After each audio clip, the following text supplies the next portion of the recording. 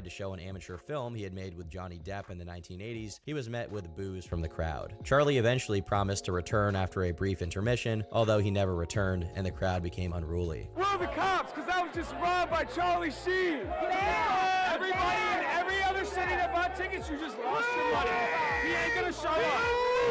Charlie sucks! Yeah, what do you mean? Charlie got offended by the people booing. Yeah. He didn't know what to do next. That was the deal then. That was the deal. Those in attendance had gotten what they wanted, but not in the way that they wanted it. They expected the erratic yet poetic diatribes that made his ABC interview infamous. They wanted debaucherous tales of Charlie Harper from Two and a Half Men. They expected to laugh at the circus that had become Charlie Sheen's life. But it was those who were forced with the unfiltered, raw, and real Charlie Sheen who had to realize that there was nothing really funny about this. This was not the living meme they saw on Facebook. This was a real human suffering a severe mental breakdown with no one in his corner. While Charlie was spiraling, the higher-ups behind Two and a Half Men were planning on how to move forward, ultimately deciding to kill Charlie's character off and replace him with Walden Schmidt, played by Ashton Kutcher. With very big shoes to fill, Kutcher realized the difficult position he found himself in, stating, "I can't replace Charlie Sheen, but I'm gonna work my ass off to entertain people." The show maintained a decent success until its eventual end in 2015, although it's often regarded as poor in comparison to the Sheen era of the show. Notably, the show has had issues with another prominent actor, Angus T. Jones, who played Jake Harper. In 2012, he publicly announced he had recently converted to Christianity and publicly called for people to stop watching the show, all while still being an active cast member. As for the show's conclusion, the ending teases Charlie's return, only for him to be crushed by a falling piano. The camera pans out to feature the show's creator, Chuck Lorre, smugly looking toward the camera and saying, "winning," before also being crushed by a piano. On one hand, this could be a simple joke, but if we read into it a bit more, it almost seems to be an allusion to the fact that no one actually came out of the situation as the victor, with both Chuck and Charlie facing the consequences of a brutal addiction. But on a more positive note, since then, Charlie and Chuck have actually repaired their relationship. After a long period of not speaking, Chuck found himself in a place of peace and decided to offer Charlie a role in his series, Bookie. I've gotten to the place where it's old news. I loved working with Charlie on Two and a Half Men. We did 170 episodes together before it all fell apart, and more often than not, we had a good time. Assuming he's in a good place, I'm in a good place. I was nervous, but almost as soon as we started talking, I remembered we were friends once, and that friendship just suddenly seemed to be there again. I don't want to be too mawkish about it, but it was healing.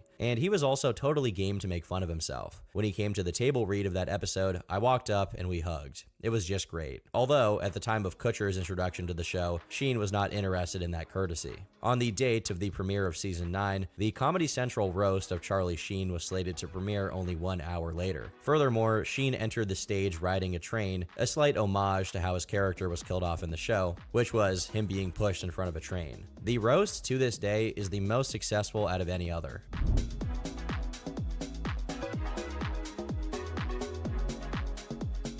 This was a brief moment of success for Charlie, as he appeared far more sober than he had in the months prior. He continued to rebuild his brand with his new show, Anger Management. You can't fire me. I quit. Think you can replace me with some other guy? Go ahead. It won't be the same. You may think I'm losing, but I'm not. Anyway, you get the idea. The show portrays a what-if narrative, with the main character, Charlie Goodman, being a sort of self-insert for Charlie. He plays an anger management coach and former professional baseball player who destroyed his career with his anger issues after breaking a bat over his leg. The show displays clear ties to Charlie's real life, with his father, Martin Sheen, playing the role of the main character's dad, and his ex-wife, Denise, appearing in an episode as his girlfriend. Another notable footnote in the story here is the release of Food Fight in June of 2012. This movie is infamous for many things, including its poor animation, subpar voice acting, and generally silly premise. And the production of the movie is also bizarre in its own right. Conceptualized in 1997 in the wake of the success of Toy Story, they came up with a movie which featured grocery store products coming to life when the store closed. This movie was being worked on until December of 2002, when the hard drives containing the assets for the movie were stolen. Despite this act likely being some form of divine intervention, the creator, Lawrence Kasanoff, pushed on and was able to release the movie 11 years after its intended release date. It featured actors like Wayne Brady, Hilary Duff, Ava Longoria, Christopher Lloyd, and, of course, Charlie Sheen as the main character, Dex Dogtective. I'm giving you one last chance to hand him over before I cash in your coupons for you. It is you, the great Dex Dogtective, who's about to take a fall. Or should I say, be pushed. This movie would gain particular infamy after the YouTuber JonTron made a video critiquing it, which currently sits at over 20 million views. However, an even bigger disaster than Food Fight would occur slightly after. In May of 2013, social workers from the Department of Child and Family Services revoked custody of Charlie's twin boys from his ex-wife, Brooke. Brooke's life, while not as tumultuous as her ex-husband's, was still chaotic, resulting in an arrest in December 2011 for possession and assault. As a result, she checked herself into an inpatient rehab program in order to get clean. Although it seems that her progress was less than exceptional, as she was once again getting in trouble. Charlie was incapable of taking custody of the young boys due to already losing it in 2011. This left Sheen's other ex-wife, Denise Richards, to step up, as she took full custody of the 4-year-old twins. Despite this kind-hearted gesture, Denise struggled to take care of the young boys for a number of reasons. Due to Charlie not being permitted to see them, that also meant he was unable to visit his daughters, who Denise also had custody of. On top of that, the boys displayed some very disturbing tendencies, according to Denise herself. They started to have extremely violent mood swings, often out of nowhere. They would be calm, playing, and turn on a dime. The boys would grab anything they could get their hands on as quickly as possible. Toys, picture frames, any object within arm's reach they can pick up, and then they would throw it. They violently threw these things at me, my daughters, anyone near them, as well as the windows and walls. They have broken iPads, cell phones, flipped small furniture, and broken it, along with many toys. Bob threw a remote at the TV so hard he cracked the screen. I had to take many things out of their room because they would destroy it. I've had to put things up out of their reach. Things that normally would be appropriate for a 4-year-old have to be put away. After they break things many times, they say that I broke them or that their sister did. Mine and Charlie's daughters have been strangled, kicked in the head and stomach, scratched, bit, slapped, punched in the face and head, and spit on. Myself and anyone around them have also experienced this. My daughter, Sammy, had to be taken to the doctor after getting hit in the eye with a toy when Bob came home from a visit with his mom. Denise also detailed that the boys would wake up in the middle of the night screaming and crying due to frequent nightmares, and also noted what she perceived as emotional detachment, specifically in regards to hurting other people or animals. Supposedly, the boys would hit, kick, and strangle the family's dogs and would bite, spit at, kick, scratch, and punch their stepsisters. Denise also notes that Charlie was cooperative throughout the process and caused no issues regarding the boys. Obviously, these young kids were not evil demon babies. Rather, they are a byproduct of what is likely an extremely toxic environment, with both their parents being heavily addicted to drugs and alcohol. In the end, Brooke's brother Scott was awarded full ownership of the children until Brooke regained custody in 2014. It may appear that Charlie had ultimately managed to get his life together in the wake of his public meltdown, and for the most part, this was the case. But of course, the name Charlie Sheen couldn't stay out of the tabloids for too long. In October 2014, a dental technician filed a lawsuit against Charlie for assault, battery, sexual battery, and intentional infliction of emotional distress. Allegedly, Sheen was yelling incoherently at the staff of the dental office when he walked in. After being sat in the examination room, they applied a nitrous oxide mask to his face. This provoked a reaction from Sheen, in which he ripped off the mask, jumped out of the chair, and threatened to kill the 3 staff members in the room. Sheen supposedly then assaulted one of the female employees, supposedly attempting to unclasp her bra from behind. They claim that after Sheen's bodyguard came in to break things up, Charlie lunged into a chair in the room and began stabbing it with a knife. One of the employees then attempted to administer a topical anesthetic into Sheen's mouth, which he violently pulled out and proceeded to punch the employee in the chest. Sheen's personal assistant also supposedly offered Palestino $500 for her troubles, which was potentially a bribe to keep her quiet. One of the witnesses also claimed that Sheen was high on a combination of things, including crack, Therodol, which is a narcotic painkiller, and alcohol. Sheen's lawyer publicly responded to the lawsuit, calling it ridiculous, opportunistic, and accusing the suit of violating HIPAA guidelines. It was also implied that Charlie had a bad reaction to the nitrous oxide. On top of this, Charlie's dentist denied the claim and fired the technician who filed suit. Charlie personally called out his accuser, publicly saying, "Hey cholesterol pants, maybe you should have taken the crack you so brazenly and ignorantly accused me of being on and sold it. Now that you're a jobless washout and a traitor, you're gonna need the extra dough. Lick those food stamps, you desperate troll." Ultimately, this case was thrown out, but the next notable moment in Charlie's life was his announcement of his HIV positive status. I'm here to admit that I am in fact HIV positive. This announcement was made due to Charlie's name frequently being brought up in rumors about having full-blown AIDS. Charlie personally was unaware of how he contracted the disease, but said that he has not attempted to hide it from any potential partners. However, he had been hiding the disease from the public for the last 4 years. and supposedly paid up to $10 million to people using his diagnoses as blackmail to keep it from going public. This included the prospect of tapes being leaked of Charlie being intimate with both men and transsexual women. Charlie's decision ended up making a much more beneficial impact than he could have ever predicted. In the coming days, Google search metrics showed people had become increasingly more aware of HIV and took it upon themselves to research symptoms, causes, and general preventative care. There was also a notable uptick in rapid at-home HIV tests, skyrocketing 95% in sales. Charlie's decision to speak out almost certainly saved lives and was effective in deconstructing preconceived notions about people with HIV. Notably, Charlie's now ex-girlfriend Goddesses had a bit of a feud when this information was revealed. Rachel Oberlin, now going by her birth name of Brie Olson, claimed that Charlie never told her about his HIV status, despite Charlie claiming the opposite. Charlie is claiming, and again, I haven't heard the interview, that he told everyone in his life who he slept with and stuff that he had HIV. When did you learn that he had HIV? Right along with everyone else. He never said anything to me. I was his girlfriend. I lived with him. Right. We were together. We had sex almost every day for a year. Unprotected sex?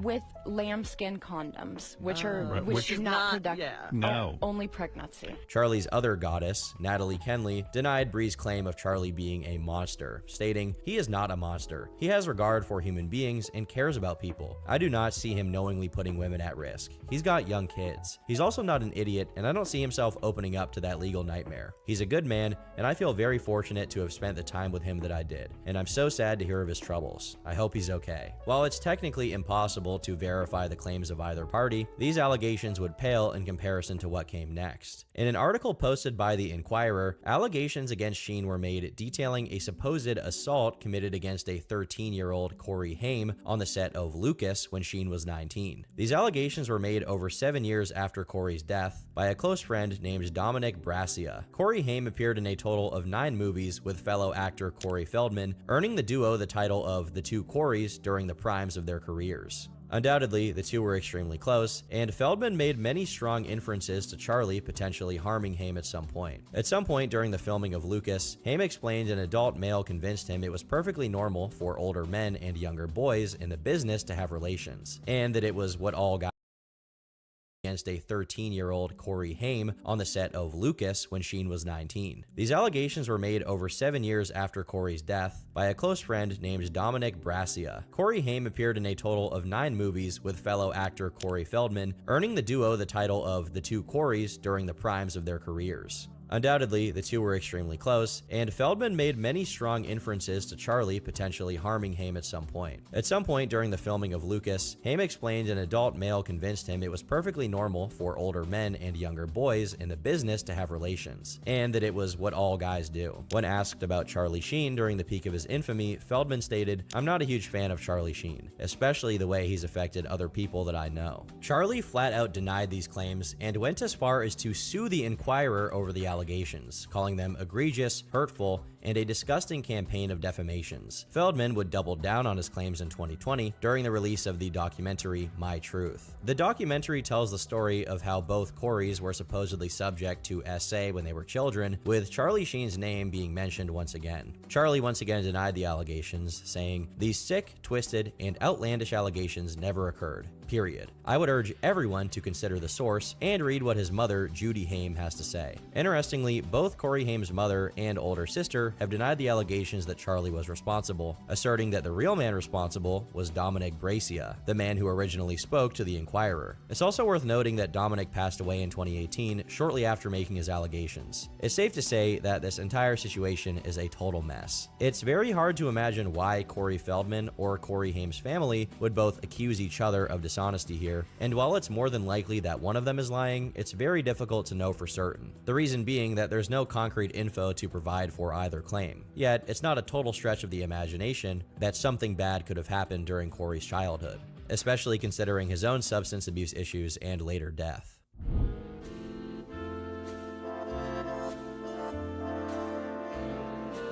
Despite his many arrests, overdoses, divorces, and meltdowns, Charlie Sheen in current day appears to be in a good place. In early 2018, he decided to finally get sober for good, with his decision being sparked by an encounter he had with his daughter. Charlie preferred to drink in the morning rather than at night, and one morning, he had completely forgotten he needed to take his daughter to an appointment. Unable to drive, he called on his friend Tony to give her a ride. His daughters, who were 18 and 19 at the time, likely were old enough to know the reason he couldn't drive, which he felt great shame about. Since that moment, Charlie has not drank alcohol and had already ceased his drug usage prior to that moment. He also seems to be in relatively good standings with many who have crossed his path. He and Chuck Lorre have since made amends and worked together on a project. He continues to be active in his kids' lives and maintains a good relationship with his ex-wives. In September 2024, Brooke revealed that she and Charlie are neighbors and that they speak multiple times a day. Meanwhile, Denise Richards, his second wife, said in an interview, "Charlie is always invited to holiday dinners. There's always an open door, and that goes for Brooke and the boys as well. I'm always the more the merrier. I want everyone to get along and everyone to be peaceful." Sheen's ex-wives also have a bond of their own, with Brooke describing their dynamic as a unique modern family. It seems that despite Charlie's propensity to get into trouble, that the people closest to him still see the good.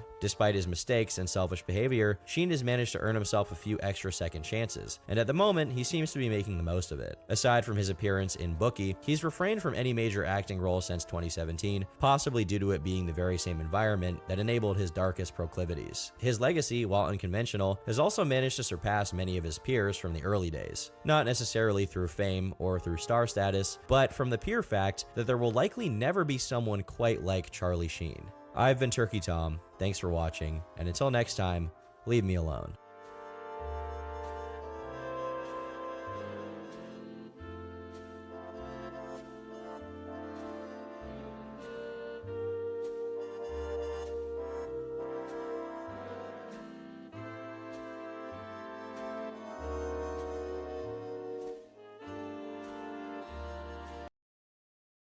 You've probably seen this clip before.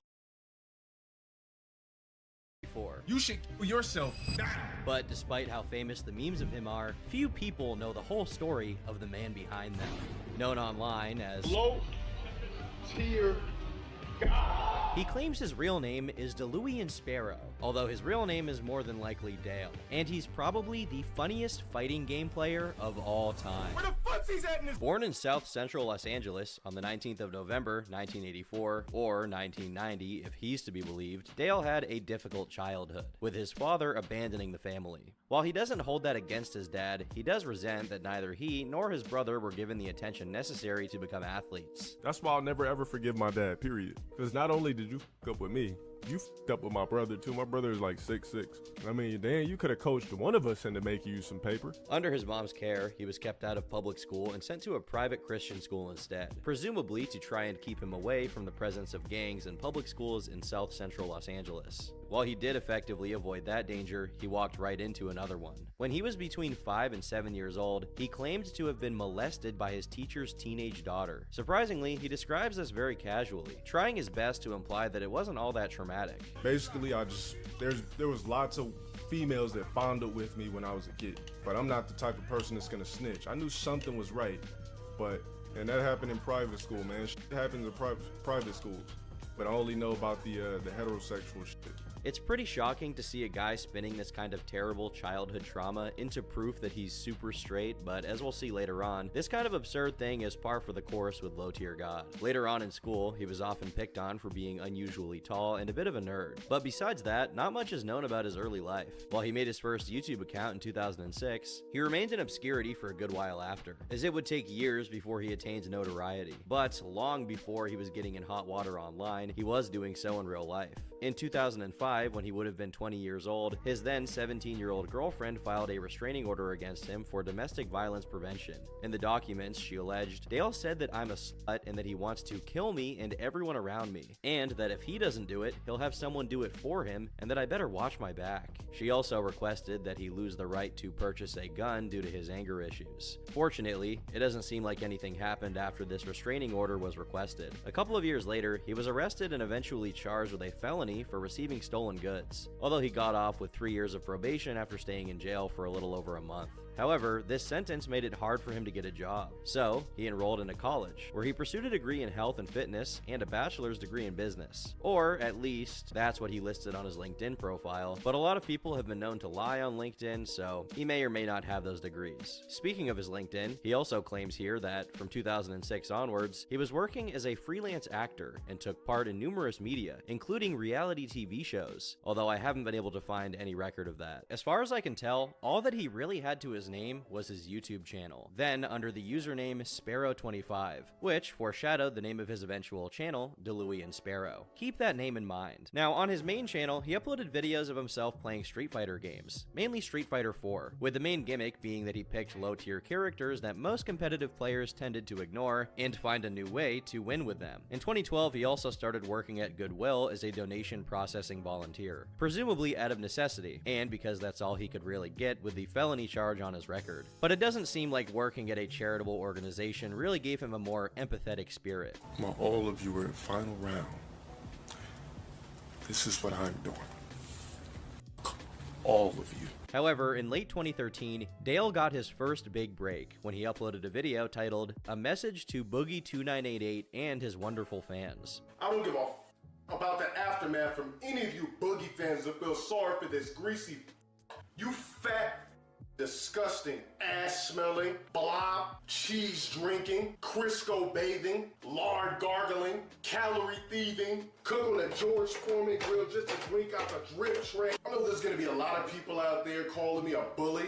Well, guess what? I'm not. I just don't feel sorry for fat people, especially fat who sit there all day, gorge and eat, and make money for doing absolutely nothing. Unfortunately, Low Tier God was too ahead of his time on the Boogie hate. If he dropped this in 2020, he would probably be a millionaire right now. As you can see from the like to dislike ratio, people weren't too fond of his extremely fat-phobic rhetoric. And just like that began Dale's eternal villain arc. But however much negative feedback he got for the Boogie hate video, it wasn't really enough to kickstart his career, and for the following period, he continued to languish in obscurity. In another upload of his from the beginning of 2014, he even expressed resentment towards other YouTubers, including Boogie, who in Dale's opinion did not deserve any of the views he was getting. I went to a couple pages. KSI is some black dude from the UK that just yells on fucking camera and plays FIFA, and this dude gets damn near 1 million views per fucking video. Another one of his targets was fellow gamer Darkside Phil. DSP,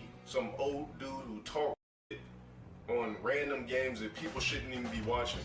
Kingdom Hearts and racing games and all kind of corny shit. Whom has since been deemed the white version of Low Tier God, or vice versa, depending on which one you think is the original. This perception came from the fact that both of them made careers out of gaming, despite not being very good at video games, and regularly blaming the game's developers whenever they lost. Although honestly, I think he really surpassed DSP on that front, since as far as I know, no matter how much DSP sucked at the games he played, he still kept trying until he beat them fair and square, while Low Tier God became known for cheating on single-player games to beat them. Only cheat on your mom. Made her believe we was in a fake relationship so I could backshot her creamy, wet, sloppy, big, baggy, meaty pussy. But whenever anyone brought up the similarities between him and DSP, Dale became unusually angry. Well, it's not unusual for Dale to get unusually angry, but you get the point. But I'm warning you, for the last time, any of you motherfuckers call me that black DSP shit in person, it is a wrap for you. Because as soon as I go into anger mode, my speed twitches faster, I'm stronger. Now, I'm generally all for toxic gaming and classic Black Ops 2 lobbies with people insulting each other. However, it was clear that Dale's issues were much more deep-seated. And if you think that he's just playing it up for the sake of content, he's not. He's actually like this 100% of the time. Noticing how easy it was to get him fired up, trolls began deliberately seeking out ways to further enrage him. For example, whenever he knew he was going to lose a match, he would just leave it before it could count on his stats. So as a result, people started reporting him, which eventually got him a ban from Xbox Live. Now, I suspect that you can probably jerry-rig Xboxes to circumvent a ban and make a new account, but that's probably too complicated for him, so instead, he just bought another Xbox whenever that happened. Which, by the way, happened 4 separate times. And of course, each time, he was thoroughly dominated and humiliated by his trolls. He went to the nearest GameStop and bought himself a new Xbox. All because he's addicted to raging and fighting fighting games. By 2014, Dale had accumulated a little bit of clout in the niche of fighting games and decided to go up against Viscant in Marvel vs. Capcom 3. According to Low Tier God, they played a set, which meant they competed until one of them got to 5 wins, and Low Tier God got there first. However, Viscant insisted that they kept on playing, which eventually caused the score to go from 5-3, favoring Low Tier God, to 20-6, favoring Viscant. This caused Dale to act out as he usually does, insulting people in his videos. In one upload, titled "Why Most Gamers Are Single," he uses Viscant's picture as an example of an unwashed and unattractive gamer. You forgot to eat. You even forget to take a piss. Keeping up with those habits continuously will have you looking like this guy. And upon discovering what he'd done, Viscant got into a little bit of drama with Dale on Twitter, during which he accused him of not playing actually low-tier characters and winning with them, which was basically his entire gimmick, before going on to call him the Black DSP. The beef was really heating up, and as a result, a grudge match on Street Fighter IV was called on October 24th, 2014, to finally settle their problems, and it grew to be a pretty large event, being fully televised and accompanied with interviewers. Initially, Viscant gave a solo interview in a crowd of cheering fans, discussing the beef between him and Low Tier God, and things got pretty heated. That's a bitch move. He said I wouldn't call him that to his face. Wherever you are, you're a bitch.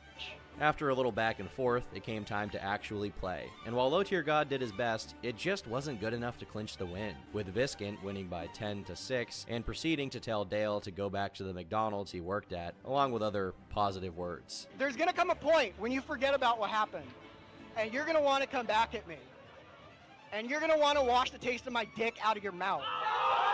The beef was over, and it should have been officially settled, but Dale wasn't going to take it lying down. A few weeks after the fight, he stirred up drama again, with a video titled Addressing the Internet, which would eventually become a series for him. In the first half, he put forth a variety of copes for his loss, claiming that Viscant had 2 people coaching him, despite Dale also having the same amount of people coaching him, and claiming that a 10-6 victory wasn't good enough for someone who plays video games professionally. Then again, Street Fighter was Low Tier God's main focus, and not a game that Viscant was even particularly familiar with, and he still won without it even getting close. If Dale was so confident, he could go play games professionally himself, but given that he refused to bet money on his performance, it's likely that this is just him blowing hot air again. The conclusion of this match went viral on YouTube, now sitting at a whopping 6 million views, along with re-uploads getting similar amounts, and a comprehensive review of the situation from YouTuber Crobcat also getting 6 million. While Dale frequently gets called the Black DSP, in some ways he's more like Wings of Redemption. He could have just taken the L and moved on with his life,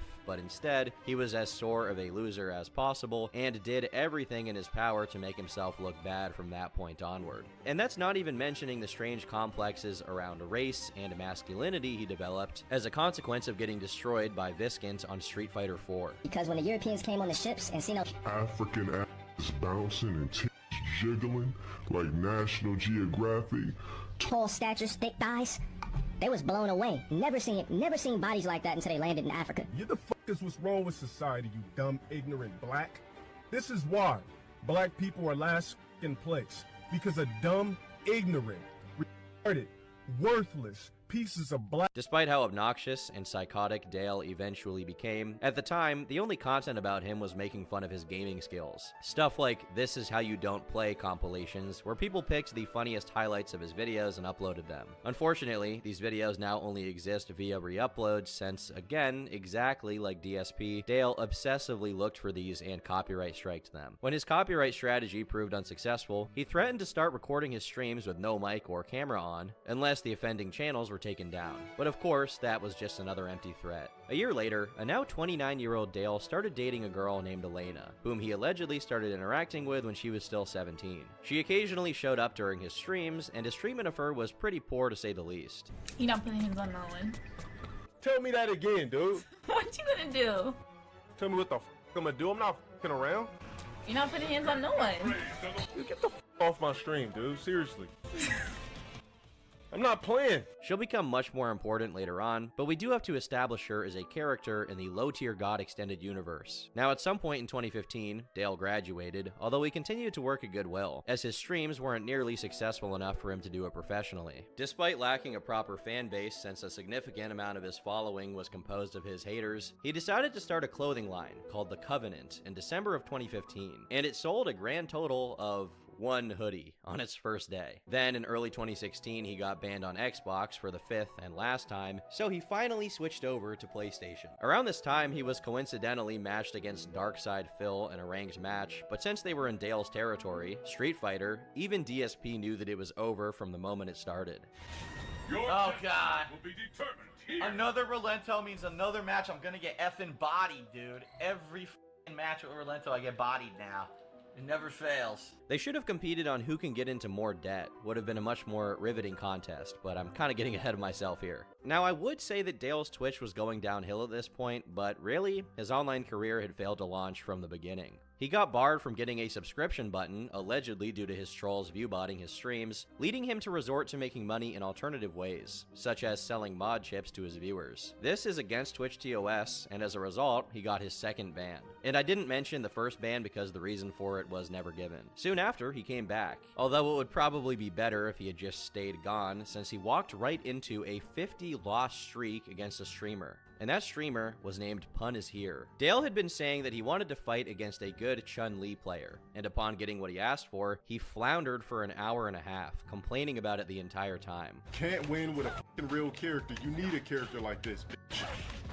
Not satisfied, he went above and beyond sore loser status by calling on his viewers to attack Pun, leading to another Twitch ban, this time being indefinite. And from here, he finally decided to give up on Twitch and move over to YouTube, making a video about his ban, claiming he had been unfairly targeted by malicious trolls. Everyone who watches my stream, you guys know for a fact that my stream is just crowded with trolls. People have done numerous things to see me fail. In order to stifle the troll activity in his chat, he set up some new rules for his streams, including, but not limited to, a ban on the use of salt emojis, censoring names, especially troll names, as well as Kappa names in chat. He also demanded $10 to turn his camera on, and if he didn't get at least $20 within the first hour of his stream, he would just turn it off. Now that he had revamped his entire operation to prevent anyone from trolling his streams, he could finally be a regular streamer who didn't rage and hurl insults at people's mothers. And finally, now he could focus on the game. Of course, I'm being sarcastic here. Instead, nothing changed at all.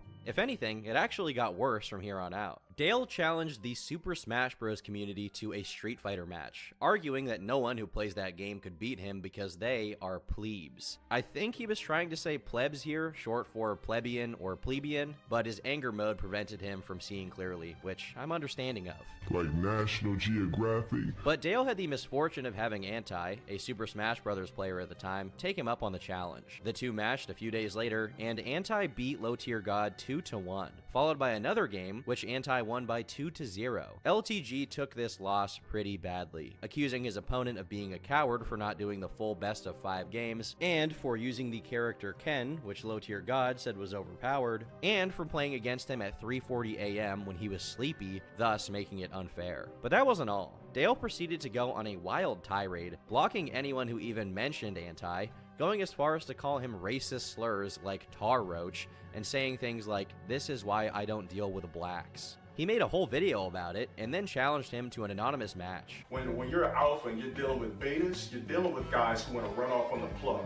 You're the type of guy who would sucker punch somebody, run, and claim you beat them up, claim you whooped their ass. And if that wasn't enough, he was so angry that he also released a diss track. Resembling a Zulu, page 55, geographics. You're the black guy that they would hire for demographics. Grew from streets of race 3, had it inside my temporal lobe. Skin be the same color as a bowl of Cocoa Krispies though. If losing to every established competitive gamer he ever managed to match up against wasn't bad enough, a few months later, he randomly matched against a 14-year-old kid who, by a stroke of fate, happened to be recording his gameplay. Even though the recording is from the perspective of the kid, we can easily figure out how Low Tier God was feeling during it. I bet he's mad.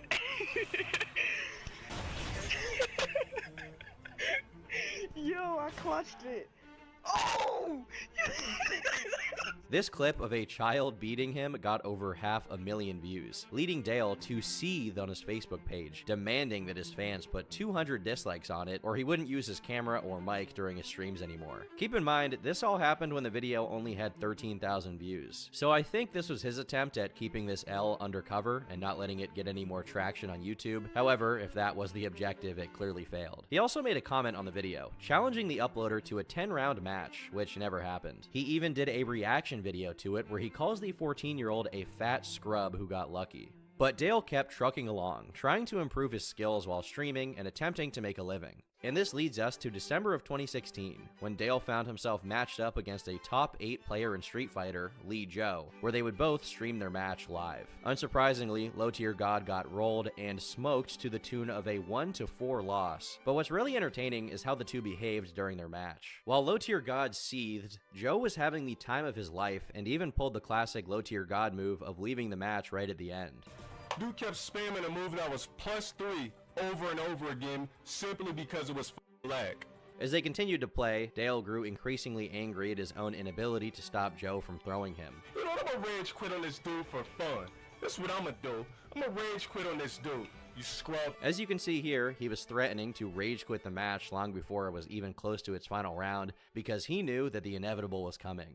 Worried about what the f***'s going on for season 2. You're not making it to top 8 Evo next year. Blow it, broad. That's sus connection. Mike muted.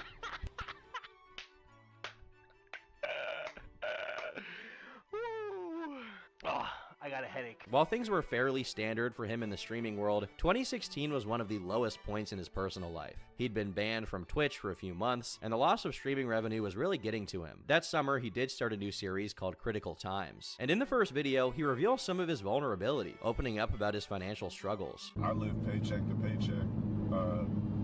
I'll show you guys how much my check was later, but just know that every time I get paid, it's going to another CEO, another company, and I'm fucked for the next 2 weeks with bullshit unless I get donations on YouTube, sell some t-shirts, or, you know, shit like that. Trying to get these headshots, they cost $240, but it's hard to save up when you don't make shit. Now, while it was obviously fun for a lot of trolls to disparage him for how he behaves during games, there were some elements of Low Tier God that were genuine, although they rarely came through. One could even empathize with him talking about struggling to get jobs, even though he had a couple of college degrees, something that a lot of young people experience. And later that year, he also expressed being sick of getting made fun of for working at Goodwill. So he quit and instead got a job as an assistant manager at GNC, a supplement company. For some reason, he also claimed that this job would help him on his way to become an actor. I'm not really sure what made him think that, but, you know, who am I to say? Regardless, things seem to be looking up. Dale had just reached the 10,000 subscriber milestone on YouTube. Motivated, determined, resilient, confident, mentally untouchable. Notice I didn't say physical because no man is.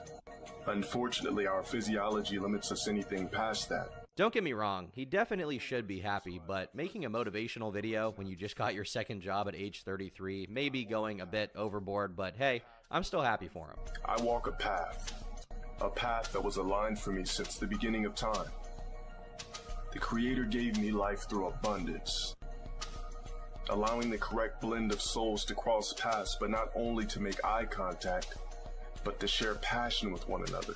Unfortunately, his satisfaction wore off very quickly as his goals of becoming an actor weren't coming to fruition, and he was frustrated with his job, saying that it had the dumbest management ever. He also claimed that he had 3 jobs, which a lot of people doubt is true. But most importantly, he was in exactly the same spot as he'd always been when it came to his career as an online personality, losing games and whining about it with creative racial epithets. Here, we have him attacking Brazilian detractors by attaching an image of Brazilian natives, saying that his mic and cam would be off during the stream due to how upset he was. His hatred for Brazilians wasn't limited to this instance either. Mods, ban anybody speaking Portuguese. Let's get these jungle f***ers out of here. This is an English stream, motherfucker. How the f*** you gonna be from Brazil and your computer in a hut talking shit? Get the fuck out of here. In another instance, he said that if someone beat him with Balrog, the Street Fighter character, he was going to rage quit no matter what. And due to how often he got banned for the stuff he said online, he began using the word "rog" as a derogatory term for black people, usually in the context of black people losing their temper. Ooh, I got While his statements about black people could often be seen as exaggerated for comedic value or a consequence of blind rage during gaming, it does slowly become clear that Dale genuinely resented ROGs, and perhaps had some racial self-hatred. For example, he once made a post on his Facebook page talking about how much he disliked crude blacks, and instead had a preference for what he referred to as sophisticated black people. What he probably wasn't counting on was that his own sister would see this post and reply, pointing out that she had offered him work with better pay than his job and helped him look for apartments when he needed to move, before saying that he was responsible for his own life circumstances, mentioning that he ruined his own credit score. In his reply, he said, "You're dead to me. See how messy you are? Focus on getting the GED before you address me again.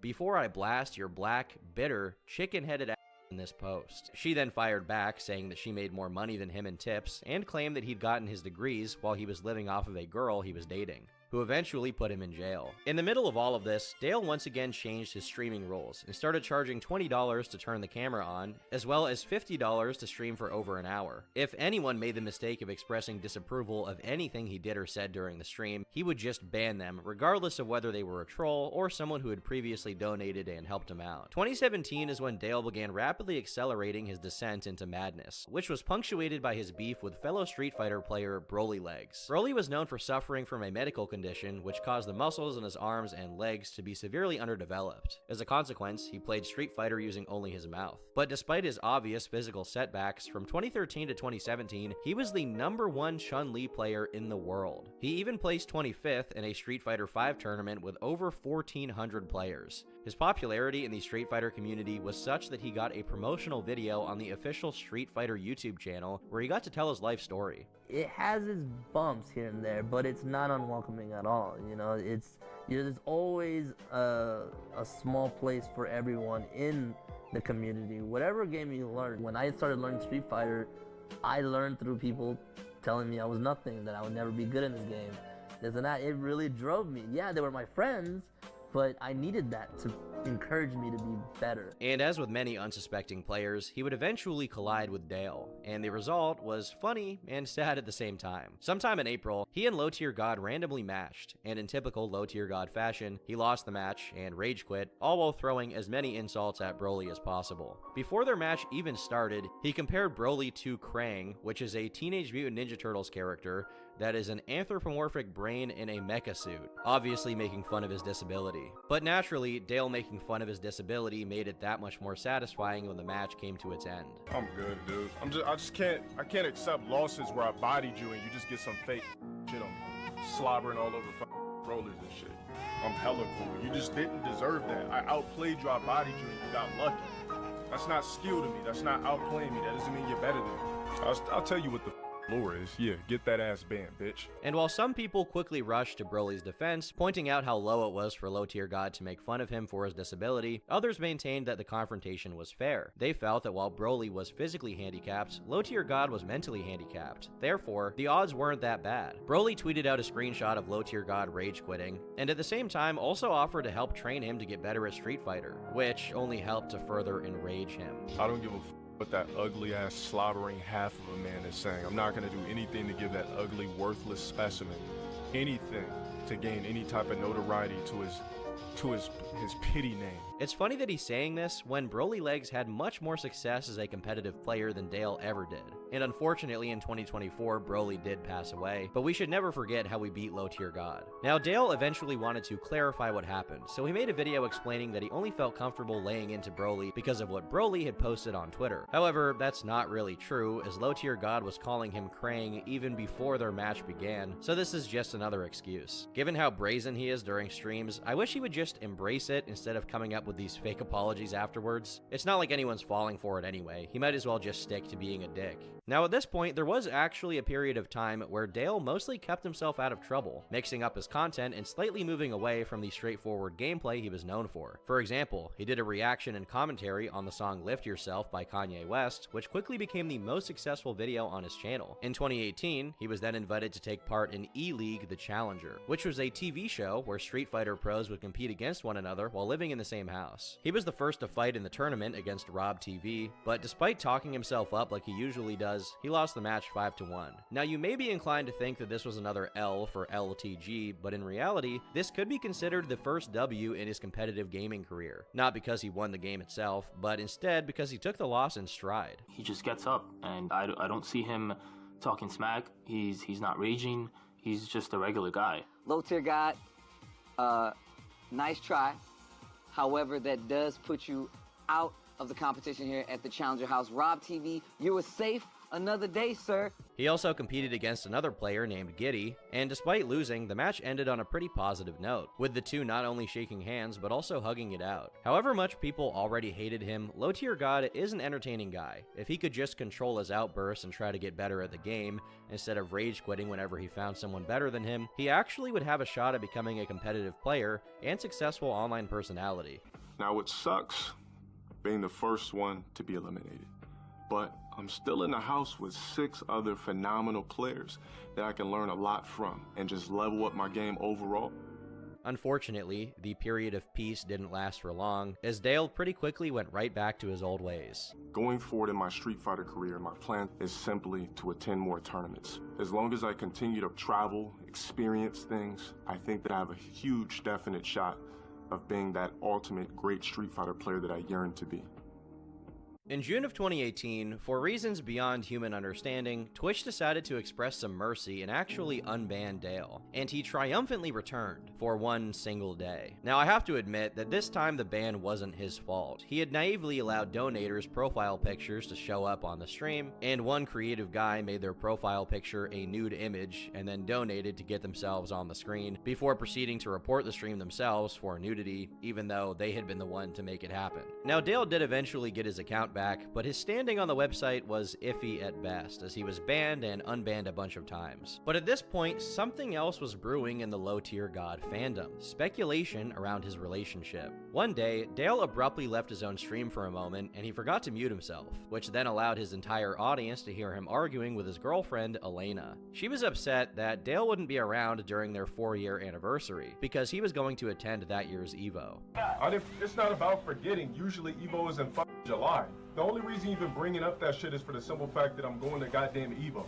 I don't know why you would do this a day before. You're fucking inconsiderate ass fucking child. Their relationship ended right around the same time, but it's worth noting here that 2018 was when their 4-year anniversary was going to take place, meaning they had apparently been together since 2014, a fact that's going to become relevant in a second here. In June of 2019, a YouTube channel by the name of LX Sniper released an expose about LTG, covering a lot of the things that I've mentioned up until this point. Low Tier God actually responded to Sniper on stream, during which he showed a photo of him and exposed their DMs, where he threatened to beat LX up if they ever met in real life. Surprisingly, LX actually accepted the challenge, giving away his address so Dale could fight him, but nothing really came of it. There were many similar instances of Low Tier God instigating fights he wasn't actually willing to carry out, such as when his former mod, Donovan, got mad at him for refusing to unmod someone who called him the N-word. I won't just sit there and allow you to talk shit like that and not want to fight you or not want some type of physical confrontation. So I'm going to give you the opportunity to put your money where your mouth is, okay? When Donovan challenged Dale to a boxing match, he never got a reply. But the drama wasn't just coming from the inside of Dale's community. Instead, outsiders were now paying attention to the story, which led June the King to take notice. June is a video essay or internet documentary channel kind of similar to what I do, and he had taken notice of Low Tier God, leading him to post a video about his life and story. Dale was not very happy with this video's existence, accusing June of re-uploading his content, which June just did not do. He actually made an informative documentary about him, which used a few clips of him. But Low Tier God didn't really care. He actually threatened to flag June. This basically caused a copyright battle to happen, culminating in Low Tier God threatening to sue June the King for his video, which he claimed was defamatory and included doxed information. This was pretty strange since June never even referred to Low Tier God by his real name. Instead, he called him by his online alias, Deluian Sparrow. But what he did include was Low Tier God's real date of birth, something that Dale had a history of being very insecure about. In fact, his campaign of pretending to be younger than he actually was even affected some of the biographical data websites, which list him as being born in 1990, which does not seem to be the case. But Low Tier God didn't just retaliate against June in defense. He also went on the offense by doxing June the King himself repeatedly over the course of 1 month, only stopping once Killer Keemstar stepped in. So basically, Keemstar was just like popping in there to be like, hey, you know, like, we're watching you, dude.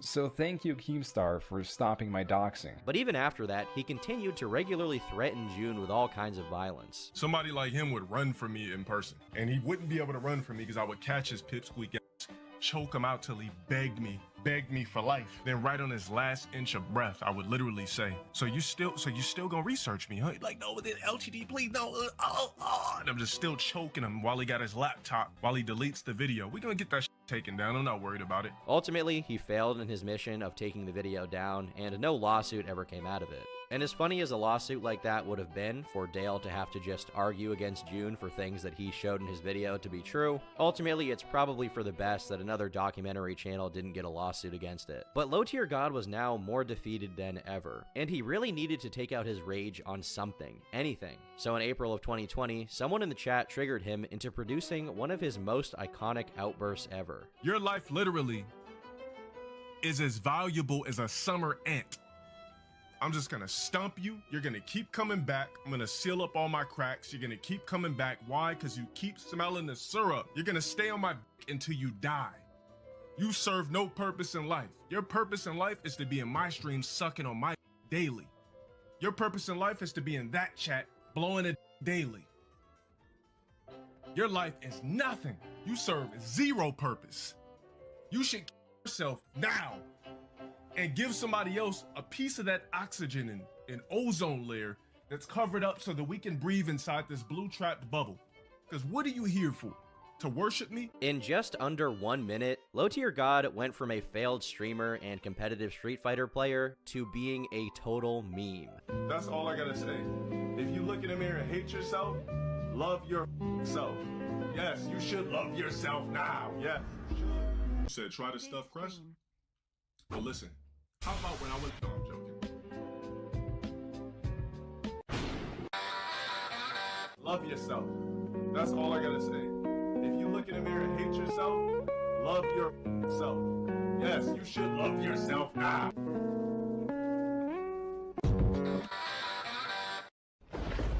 This video is probably why you know about Low Tier God. It has been seen by everyone on the internet in one way, shape, or form, whether or not you even know who he is. A moment of him expressing sincere hatred and disgust with a chatter who had been annoying him ultimately led to the most viral moment of him ever. But that didn't mean that Dale was going to stop and smell the roses. Instead, he got matched against a player called Zero Blast, and as soon as he started losing, you can probably guess what happened. That's exactly why I got this dude blacklisted. He ain't trans. He didn't get his slit. He ain't got the balls for that. If you're a real tranny, a real transsexual, cross-dresser, whatever the you want to call it, get your slit. How you gonna go 50%? If you really about that life, get your split like a hot dog. Let them tuck it in.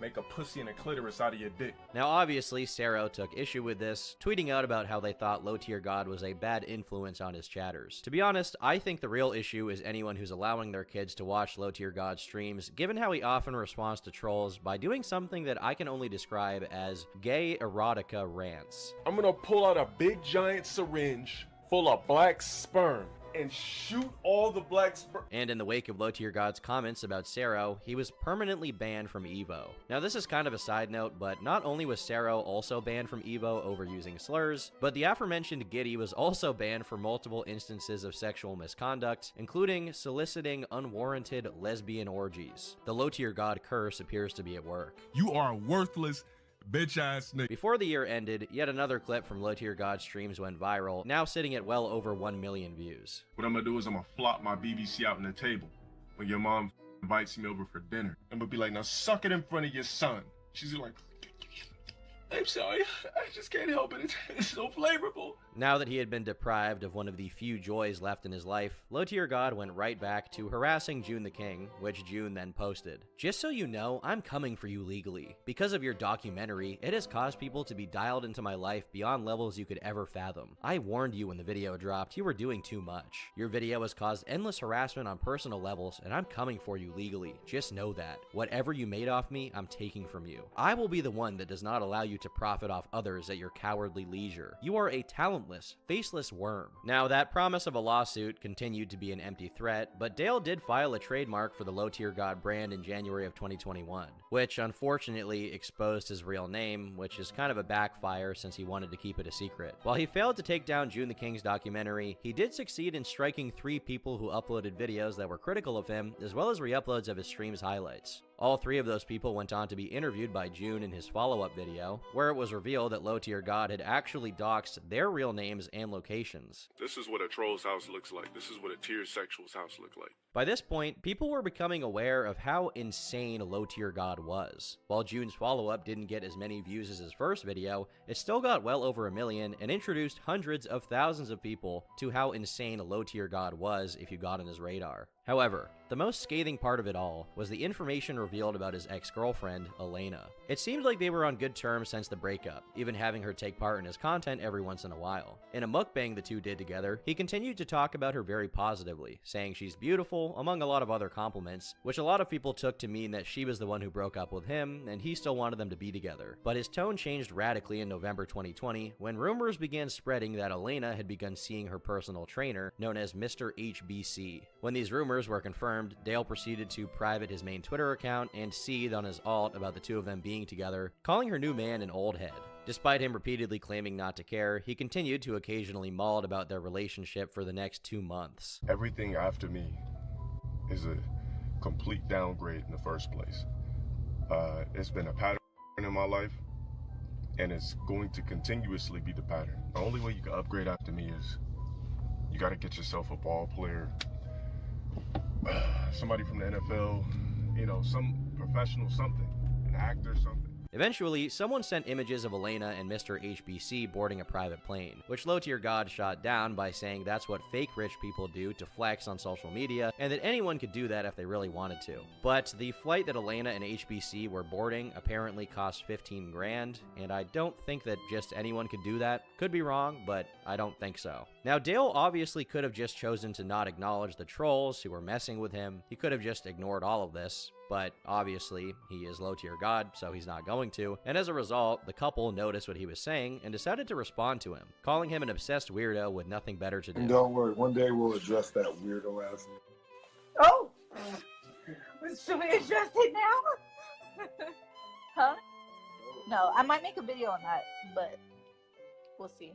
In the same video, Elena also said that both HBC and Dale are the same age, and HBC was born in 1984, further reinforcing that Low Tier God was older than he claimed to be. But if these controversies weren't enough, in May of 2021, he once again found himself in hot water, this time for laughing while watching an infamous shock video where a man brutally takes his own life. Now, you can probably see how this upset some people, while others fell on the side of, well, it's just a shock video, and he probably didn't expect what was coming. It's not like he's encouraging that kind of behavior, he's just laughing at a crazy video. But Dale felt the need to respond, and to excuse it, he said that he shouldn't be expected to show remorse when trolls don't show remorse for doxing him 24/7. Get mad because I didn't show remorse, but these don't show remorse when they keep doxing me 24/7, stealing from me 24/7. Trying to pry into my personal life 24/7, antagonizing me 24/7, stalking me 24/7, stealing from me 24/7. We're just gonna keep it at that. He then said that because he never showed the video he was watching, he could have been laughing at anything else, like an episode of Tom and Jerry. All I did was listen to audio and laugh. I could have been listening to everything.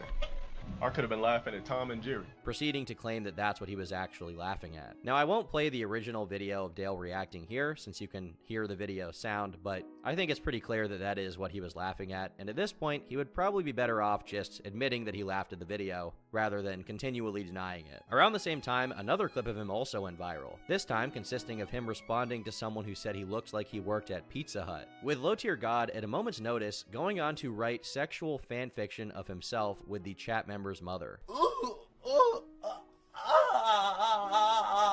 That's all I can really do, and I submit, and I just bust infinite hot loads of Matrix juice right down her mother. This drama haunted him for months, with a back and forth between him and a creator going by Demigod Production, who had heavily criticized him on his channel. He eventually even challenged him to a boxing match, which ultimately backfired as every previous instance of Low Tier God backing out of a fight came to light. Can you afford 10 racks to put up the fight? I'll put up 10 racks tomorrow. Bouncing as they run across the golden field of wheat. When Demigod streamed, Low Tier God started flaming him in the chat, but repeatedly refused to get on a Discord call with him to hash it out. No, let's talk about it, Dale. Let's get on Discord and talk. How come you won't fight LX Dark Sniper? The heat got so bad that Low Tier God privated his Twitter during the incident, and the idea of a fight was never brought up again. While this was mostly a battle between equals, the next person who found themselves on Low Tier God's path of destruction was a girl called Rotkill, who he attacked react by posting nudes of her to his Twitter and Discord. She responded, calling him creepy and disgusting for doing what he did, and pointing out that she was 18 years old when the pictures were taken. She eventually created a GoFundMe to sue him for revenge pictures, which I assume means she sent him those pictures voluntarily at some point, but never consented to them being made public. But it's not totally clear to me what the circumstances are, as the information is pretty limited, and ultimately the lawsuit never came to be, as Rotkill vanished from all social media, while Low Tier God continued to do his usual shtick, which included dancing while streaming at work.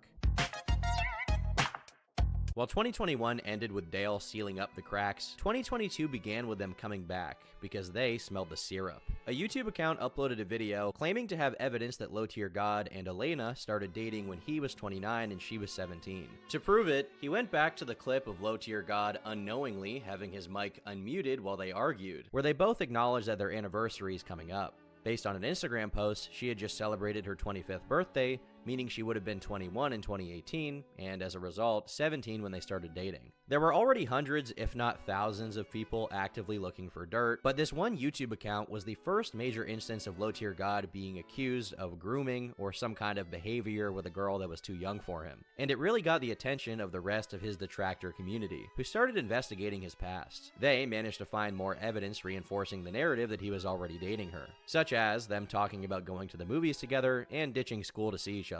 By the way, during the same stream where they talk about this, there's also this very interesting conversation. Toilet paper spreads E. coli. Actually, not using toilet paper spreads E. coli because when you shoot up the thing and all you poop splats in the bathtub, I've seen it before. Well, actually, I use it. toilet paper to test the ass first. I've seen it. To test the ass first. You never seen shit in the shower. And then he has like the shower curtain on the inside of the shower, and then you could smell it. Now, Elena specified, such as them talking about going to the movies together and ditching school to see each other. By the way, during the same stream where they talk about this, there's also this very interesting conversation. Toilet paper spreads E. coli. Actually, not using toilet paper spreads E. coli because when you shoot up the thing and all you poop splats in the bathtub, I've seen it before. Well, actually, I use toilet paper to test the ass first. I've seen it. To test the ass first. You never seen shit in the shower. And then he has like the shower curtain on the inside of the shower, and then you could smell it. Now, Elena specified that their anniversary was for the day that they met, not for the day they started dating. But a lot of people had a few issues with this narrative. First off, they pointed out that who calls celebrating the day they met their anniversary? Surely there are people who do that, but anniversary is typically used as a celebration of when the relationship began. Secondly, there are only 2 jump cuts in this entire video, and one of them is conspicuously right after she mentions this, which to a lot of people looked very weird. They thought maybe something was cut out. And lastly, this mukbang video was recorded when the two were still getting along, which led a lot of people to speculate that Elena had some motivation to protect him from being seen as a bad guy. However, since they're falling out, Elena shared a post on her Instagram talking about how men who tell young women they're mature only do so because women their age see them as bums. She even subtitled it with the phrase, "Wish I knew this earlier." Now, I do have to say that as far as I can tell, she never explicitly claimed that Dale did anything wrong here, so this is really pure speculation based on the available clues that people are looking into. However unconfirmed these claims are, Low Tier God definitely does have a history of saying some very suspect things. They said she's 16? It don't matter. She don't look 16, bro. And plus, no jumper posted her. So, we have something here. I want to show the glute game. I want to see what the glute game looks like. They said she's 16. Literally at the gym, I wouldn't look at her twice. She's 16. Over the next couple of minutes, he proceeds to make very suggestive comments about the girl in question. And this isn't the only instance of Dale being like this. He's also defended none other than the certified lover boy himself. What I think Drake is doing, right? What he's doing is he's going around grooming young women or young girls that are going to evolve into women at a certain point in time in their life. Drake has got tired of f***ing adult women who are ran through. Promiscuous adult women, I would like to say. Drake has fornicated, had sex, whatever you guys would like to call it, with numerous women. When does it give when you run into tarnished pennies over and over and over and over again? To the point where it intrigues you, where you groom something that's a little younger, you coach, you develop a woman into your liking without engaging in any type of sexual contact, but sort of mentally grooming that woman who is untouched and untainted into the world. You ever just took a dirty penny and tossed it away, and you see a shiny penny and you want to keep it and you want to save it? That's how Drake feels about women that are tarnished. Most women that you run into are going to be tarnished pennies. It is very rare to see in general a penny that is brand new. Most pennies you see are dirty, ugly, disgusting. You see them on the floor, you kick them. Drake got tired of dealing with tarnished pennies, tossed them away. Said, you know what? I want that one shiny, brand new penny. And I'm gonna keep that in my pocket for 4+ years if I have to. And then when that penny is at its prime age or prime date, I'm going to take that penny and cherish it. Now, if you did not understand that, I feel sorry for your brain. I feel sorry for your IQ. I feel sorry for your non-thinking outside the box mentality. But then again, I can't blame you because 95% of humans on the planet Earth do not think outside the box, which is why you are labeled weird for something as simple as believing in extraterrestrial life. He sounds pretty familiar with the concept, I'll give him that. He's a historian. In March, a kawaii edit of his infamous speech was uploaded, which now sits at almost 3.5 million views and is just really funny. But it's also yet another example of how much the Low Tier God brand had improved in visibility. He was actually building a lot of momentum. Unfortunately, after months of enjoying the increased popularity he'd gotten, in December of 2022, he was banned from YouTube because he streamed on his second channel while his main channel had a strike, which is against the terms of service. He was apparently unaware of this rule and tried to get his channel back, and while that didn't happen, he did retweet all of the supportive comments from people who were pushing for him to be freed. During the campaign, someone even hacked British news presenter Piers Morgan's Twitter account and said, "Shout out my boy Low Tier God, also known as Dale. He turned 38 last month. I hope you get your channel back, bro, so you can go back to begging kids for money." The hacker also brought up a few embarrassing clips of his, such as the one where he talks about urinating in bottles. Sorry, but I'm still pissing in bottles, guys. Since you're obsessed with me urinating in bottles, yes, to answer your question, yes, I still f***ing piss in bottles. Apparently, he does this because he dislikes how much the liquid splashes around when you do it into a toilet. I don't really know why this is the solution, but you know what, to each their own. Now, since we're on the topic of his Twitter, it's only fair that I show you a couple of his bangers, such as his reaction to Zendaya, someone he's been known to simp for, being with Tom Holland, which he called a bad genetic match. And another highlight, he replied to a woman who said that most men are bad in bed, to which he said, a lot of women's box is foul, so we aren't even turned on enough to care. Fact-checked and verified by true American patriots. Regardless of how much traction he got on Twitter, it didn't seem like his YouTube ban would go away anytime soon, prompting him to make an account on a website called Trovo. In the process of switching over to the platform, he also renamed all of his alt accounts on YouTube to his clothing brand's name so they would stay unbanned if he ever wanted to come back. For the time being, Dale was officially committed to Trovo streaming, where he eventually got about 2,000 followers, while at the same time trying to ban Evade on YouTube from repurposing old accounts to pretending to be an AI program with no cam or mic. But ultimately, nothing worked, and despite his best efforts, he never succeeded in returning.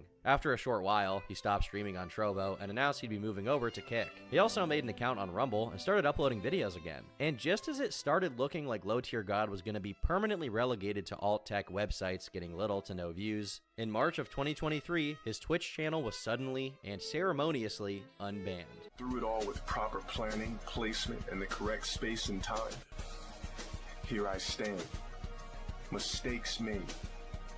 Battles fought. And at the same time, in the sphere of mainstream content creators, something interesting was happening. Corey X Kenshin and Jadeon, two very big YouTubers, made videos calling out what they perceived to be issues with injustice on their respective platforms, whether it be unfair bans or demonetizations, or even what Corey perceived to be racism from YouTube. Low Tier God chimed in and basically said that they were in too good of a position to be complaining about anything. I really don't understand why a guy like JDM that is very popular, that has a huge fan base, verified on multiple platforms, gets millions of views per video, and then he has a side clip channel video and endorsements, and can still stream on YouTube, has a problem with getting banned on Twitch.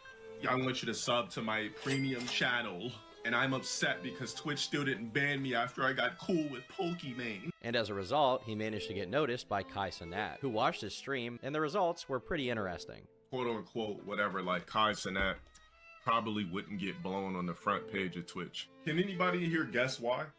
I don't care how lit he is. Can anybody guess why? That they wouldn't run behind Why? Kai Cenat to put him on the front page or acknowledge him or anything like that? Why? It's bad marketing. When you go in the stream, the N-word is said 1,000,000 freaking times. Okay.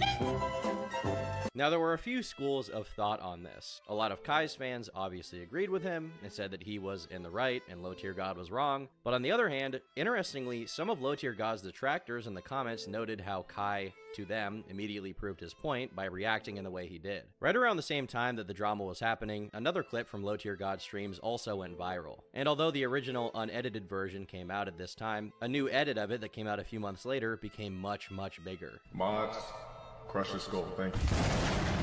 As Deluian Sparrow was peaking in mainstream attention, Corey, who used to be a supporter of Low Tier Gods, did a complete 180, claiming to have just found out about his past controversies. I thought he was a funny streamer until some people warned me of his past. Ever since, I haven't had any correspondence with this man. Y'all wildin'. My guy, Corey Kenshin, what is wrong with you, bro? Fast forward to March of 2023, and with this heightened visibility and all of these large content creators talking about him, a big opportunity was on the horizon. Jidion decided to interview Low Tier God. Why are you the way you are? You mean, why was I the way I was? No, you're still that way. What gave you that depiction? I mean, some of those clips look pretty recent. They didn't seem that far away. Now, probably because he knew how big of an audience Jidion had, Mr. Sparrow behaved himself a lot better than usual. One example is when the controversy surrounding him laughing at a man taking his own life was brought up. Instead of making jokes about Tom and Jerry, he opted to explain that he processed the situation by laughing. But why laugh? Why laugh? That's the way I processed it. I processed it because he got a call with a woman that didn't want to be with him anymore, so he said fuck it and blew his dome off. So for me, the only way I could process it was to laugh. I couldn't console and feel sad for a guy that ended his life over a female. And despite how antagonistic Jidion was towards him, the comment section was actually widely positive, referring to Jidion's defense of Kai Cenat as blind D-writing and hailing Low Tier God as the reasonable side of the argument. From there, in September, he also got an interview with No Jumper, which was much less hostile than the one with Jidion. They even got personal, and for the first time ever, Low Tier God willingly showed some degree of vulnerability when he discussed his own struggle with severe adult content addiction, admitting to at one point apparently jerking off 9 times in one day. Now there's nothing that could get you to the point of having to beat off? Maybe like, I'm trying to think if I could just think of something, like maybe sleep. Like if I just really needed sleep and I just couldn't get there no other way. Unfortunately, this transparency and humanity was much less consistent when they started going over his online history, as Low Tier God frequently downplayed his controversies to make them seem more acceptable. But regardless of that, because of the interview with Jidion and No Jumper, along with his Twitch being unbanned, Low Tier God was getting hundreds, if not thousands of new viewers who didn't know about the lore or didn't care because they found him entertaining. While he did also get a whole new crowd of detractors, he had so many new supporters that it didn't really matter, including a fellow Twitch streamer by the name of Rose. The two had met at TwitchCon, and ever since then, they got friendly with each other to the point that he was dedicating songs to her and serenading her on his stream. Unforgettable, I wanna be the loot. I got no need, no one I give up. He also managed to convince her that he was born in 1990, leading her to defend him on stream and claim that she personally saw evidence he wasn't in his 30s. I know his actual age. He's not 39. Okay. Like I said, all the rumors I've heard, like I said, me being groomed, him abusing me, all these things, we were secretly dating. He's 40 years old. I've seen everything, like the real deal. Okay, I've seen proof. Dude is not. He's far from 40. Despite how intensely his detractor community hated him and spread the word about his past misdeeds, it wasn't enough to stop his resurgence, as clip after clip of his streams went viral. Despite everything that happened, he somehow managed to resist the incessant barrage of hate he got, and after years of persistence, he was finally getting results, which culminated in early 2024 when he was invited to be at the Streamer Awards. Brought to you by Junk Food Arcades is Low Tier God.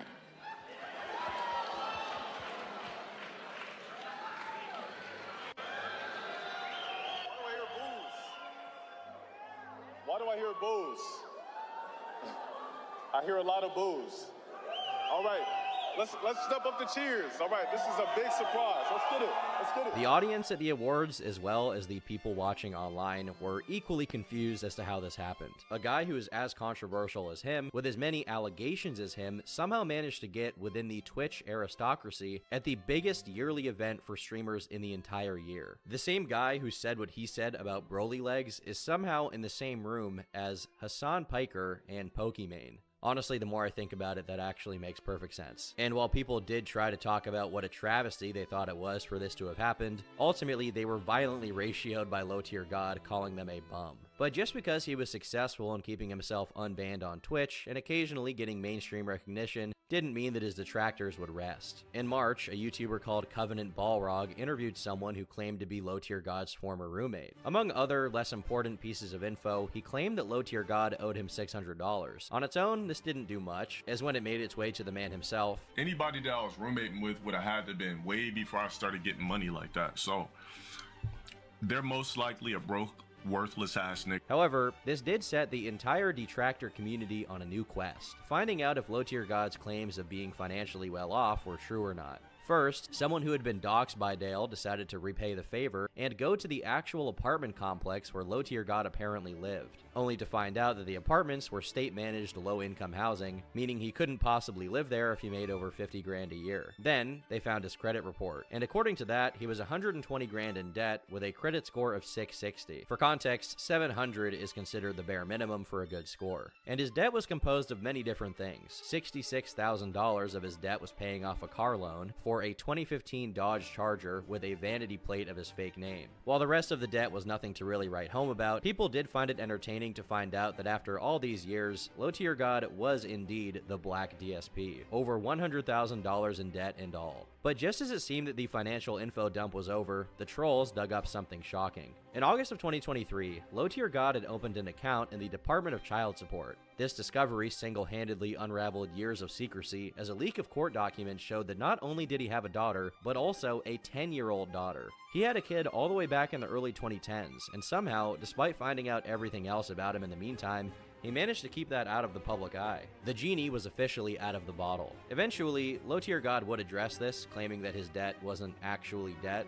Anytime you purchase something, it's gonna go on your TRW as quote-unquote debt, but it's not actual debt. It's just something that you just simply haven't paid off yet that you're making payments on. That's not really what that means. You're still in debt if you're paying off a car loan, but regardless, this was his final word on the matter. As for his hypothetical daughter, he simply left it at saying that he was no one's dad. I got 2 cats if you want to count that, but that's cool. I'm nobody's father. I promise you that. Ever since, this has been a pretty sensitive topic for him, as he's banned anyone who even came close to discussing it. For example, when someone posted a video of a 10-year-old who was believed to be his daughter on his Discord server, he got rid of it instantly. It didn't seem like the drama really affected him too much though, as he was comfortable enough to even get freaky on main. Listen, I don't consider that a diss because I would love for a sexy-ass woman to give me some lemonade. So I don't really consider that a diss. You know what I'm saying? It ain't nothing wrong with a little fetish. You know what I'm saying? What's wrong with that? Yeah, what's wrong with the woman's golden Eve nectar? But as the various claims about Dale got bigger and bigger, it eventually got the attention of someone unexpected, his baby mama, or at least someone claiming to be his baby mama. A number of comments left by a user gave context to the story of Low Tier God's child, claiming that a picture of him holding a baby that was making the rounds wasn't of him and his daughter, as according to her, he had never even met his own child, and denied her existence altogether. Naturally, this piqued the attention of another Low Tier God hater, who interviewed this person. I loathe every stream that he's done where he speaks about children and, oh, I'm not trying to get emotional. And when he speaks on women. If her claims are to be trusted, she met Dale at a small party, and he slid into her DMs after she posted something about gaming. After that, they had a casual relationship that lasted about half a year, which came to a screeching halt when she got pregnant. While she refused to confirm whether or not he asked her to get an abortion, she did say that he refused to sign his daughter's birth certificate. Interestingly, when she served him papers in 2023, he signed them without a hassle, and he apparently didn't even ask for a DNA test, meaning he was well aware that the child was his. Has it already been confirmed his age? Like, yes. Okay. Well, I don't want to say. That's also going to tell my age too, but I mean, I don't care. You don't have to tell your age. I wasn't a teenager. I can tell you that. Okay. I was not a teenager.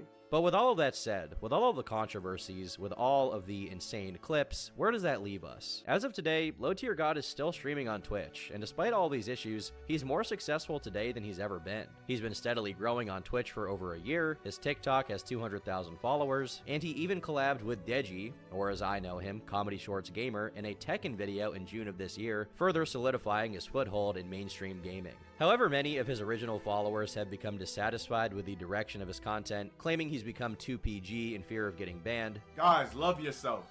That's all I gotta say. If you look in the mirror and hate yourself, love yourself. Yes, you should love yourself now. Yes, you should. Because I do.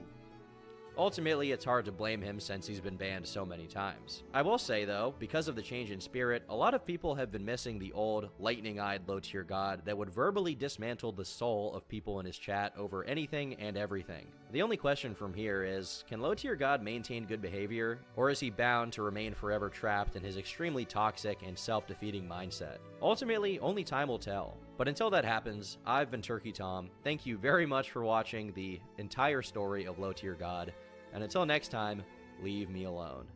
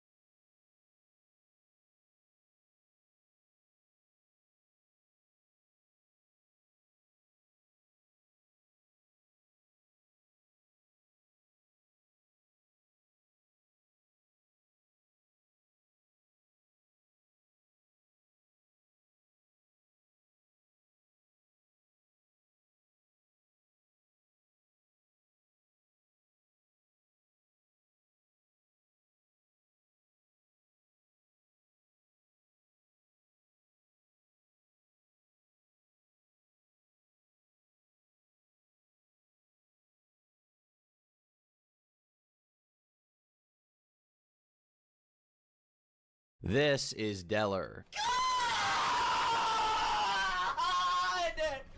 My God! Ban Marshall now! Ban him! Ban him! And you could probably call him the angriest man on Twitch. In clip after viral clip, you can see him burst into fits of rage. But there's actually far more to Deller's story than meets the eye. It is one of anger and toxicity, but also hardship and tragedy. I hate doing this. I hate streaming, and I hate my community, and I hate you guys, and I hate this website. And, in a way, prevailing against all odds. 25 years ago, I was listening to this music, and someone told me that I was never going to accomplish anything playing games like this.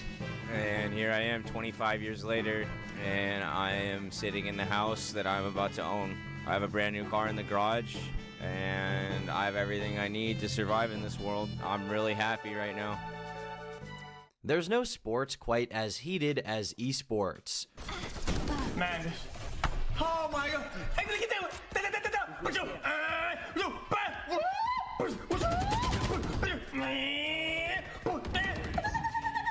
When a soccer team loses a match, there's no possibility of them calling the other team racial slurs, or destroying everything around them. The same can't be said, however, for gaming.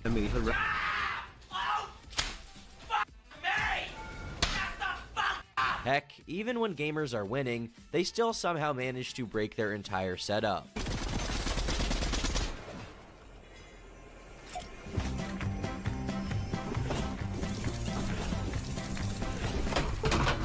League of Legends, Overwatch, Fortnite, these games have a reputation for producing moments of pure, unadulterated rage. Everything from punching through your wall to just screaming like a little girl. Anything is possible when you're tilted on Tilted Towers. Whether it's your average Joe or pro player, everyone is liable to engage in this kind of behavior. But while most only stand to lose from their outbursts, there are a select few who can profit. Live streamers. Many people find rage entertaining, and personalities use this to their advantage, whether they play it up for views or just have plain old anger issues. Many of the biggest creators on Twitch only stand to gain from getting worked up, even if they destroy their equipment in the process. As much damage as they cause, they compensate for it with more viewers and bigger donations, so much so that certain streamers make getting mad their whole personality. On the surface, seemingly their entire business model is to pump out one rage compilation after another, while some of the most popular streamers like XQC, Tyler1, and Dr. Disrespect all get mad from time to time, they don't even compare to a guy like Deller. His irate face is plastered all over the top Fortnite rage compilations with millions of views. His own YouTube channel, with 830,000 subscribers and counting, is filled to the brim with similar compilations across various games. These clips originate from live streams on his Twitch account, which boasts an impressive 700,000 followers. But while these are the moments of Deller that have become the most popular, there's much more going on under the hood. Before he got started with gaming and streaming, Deller was just Matthew Vaughn. Born on March 31st, 1988, he grew up in California. We don't know a whole lot about his childhood, aside from the fact that it wasn't a pleasant one. The bio he uses across his social media account reflects that. From Section 8 to the top of the world, referring to Section 8 housing, a government welfare program for low-income households who can't pay rent. He grew up poor, with divorced parents, and was constantly moving around. He suffers from autism spectrum disorder as well as bipolar disorder, and has mentioned that he was abused as a child. He's also given us a peek into the destitute conditions he grew up in. I spent years in the basement of this house, completely isolated from everyone, chasing my dream. So much time that I forgot how to use my voice and had to relearn, back when we couldn't even afford toilet paper. In his adult life, he struggled with drug addiction, namely to meth, and was in tens of thousands of dollars of debt. This was before he got his gaming career off the ground, and he worked as a residential assistant helping people with mental illness. He spent a long time trying to succeed with gaming, having uploaded gaming videos to his YouTube channel since 2010, and live streaming for just as long. However, the time he invested didn't go to waste, as he became an extremely skilled gamer. He has a lot of history with TF2, League of Legends, was top 20 in World of Warcraft, top 10 in Diablo 3, and had the highest solo kills in PUBG. His Twitch About section features his most impressive gaming achievements, including being skill banned from H1Z1, meaning that he was so good the admins thought he was cheating. Despite his skills, this didn't translate into streaming popularity for the time being. Throughout 2016 and 2017, although he had some followers on Twitch, his live viewership was quite low. However, this was no problem, because rather than becoming a popular streamer, he was about to go pro. When Overwatch came out, he saw his ticket into the big leagues, and climbed his way into the top 250 players in North America. The thousands of hours he had put into this hobby were finally paying off. His talents actually got him signed to Toronto Esports, and while on the team, he placed first in 3 separate weekly tournaments. However, just as things were getting off the ground, he blew this major opportunity. On April 23rd, 2017, he had one of the most notorious outbursts in esports history. After an enemy Widowmaker killed him repeatedly, his teammates accused him of standing still, and since he already thought the Widow was cheating, that pushed him over the edge. He said the N-word for 30 seconds straight. I'm not dude. Okay, okay. Oh, wow, you're actually gonna say that! Signed esports Overwatch player Matt Delor Vaughan lost his damn mind when he was playing a ranked match. The guy screamed the N-word an astonishing 64 times in 40 seconds, and trust us, we actually counted. Needless to say, his contract with the team was promptly terminated. Toronto Esports has today announced the release of Matt Delor Vaughan from their organization, citing breach of contract. The circumstances of the dismissal relate to an incident where Delor used abusive and discriminatory racial language while streaming. Toronto Esports is an organization built on inclusivity, and we have always had a zero-tolerance policy for any forms of discrimination. Immediately upon learning of the incident, the player was interviewed, admitted to the offense, and was notified that his contract with the organization was being terminated. I f***ed up and deserve to be dropped from Toronto Esports. I won't try to argue or make an excuse. I don't have any. I just want people to know what happened. I was having a really bad day. Didn't get much sleep. Twitch wouldn't work for 2 hours after I woke up, and once it finally did, my internet was lagging. So I was pretty upset from the moment I woke up. Then I get into a game against a Widowmaker who is blatantly cheating. Everything was whatever. I've dealt with cheaters before, but when he and his entire team and my entire team started talking shit, it got to me. I snapped. This isn't the first time this has happened. I have anger problems. The only thing I can say is that despite me using that word, I am not racist. I was extremely upset, and I was trying to make the person I was angry with upset as well. And so I said the most offensive thing that came to mind. I f***ed up. I have no excuse. Toronto Esports is a great organization, and I'm sorry to them for tarnishing their name. I've put my entire life into gaming/esports, and this has been a massive wake-up call. Apparently, this wouldn't just be the end of his relationship with that team, but the end of his esports career altogether. He continued, "Someone responded telling me that I'm done for life, and that this wasn't just a wake-up call. I just want to say that, yes, I am done for life. I am quitting esports with no intention of returning. Not that I could after this. This is still a wake-up call regardless. I've destroyed too many things and hurt too many people in my life because of my personality. Whether it's just a character flaw or if I actually do have some sort of mental issue, I've waited too long to find out. I'm going to the doctor, and I'm going to try to get help so that I hopefully become a better and happier person." If I had to guess, he was right to assume that no other organization would be willing to sign him after such an incident and risk tarnishing their public image. But, as he stated, the feeling was mutual. He didn't even want to return after something like that.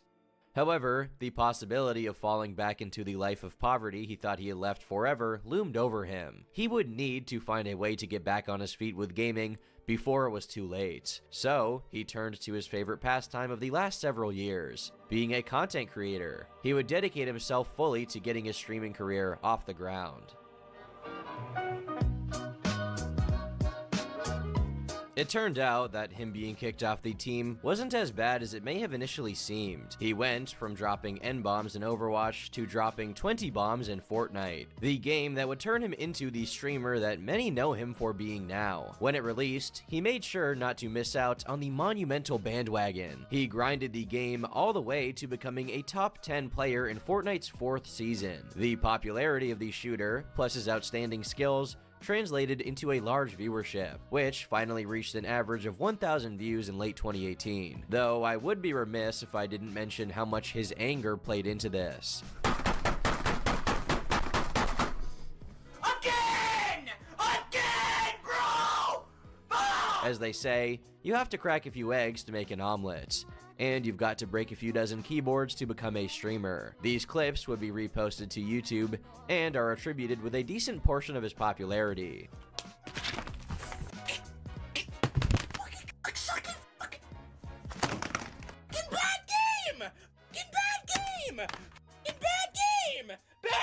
Game! I'm done! I quit!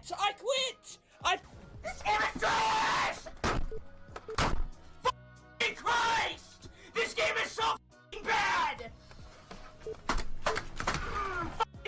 He didn't get stuck on Fortnite though. When Apex Legends was released, he jumped ship, which contributed to his continually growing viewership in 2019. And again, his prowess was on full display. He had the highest damage and kills per round out of any player. However, Apex would end up bringing him another controversy that threatened to end his streaming career in much the same way as his esports career had been smited. In April 2019, he got a suspension from Twitch because of a sexist remark he made towards a female teammate in Apex Legends. Well, of course I am. I don't have armor. You took it.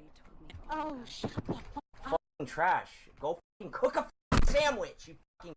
Although he had said he wanted to change into a happier and healthier person after the Overwatch controversy, he kind of hadn't. Well, to be more precise, he couldn't. He was building a career off of getting mad and being toxic. So another incident like this was practically inevitable. He was regularly screaming at his teammates in Apex, and it was only a matter of time before it turned discriminatory. He, of course, commented on the situation on Twitter. So I am indefinitely banned from Twitch. I'm not sure what that means exactly, and I know I'm a controversial person and I've made mistakes, but this is my entire life.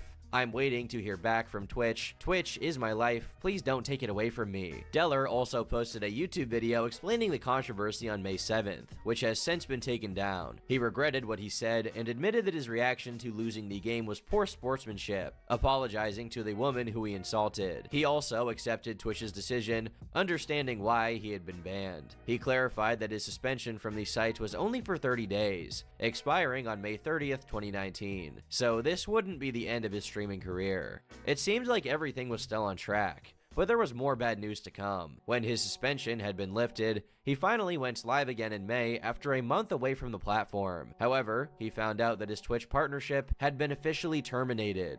The partnership program is what enables streamers to make money, and he had lost all 2,000 of the paying subscribers he had accumulated up to that point, equating to at least $5,000 a month in income. With that kind of loss, having the ban lifted felt pointless to him. What he had worked so hard to build over the past few years had been destroyed in one instant click. He was actually live when he found out, and his reaction is what you'd expect given the circumstances. They took away my sub button and lost all my followers, dude. Oh, they said they sent me an email telling me that this happened, but they didn't. So I've been waiting 30 fucking days to come back to fucking not having my fucking sub button, man. This is fucking crazy. They didn't even tell me, man. You guys might as well not sub, because I'm not getting the money, dude. The only contact I had said that they can't help me anymore. I had 2,000 subs, man. That was one of the fastest growing streams on Twitch 30 days ago. And now it's fucking god, like, what's the point? Considering Twitch's other moderation decisions, it actually made no sense for them to come down so hard on him for this one violation. He had racked up a couple of bans in the past, which would have justified Twitch dropping the other shoe, if other repeat offenders received the same treatment. Twitch has a very long history of inconsistent moderation under its belt. A girl had actual intercourse on stream and received a mere 7-day ban, or the case of Alinity, who wasn't just guilty of verbal abuse, but multiple instances of animal abuse. The most egregious of which was when she threw her cat. Twitch didn't ban her or even one of these repeated transgressions, let alone revoke her partnership. What Deller said was offensive, but if Twitch were being consistent, they would also demonetize someone like Alinity, or the countless female streamers that get away with repeated sexual shenanigans with a slap on the wrist. If the platform were more transparent about its guidelines and moderation decisions, if streamers knew what actions would merit what punishment, and if the rules were applied equally, at least Deller could have known what he was getting into when he said what he said. But with Twitch seemingly just rolling the dice with the fate of his career, it only served to pour salt right in the wound. His Twitch days weren't quite over yet, though. Apparently, he had a path to get back in their good graces. If he kept his nose clean in the coming months, he was set to get his partnership back on October 1st, 2019, at which point he could start building his subscriber base back up again. And so, he did just that. He made sure to toe the line and stay on Twitch's good side, and eventually, the day came for him to get his partnership back. But, just when he was about to be restored to his former glory and momentous growth, he was banned again. Had he slipped into his old habits? Why would he do such a thing at such a crucial time? Was it because of his mental health? Well, no. In fact, the ban wasn't his fault at all this time. He had apparently been suspended for self-harm. The act in question being him smashing a keyboard over his head, which he did all the time.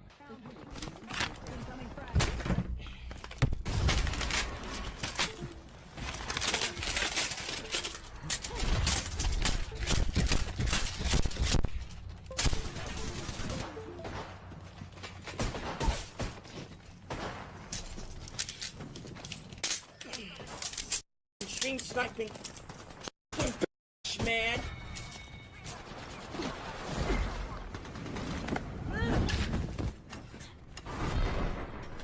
In all his years of cracking keyboards over his cranium, Twitch never penalized him, but just on the day he was about to get his livelihood back, they decided to drop the ban hammer. His previous bans and loss of subs could be justified as him facing the consequences of his actions, but this was just plain unfair. Deller made a tweet responding to Twitch's decision, demonstrating that his actions could in no way be deemed as self-harm, because there was a total absence of harm involved. I'm banned indefinitely for self-harm for breaking a keyboard on stream. I bought these keyboards specifically because of how cheap and fragile they are. I've broken hundreds of them and have never even scratched myself.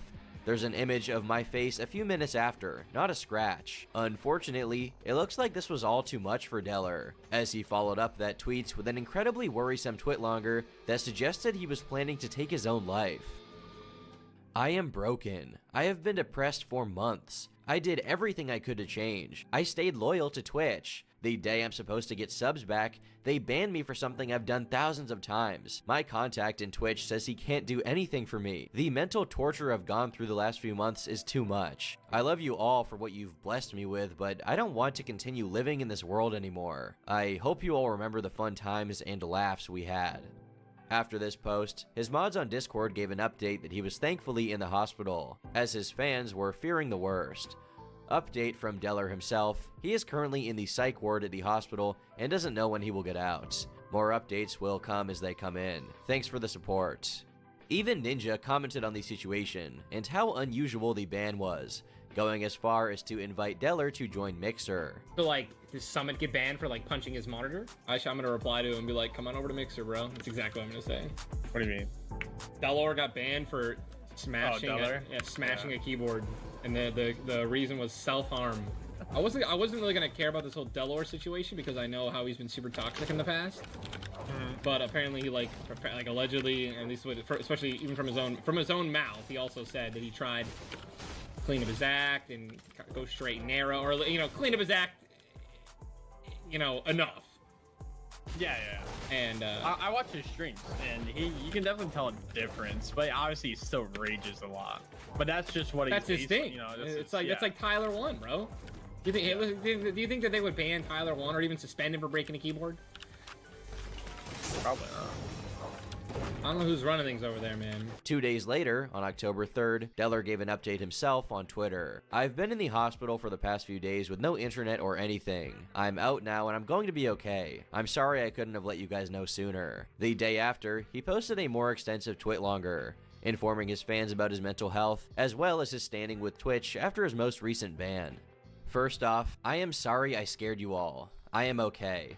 I checked myself into a hospital and stayed in a psych ward for 2 days.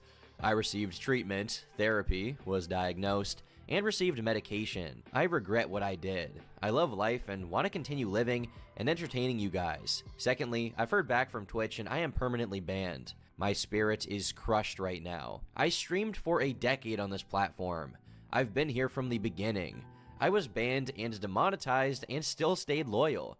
I streamed for 6 months, and the day I was going to get my sub button back, Twitch banned me permanently for self-harm. They considered me breaking a keyboard over my head as self-harm. I understood why someone might think this, but I've done this hundreds of times on my stream. I took time to figure out the cheapest, flimsiest, easy to break keyboard to make sure I never harmed myself in the process. I had no intention of harming myself. I did it to entertain my fans. There are countless videos and compilations of me smashing keyboards over my head, and I know Twitch staff has seen them before, and I never received a warning or anything. They told me it's permanent because of my number of strikes. I believe I have 4 strikes on my account, 2 of which were from 2+ years ago. I've been told by multiple trusted sources that your previous strikes would go away after a period of time of good behavior. I honestly thought I was okay, and that my old strikes would have been gone by now. To add to this, during the massive TOS overhaul a while ago, I went to great lengths to make sure my channel was clean. I took 3 days off to delete anything that would be remotely questionable on every platform, and talked to Twitch staff to make sure I was going to be okay. They told me that nothing I had done in the past would be held against me in the future. This turned out to be false because my recent bans have been extra harsh because of my previous incidents years ago. I know I've made a lot of mistakes. Anyone who watches my stream knows I have gone to great lengths to change myself the last 6 months. I completely understand all of my previous bans, but this one is an absolute shock to me. I didn't intend to harm myself, I did it for entertainment. With my entire soul, I believe this ban was not fair. I am not entirely sure what I will be doing from here, guys. I'm going to try to appeal the ban, but I will let you all know what happens. I love you all, and thank you so much for the support. You guys who called me and talked to me in the hospital, you guys mean the world to me. The details he provided only made the permaban more confusing. He checked in with Twitch staff about the TOS, he scrubbed his channel, and they even assured him he would be in the clear. And yet, it seems they just didn't want him streaming on their platform, so they found the closest thing to a bannable offense and just went with that. Deller's next steps weren't clear, and he was even considering quitting on Instagram Live 2 months later in December, because he didn't want to put up with the drama anymore. In the same stream, he flips from crying to raging, hinting that he was becoming more unstable from all of this. He had a large subscriber base on YouTube to fall back on, so a pivot to streaming on YouTube seemed obvious. He was being forced to start over yet again, but he put his nose to the grindstone and made it work. YouTube helped him get set up on their platform, and he was rapidly accumulating memberships again. During this time, he decided to issue an apology for his past behavior, going all the way back to his Overwatch outburst, and promising to finally get help so he could change as a person. I owe you guys and everyone an apology, so that's what this is going to be today. Most of you guys know I was banned from Twitch a few months ago for self-harm, for breaking a keyboard over my head. But that's not even close to the worst thing that I've done on stream. I was banned for hate speech almost 3 years ago, and again 7 months ago. I'm just here to say that to anyone that I've offended in the past, I'm sorry. I'm not going to make excuses. There are no excuses for that kind of behavior. I'm ashamed of what I've done. I don't want to be that person, and I'm sorry. all I can do is move forward and try to be a better person, and that's what I've been trying to do. Then, in October 2020, something totally unexpected happened without warning. Deller was unbanned on Twitch, and his account was restored. He was under the impression that the site had exiled him for good, but all of a sudden, they were welcoming him back. He expressed his feelings on the matter in a YouTube video, where he was not only surprised, but unexpectedly warm towards Twitch considering how they had treated him. I have a lot of questions. I didn't expect this at all. Why? I'm not entirely sure. I said a lot of bad things about them and their platform. I told them to delete my appeal and that I was never going back and all of this stuff, but I guess they were willing to look past that. And I guess the people over there at Twitch are actually human beings, and they were willing to look past that and understand that the things I was saying was coming from a place of hurt. And to all my fans and stuff, to all my members and people that watch me here on YouTube, and to YouTube Gaming and to Fwiz, I'm not just going to abandon you guys. You guys have done a lot for me. I'm still going to stream on YouTube. I appreciate what I've been given here. He assured his fans he wouldn't abandon his community on YouTube and would continue to stream on both platforms. However, in the comment section of this video, his viewers were urging him not to go crawling back to Twitch because he might get burned by them again. Deller, on the other hand, apparently trusted the platform, so he did not heed their warnings and abandoned streaming on YouTube for the most part. This would not go smoothly, to say the very least. Later that month, he was already stressing about drama and people trying to get him banned. I need to just be a PG-13er and just suck as much fucking dick as I can. Stop talking to everyone, stop reading chat, stop reading my emails, and just suck cock 24/7. The very next month after his unban, Twitch unlisted him, and this only made things worse. As much of a hard time as Twitch was giving him, he didn't want to put up with YouTube either. In December, Deller would continue to talk about wanting to quit on stream. He wasn't having fun anymore, and felt like Twitch had already ruined things for him anyway, so they might as well ban him. I'll be fine, and I just won't do this anymore. That's fine with me. I have no problem at all. I'm not ending stream. I'm gonna keep streaming. I don't care. I'm not too tilted. I'm not too tilted at all. He was also frustrated at the treatment he saw other streams receiving compared to his own, keeping their partnerships in spite of bans, such as Forsen, who showed an explicit image of a horse on stream. Fucking bullshit! Fucking bullshit! Fuck! Fuck! Fucking ban me! We love you, bro. I'm quitting, man. I fucking hate streaming. I'm quitting. They fucking killed me already, dude. They fucking ban me. Fucking ban me.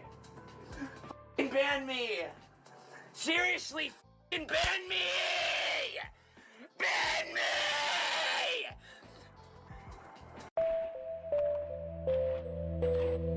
Things only got worse from there. 2 months later, in February 2021, disaster would strike in probably the biggest cataclysm Deller had faced yet. It all started on February 2nd, when he tweeted the following: "Someone just hacked my Google account and got in, even though I have two-factor authentication. WTF do I do?" He then tweeted at YouTube, "At Team YouTube, my account got hacked.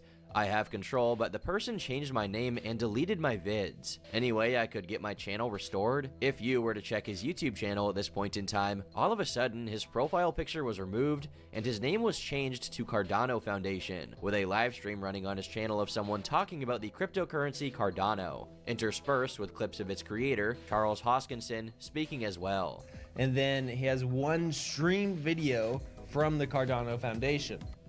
You're not guaranteed, Ada. You're participating in a process, and you have to do work to get it. What's going on here? Well, you may already be familiar with this phenomenon. In fact, dozens of YouTube channels with hundreds of thousands of subscribers have been hacked for these crypto scams over the past couple of years. The hackers impersonate the founders of large cryptocurrencies or otherwise influential people in the crypto sphere, and set up a fake giveaway where they promise to double any amount of Ethereum or Bitcoin that is sent to their wallet address. This is still a huge problem on YouTube. In September 2022, Scuba Jake, a YouTuber with over 13 million subscribers, fell victim to this scam, with the hackers making off with at least $20,000. Deller was unlucky enough to be targeted for one of these scams during the crypto bull market, and it nearly cost him everything. To take over his YouTube channel, the hacker got into his main Google account, which was essentially a golden ticket into all of his others. It was open season, and apparently,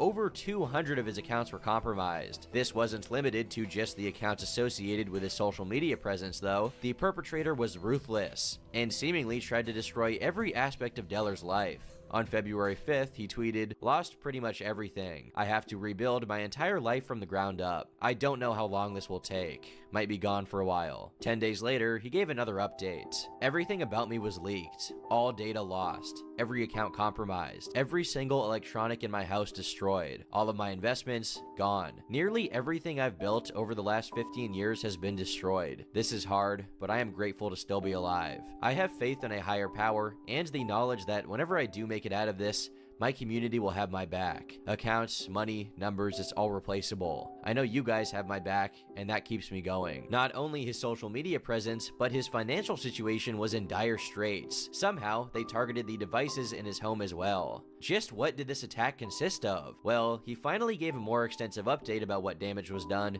and how in a video posted to Twitter on February 20th. I got hacked, as you guys know. They almost took everything. They locked me out of my bank accounts. They locked me out of my phone accounts. They tried to shut my phone down. They locked me out of my utility accounts. I couldn't pay my rent. They compromised everything that I've ever had, basically.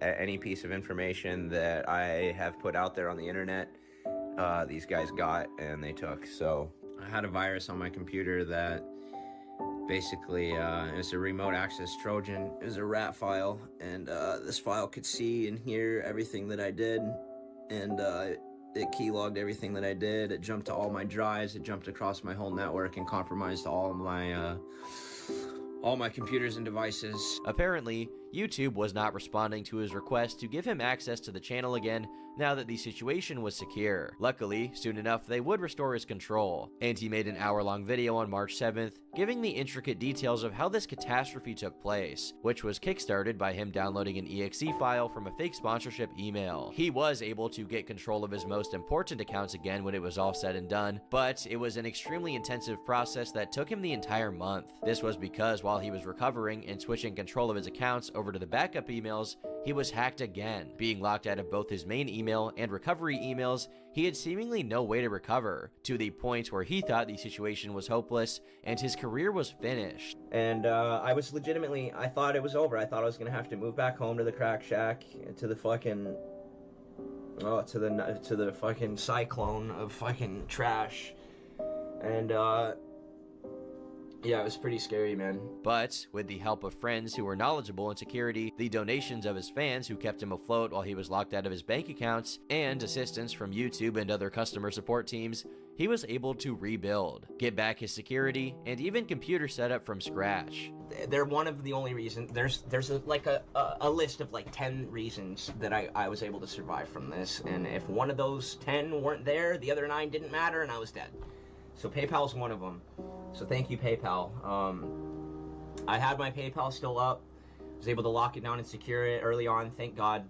And people were able to donate to me from my Discord. I was like, yo guys, I'm fucking screwed here. I need some help. If you guys can, like, here's my PayPal. I need help. I need to get a computer. I didn't have any other way, dude. I had no other way, dude. Though he was able to move past this incident in a practical sense, re-establishing control of his accounts and taking his identity back, whatever emotional stress and trauma this caused him mentally wouldn't disappear just like that, now that any immediate threat to his safety and finances had been taken care of. Things went back to normal for a few months, but the hack, and everything preceding it, had clearly taken its toll on Deller's mental health. Later in March, he was back to ranting and raving on Twitter, bringing up these same struggles again, and clearly unwell. Everyone, dude, I'm fucking done. I'm done, dude. I've been doxxed, swatted, spied on, hacked, fucking banned unfairly. I've been robbed. I've had people killed next to me. I had people show up to my fucking house, pounding on my fucking doors and shit. People follow me down the fucking road and fucking stalk me and can take pictures of me and spy on me at Walmart. And I've been hacked and DOSed and fucking DDoXed and fucking swatted, and I can't, dude. I can't. Everything I have is destroyed. All my computers are blue screening. My insurance is fucking cancer. My car is still trashed. It's been 2 months of this fucking thing. My computers are blue screening. My capture card is because Elgato sucks fucking balls and can't design anything. The growth of his channel was stagnating alongside this, and he just couldn't hold in his frustration anymore. Come September 2021, he was complaining to his viewers about the state of his streaming career and how others were pulling ahead of him by viewbotting or doing low-effort content. I don't care. I want to get banned. I want to fucking sabotage everything. There's no such thing as help. I'm fucked. I cannot do this for long enough that is going to require me to get what I want. I can't do it anymore. It's not possible. I failed. The end. I failed. But his troubles clearly ran deeper than just the state of his career as a content creator. I can't do it. Life is miserable, guys. I'm telling you, if you're here watching, life is miserable. It's f***ing trash. It never gets better. Don't look up to me. Don't be inspired by me. Life will never get better. Unless you're born into a rich family, your life sucks and you're a slave. His mental health was evidently deteriorating, and he had likely been building up resentment towards the world over the course of years, feeling that everyone was out to get him after all that had happened. He felt that he had been cheated out of the success he deserved, and now there was nothing left for him to do. 2.3k viewers can't succeed. It doesn't matter if I have 10 million viewers. It doesn't matter. I don't get paid for what I put in. I don't get paid for what I put in. My YouTube's dead. 11 years. Gone. My Instagram is gone. It's gone. It's just gone. 2.3K, I don't have partnership on this trash website. We can sit here and talk about how his own actions may have contributed to this situation, or how a more positive attitude would be more productive than complaining, but at the same time, we don't know what it's like for him to experience everything that he did. When you're the one in a difficult place, especially if you're suffering from mental illness, you don't have the privilege of seeing your own life from an outside perspective. It didn't help that he felt regret about returning to Twitch when he had been doing so well on YouTube. Later in September, he posted a video to Twitter elaborating on his mixed feelings about the decision. Yes, I was doing very well on YouTube, and I'm eternally grateful for them reaching out to me and helping me get set up and everything on the platform. I feel like a massive piece of shit for leaving. I think about it every day, and it sucks, but it is what it is. I didn't choose to switch to YouTube. On YouTube, it's a lot more difficult. There's an algorithm that determines whether your stream is successful or not, and that can be a very good thing. It was for me for a while, but it can also be a bad thing. If you have like a bad day where your internet dies or you disconnect or something, it can completely derail the progress of your stream.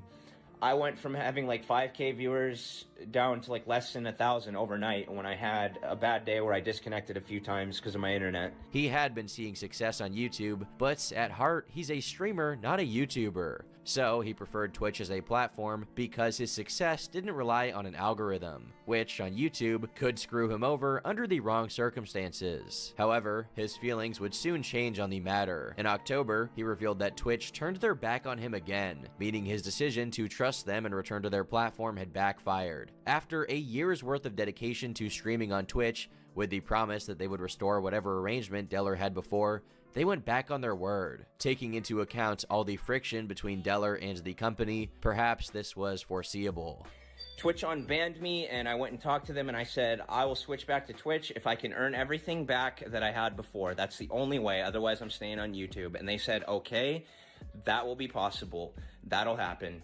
So I stream for a year on Twitch, and the time comes where I'm supposed to be able to get back what they promised, what I had before, and they tell me that it's no longer possible. Unfortunately, his mental health would only continue to decline from here until he had another, even worse mental breakdown in January 2022. So bad, in fact, that you may have already seen it before. It's been reposted all over social media because of how sensationalistic and maybe relatable it turned out to be. This time, he wasn't just upset at how things were going, but no longer enjoyed streaming itself. He even turned his anger towards his chat, a toxic subset of which were incessantly harassing him. They came to see him rage, after all, and I guess they got what they wanted, because they pushed him over the edge.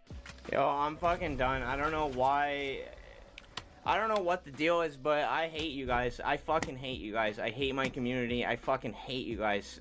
I don't know what happened. I don't know what the deal is. I don't know why I'm treated like I did something, like I scammed people out of fucking surgery money, or I lied to people, or I hurt people, or I cheated, or I view-botted. I've done nothing to any of you fucking cocksuckers. I fucking hate you guys. I honestly fucking hate you guys. I fucking hate you guys. I've been through fucking hell, dude. I've been through fucking hell. I shouldn't have to deal with this shit. I fucking did it. I did it all. I fucking did it all, and I got fucking shafted. I got fucking shafted along the way, and now this whole time I get fucking treated like fucking shit by you fucking cocksuckers. I fucking hate you guys.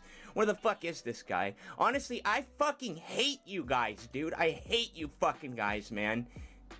I hate doing this. I fucking hate streaming, and I hate my community, and I hate you guys, and I hate this fucking website. Fuck you guys. Fuck you guys. Fuck you guys. Fuck you guys. I have a guy fucking DMing me about my mom being in the fucking hospital for a week, that she's fucking dying, and I have you fucking cocksuckers saying, oh, fake fucking Rage is doing it to get fucking rent money, blah, blah, blah. You know what? Fuck you guys. I'm never coming back. Fuck you guys. I'm never fucking coming back. Honestly, fuck you guys. I fucking hate you guys so fucking much, dude. I fucking hate you guys. Yeah, I stream for fucking rent money, you fucking cocksuckers. I streamed for free for fucking years. When I had 5K viewers, I wasn't making any money. You fucking cocksuckers. So fuck all of you. Fuck all of you. I hate you all. I hate streaming. Fuck you all. I stream for rent money. Yeah, I didn't fucking get paid. Fuck you. I streamed for 5K viewers and didn't get paid. Fuck you. Fuck you! Fuck you! Fake Rage, he only streams for rent money. Fake Rage, yeah, you know what? My life is fucking miserable. I hate my fucking life. I hate it. Yeah, I stream for rent money. I don't like streaming. I don't like any of the games I play. I am fucking depressed and fucking miserable. I don't sleep. I eat like shit. I have no friends, no social life, and I'm fucking miserable. There it is! Days passed, then weeks. He wouldn't return until over a month later. At this point, he was in slightly better spirits, but it seemed like his mom's medical situation was what was putting him in so much distress. But it wasn't the only factor. Deller was isolated, stuck in a career that he had lost passion for, and not making enough money to compensate for how much he apparently despised doing it. He clarified that he had taken some time off for himself, time that he had clearly needed. Who knows how it felt to have this moment turned into just another viral clip. On the one hand, it meant a lot of people were sending Deller support and felt they had someone to relate to. But on the other hand, his pain was taken and turned into nothing more than an online spectacle. The bigger problem was where he would even go from here. After so many hiccups, his growth was indeed plateauing. The videos on his channel were averaging 50,000 views, and his live viewership on Twitch was about 1,000 after having been very sporadic with his streaming schedule. From then until now, he's continued doing just enough to get by, but who knows where that will take him. On his current path, he could slowly build up a larger audience again, or his online presence could continue to dwindle. Many would like to see Deller fail, but even still, after everything, more would like to see him succeed. His fans are rooting for him not in spite of his flaws, but because of them. The vast majority of influencers spends their time trying to project a false image of a perfect life. An extremely clean streamer background that's almost too perfect, stupid furniture, annoying LED wall lights, and selling the notion that they're the ideal person who's never wrong. Because they're unwilling to be vulnerable, those creators will never be able to appeal to Deller's demographic in the same way that he does. Sure, most of the time he's just being goofy and raging for views. Maybe you find him entertaining, maybe you find him irritating, but those rare moments of realness are how he holds onto such a large viewer base even through all the turbulence. They just want to see someone with the same problems they have defy the odds and come out on top. He hasn't uploaded or done a live stream in a couple months, and his Twitter and Instagram have also gone silent, with his fans asking where he's been. The one place he's still active is TikTok, where old clips of him are being posted daily and seeing decent success. It's possible that the new format of short content is just what he needed to take it to the next level of fame. We have no way of knowing how Deller's doing, how he feels about his career, or his life in general at the present moment. We can only hope that he'll get the help he needs and has a brighter future ahead of him. I've been Turkey Tom. Thanks for watching, and until next time, leave me alone. I've heard it 1,000 times before, and it's just not that funny anymore.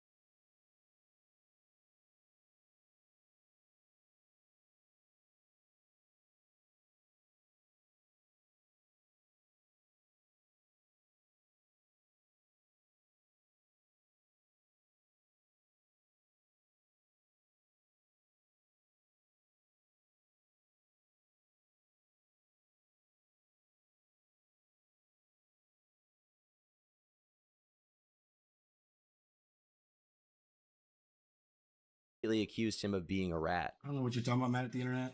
Aren't you a troll that like makes fun of me on your channel? Have you ever made fun of me on your channel, Matt, at the internet? He's a troll? Why are you here? Type a 1 if you don't give a if I ban this Matt at the internet guy. If you will not miss this guy, type a 1. Take your small little chode, put your tampon back up your hole, and get the out of here. Thank you very much. Just like that, Josh was banned, but the onslaught of verbal abuse was far from over. A few days later, Josh was unbanned, only for Austin to violently lash out at him after he tried to give him some basic advice. Can I have your autograph, bro? I have never heard such intellectual words spoken in my life, except for when I just talked about this 5 to 10 minutes ago, 20 to 30 minutes ago, and 30 to 40 minutes ago. Oh my God. Soon after this interaction took place, Austin saw the kick check from subscribers hit his account on stream and immediately went to harass his parents about it. Oh, welcome to the stream, brother.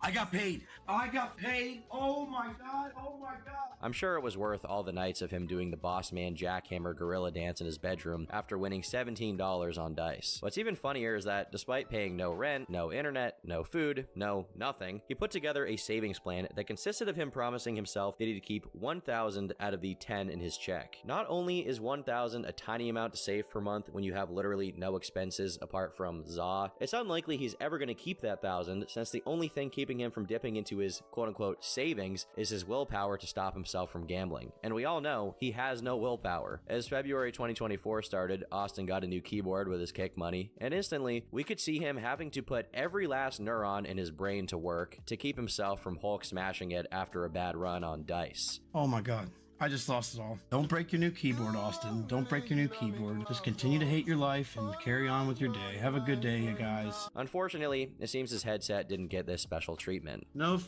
way, you're such a scam. You're such a...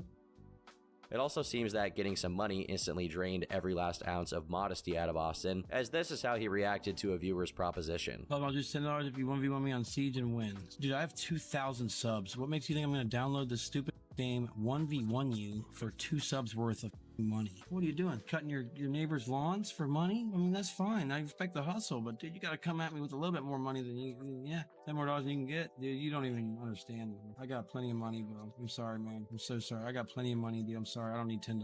I'll take that $10 and I'll blow my nose with it and wipe my ass with it. I'll give it back to you because I respect you and I want you to have the 10 back. Despite his confidence and talking like that to a viewer, blackjack dealer Gloria humbled him real quick. What is she laughing at? Oh my God, no way. What the dude, that delay is some bullshit. Wow, she would have a 10, dude. She looks sitting there laughing for sure. I hate my life because of the originals, dude. I'm serious. I hate my life because of the originals. My life is garbage because the originals. Whether he lost or won, his complete dominance over the rats stayed the same. I spy a rat. Where's he at? Hold on. Adjust the binoculars a little bit. Oh, damn. Look at this MILF right here. Charles, come here, bro. Look at this MILF, dude. Oh my God. You see the tits on her? Holy shit ball. No, not her. Look at the rat behind her. Yeah, get him. Laser beamed his ass. By all intents and purposes, after that unstable period of increased paranoia and his beef with Steak, it looks like we were actually heading into another golden age of Bossman content, and just a few days later, we got the first bedroom assault of the month. No, down to 200. 40 again. Oh, dude, what the? Man, I'm so, dude. At this point, he had wagered close to $6 million on Stake alone, and after reloading and taking himself up to $4 grand, he got back on dice, which, so far, has not once given him a substantial amount of money. Unsurprisingly, despite promising that he'd stop before getting down to less than 2,000, he proceeded to felt himself into nothingness. Within 2 hours of February 3rd alone, Austin started and rage ended a total of 4 streams, all of which ended with him balding in his own chat. He did eventually get the wits about him to leave dice behind, but then he moved on to an even higher risk game, diamonds. Initially, he actually had some luck and got some, well, I'll let him say it. Yeah, oh my God! Bro, oh my squirtage. Squirty McSquirterton, $238 on the 28 on the 20. He soon lost it and realized that, indeed, this was high risk. However, not all was lost, because an unusually generous rat decided to pseudo-troll the boss man by paying for a box of Capri Suns. Yes, literally juice bags to be sent directly to Austin's house. Alright, this might sound weird, guys, but some rat ordered a bunch of Capri Sun cases to my house straight from Amazon. Thanks for the Capri Suns, bitch. Delicious. While he was enjoying his newfound juice reserve, he went on a bender and stayed up into the late hours, until at one point he was struggling to find his vape and screaming about it. Cough it up right now! Give me the vape now! Give it back now! Oh, I found it! Because his dad had already gone to bed, Austin's screams were obviously quite disruptive. Damn that anal tight! Wait, what? Times 10! Oh, that could have been great. What? What? I do this every night of my life. Screaming. I'm sorry. Tell me to keep it down nicely then. Don't be a dick about it. I like how he's rudely asking his dad to be nice and to text instead of going up to his bedroom, while we just saw him seemingly ignore his dad while yelling, "Damn, this anal tight." Next up, we have the greatest demonstration of Based Man so far, as Austin decides to let the crack talk a little bit louder than usual. Dude, is that a guy? Are you a guy? You gotta stop, dude. You gotta cut that out. Are you a guy? Lay? Be honest. Were you born with a penis or a ball sack? Or both? Were you born with a penis and a ball sack? Hello? It's an easy question. Hello? As the person in his chat he was arguing with continued to complain about the stuff he was saying, his patience wore thin. You're a little gremlin.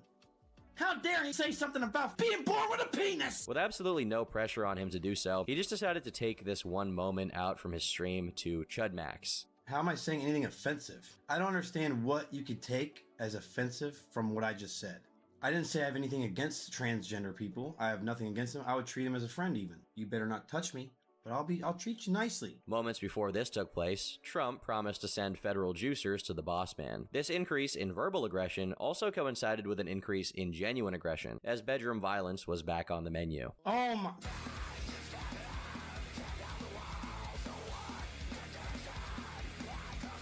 After days of a powerful dry spell, he finally made some money on mines, getting up to $12,000.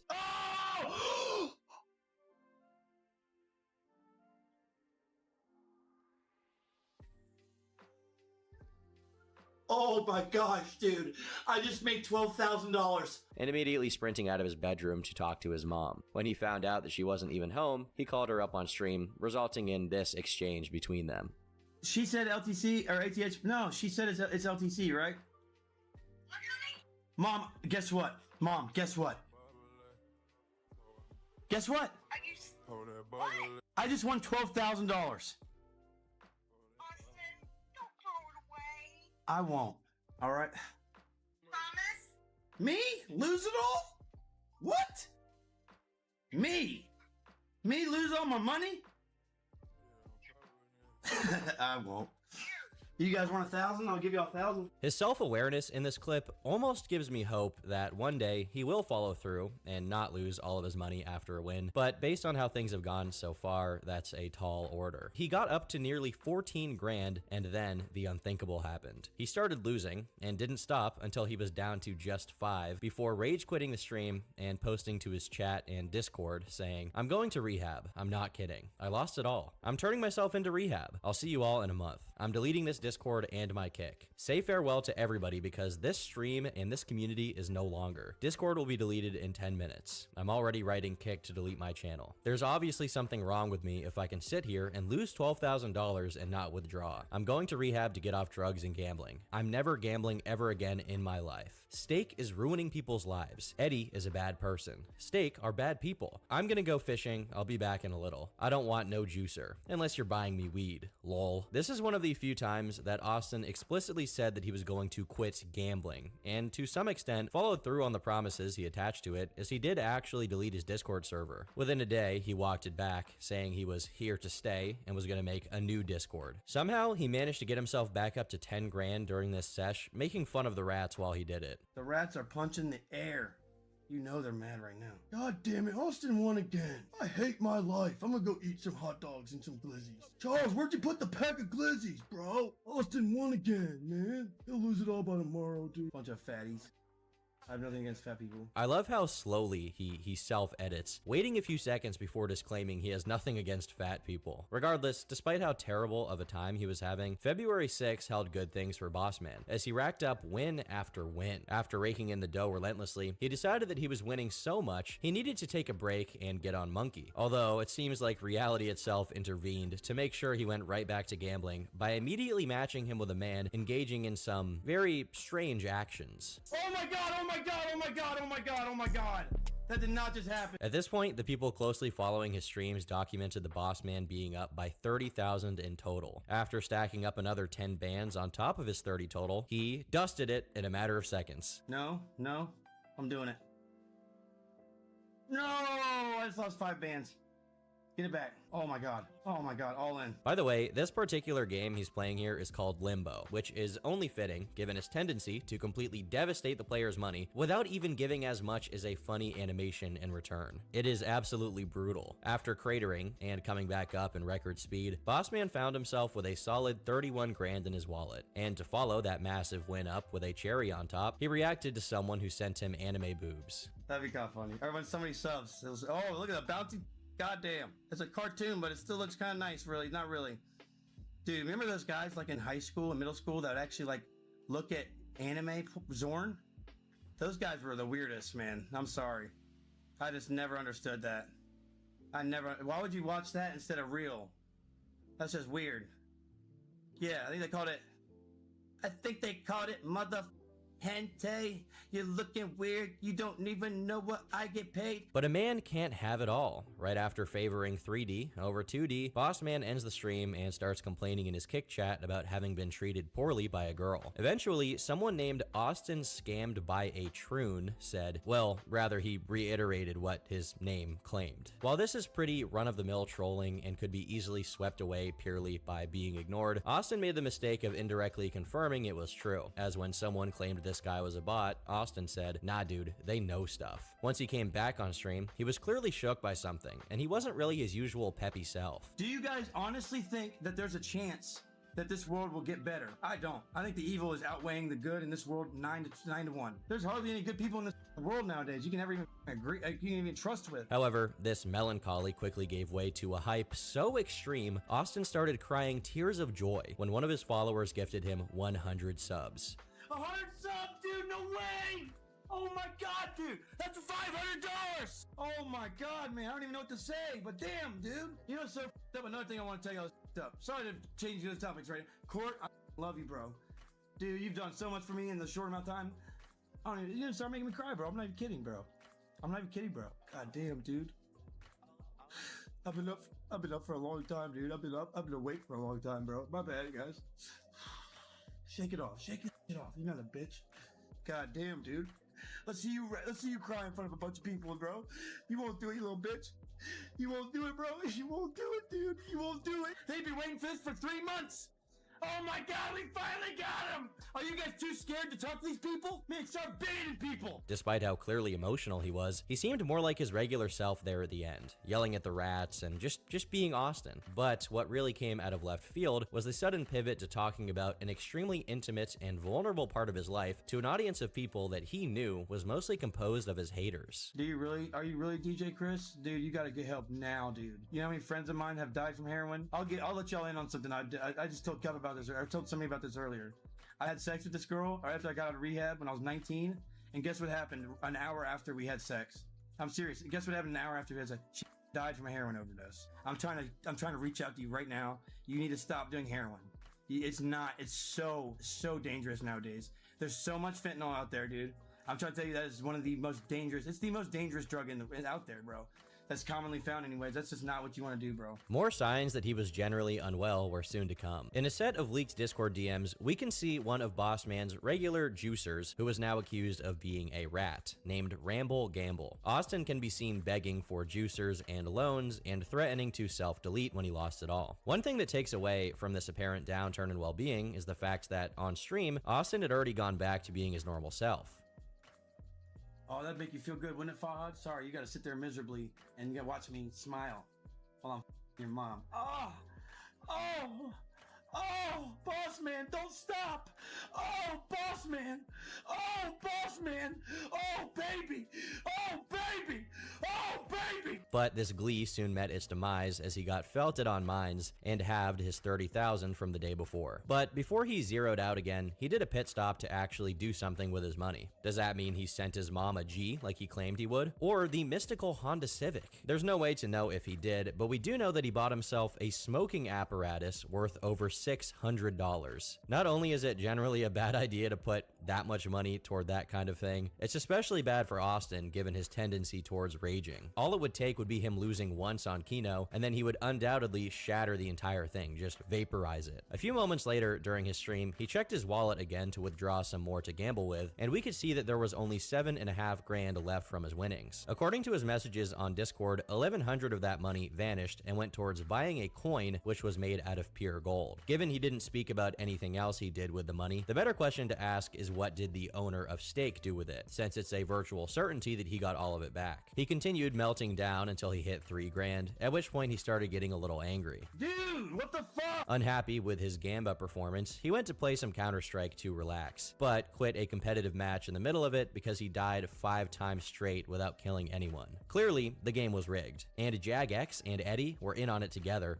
to destroy his life. As bad as all of this is one of the longest lasting winnings, as it took a whopping 5 days for him to turn his $30,000 into nothing, which he did by the 8th of February. You just know that $600 apparatus and that gold coin are getting instantly pawned for juice. After enough losses on Stake, he decides to once again go back to his mistress, BC Game, on a Discord exclusive stream. I have no idea why he's still doing this at this point, despite knowing that the rats always find a way in, screenshot him playing on a different platform, and send it to his manager. To make matters worse, he was scammed for $300 almost immediately after. Oh my god, no way. Did he really just scam me for $300? You're such a loser, dude. Yeah, someone noticed that his name on the Blackjack table was Austin Kids. Honestly, if you get scammed by a guy whose name is that, I'm not going to say you deserve it, but there were definitely ways to prevent it. In an extremely rare crossover, Wings of Redemption made a tweet asking how he could get in touch with Bossman, and due to people linking the tweet to him, Austin replied giving him his contact info. It would be pretty legendary for Austin to drop a "look here, listen" during a dramatic loss, but unfortunately, his goldfish memory prevented him from even finding out who Wings was or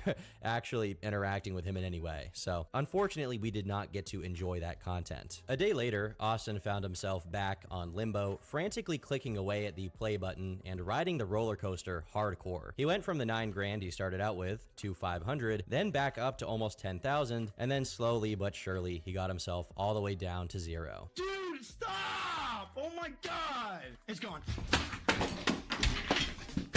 Kudos to him for managing to keep his rage episode as indestructive as possible here. He only really threw some small object that caused no damage to his room. Soon after, he came back with a couple $100 worth of juice, only to sandblast it again and quit again. Moments later, he did everything I just said again. Although this time it was followed by something unusual. His Discord status went yellow after he stopped streaming, meaning he wasn't going on another secret bender behind the scenes or begging for juicers to go live again. You may or may not have noticed that Austin's hair looks unusually disheveled during this period, and I say this as someone known for having special haircuts. While it's not very surprising that a gambling addicted crack golem has messed up hair, the reason behind this particular hairdo is that the scam he suffered earlier was a promised juicer in exchange for him shaving his head. But the person behind it reneged on it before Austin had finished shaving it all off, resulting in the Bossman supercut here. The person behind this scam was one man named Straw Hat Luffy, a former juicer turned rat who is now actively trying to make Austin lose his deal with Stake, but to no avail. Hour after hour of Austin's infinite stream went by, and somehow, the higher he got on Straight Brick, the more he kept climbing. You'd think that being strung out and up for 3 days straight would hinder your ability to gamble, but once again, Austin proves all the rats wrong and powers through it. According to one of the people who were following his Discord activities, Austin walked around his house for nearly an hour looking for a lighter, going as far as to wake people up to ask them for it,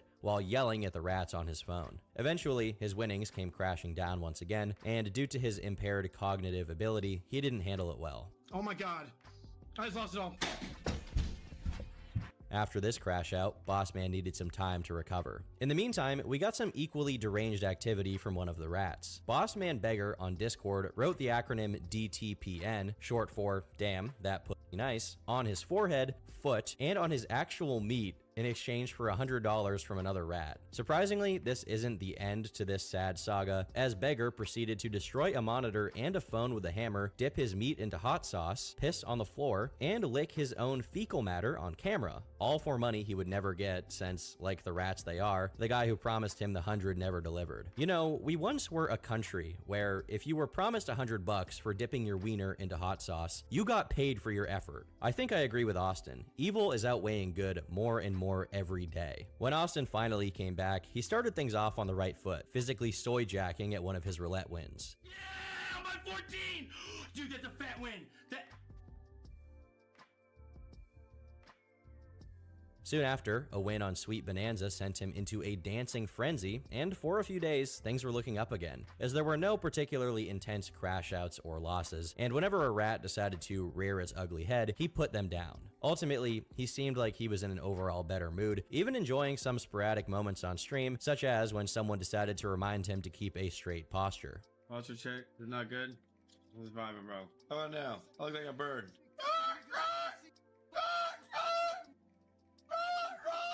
Do I look like a bird? He wants a worm. Feed him a worm, dude. Don't be a dickhead.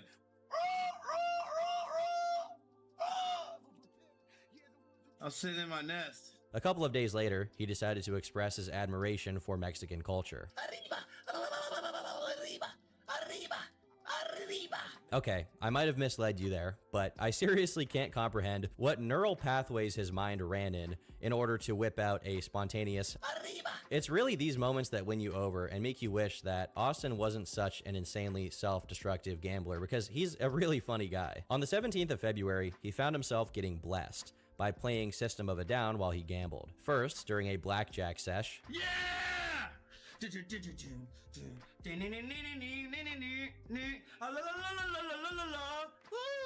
Yeah, buddy. Then a dice roller coaster that ran him up to a little over 1,000 3 times straight before it stopped playing around and felted him into nothingness. Granted, he almost immediately made some of it back. Do a $500 dice.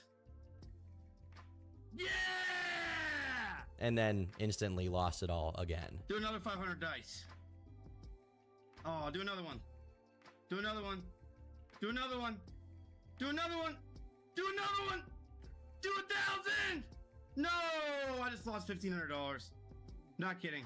Inspired by the morose tune of Lonely Day by System of a Down, he decided to pull a prank on his audience. Dude, I just lost it all, guys. I'm not even kidding, dude. I think I'm gonna delete my Kick channel, dude, honestly. I can't do it anymore. I can't do it anymore, dude. I'm done. Nah, I'm just kidding, guys. Boom! Boom! Would that really surprise you that much, though? You know how many times I've started my stream up? I was like, you know what?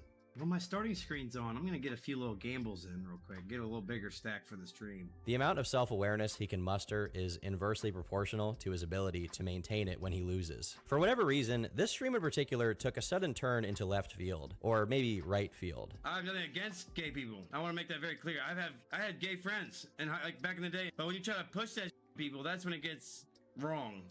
That's just not right to do that. Find this sick. All right, got me $100 here. Let's do a $10 limbo. If we lose, we're out. Gotta appreciate how, before he can get a full thought out, he cuts himself off to lie and say he's gonna get off limbo if he loses. After all of his talk about Eddie on Discord, he folded under zero pressure as soon as Eddie dangled a code worth $1,000 in front of him. And when he claimed it, this is how he reacted. Please! Yeah! Let's go! Let's go, baby! Woo!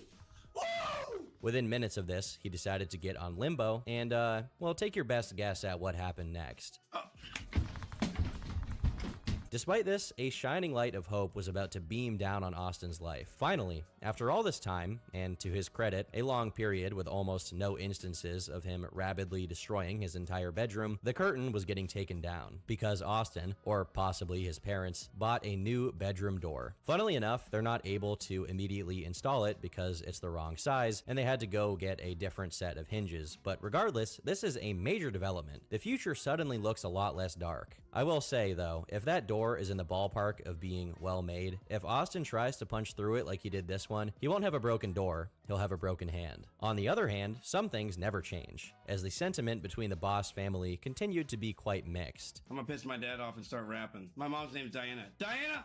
Why'd we have a second son? Why the f did we do this? Thanks, Dad. Pleasure. Soon after this little jab at his dad, this interaction between them was caught on stream. Oh my god, the riggery on that. Austin. Rigged. Double that, dude. Austin. Austin. What, dude? What? You have a burger. What you want? What? Have a burger down there. Okay, dude, text me or something, bro. If you didn't catch that, that was poor old Boss Dad trying to give Austin a burger that they got for him. It seems that the mere presence of a bedroom door, installed or otherwise, was enough to reignite the boss man's violent bloodlust for destruction, as it immediately spiked up on stream. Oh my god. While it wasn't easy to see, what he threw there was one of his many vapes, and with his well-known by this point Olympic throwing abilities, he punched yet another unseen hole in his wall. So much so that when the vape resurfaced, it still had some drywall on it. Regardless, this wasn't really representative of this entire period, as overall, he was on relatively decent behavior, which probably has more to do with the fact that he was consistently getting wins than it has to do with self-control on his part. Speaking of self-control, Austin once again went to lay down, and he totally wasn't gonna sleep. And then he passed out with the stream still on, resulting in an 18-hour long sleep stream. Around 7 a.m. the next day, his dad made the mistake of trying to wake him up, and this was the result. Hey! What the fuck? We got one on. Oh man, why do you keep coming to my room like that? After a whopping 13 hours of sleep, he wakes up and power walks out of his room without realizing he's still alive. Only an hour later does he fully come to his senses and realize what he did. Wait, I'm live? Since when? What the hell?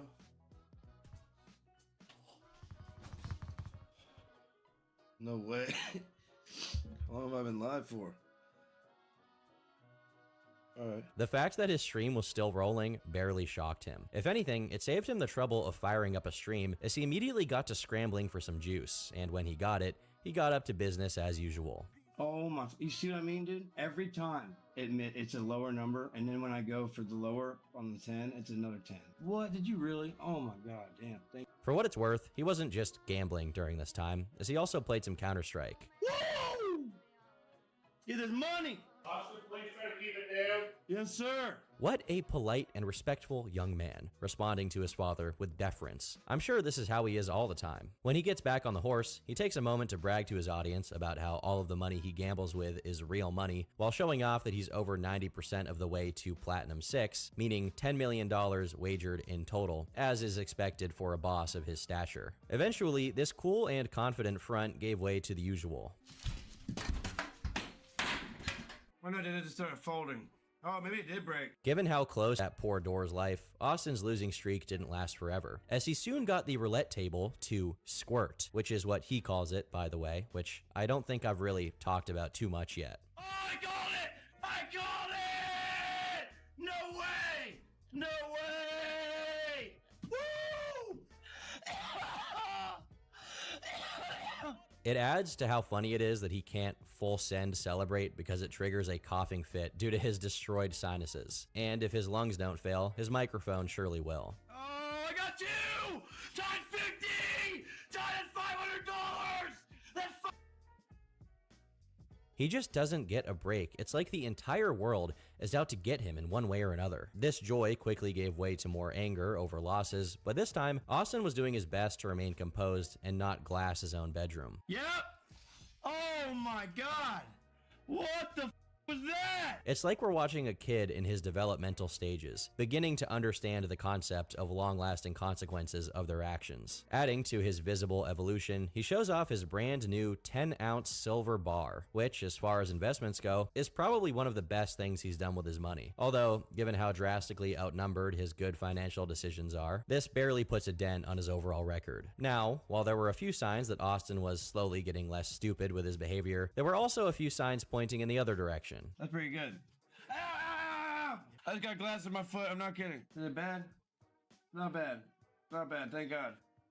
Oh, that could have been bad. This might be the natural consequence of letting a trash volcano pile up right next to your desk and never cleaning your bedroom despite your parents repeatedly hassling you about it. Or maybe that's the natural consequence of having rat parents who don't care enough to clean your room for you. I'm joking, by the way. His parents are not rats. They're very nice people. After staying away from Kino for weeks by my count, he returns to mixed results and decides to end that day's stream on a sour note. By the way, while I can't actually show him doing this due to it involving paraphernalia, the reason why Austin's hands and nails are so consistently filthy and the reason why his voice is getting increasingly hoarse over time is because he smokes resin. With how much money he gets from Stake, it's almost hard to believe he hasn't at least put together a special ZA reserve, since it's pretty much the only thing he spends money on besides gambling. A while later, he tried his hand at mines again, but before he could even get started on another coaster, the Bogendorfs dumped it. Oh my God, I lost it all.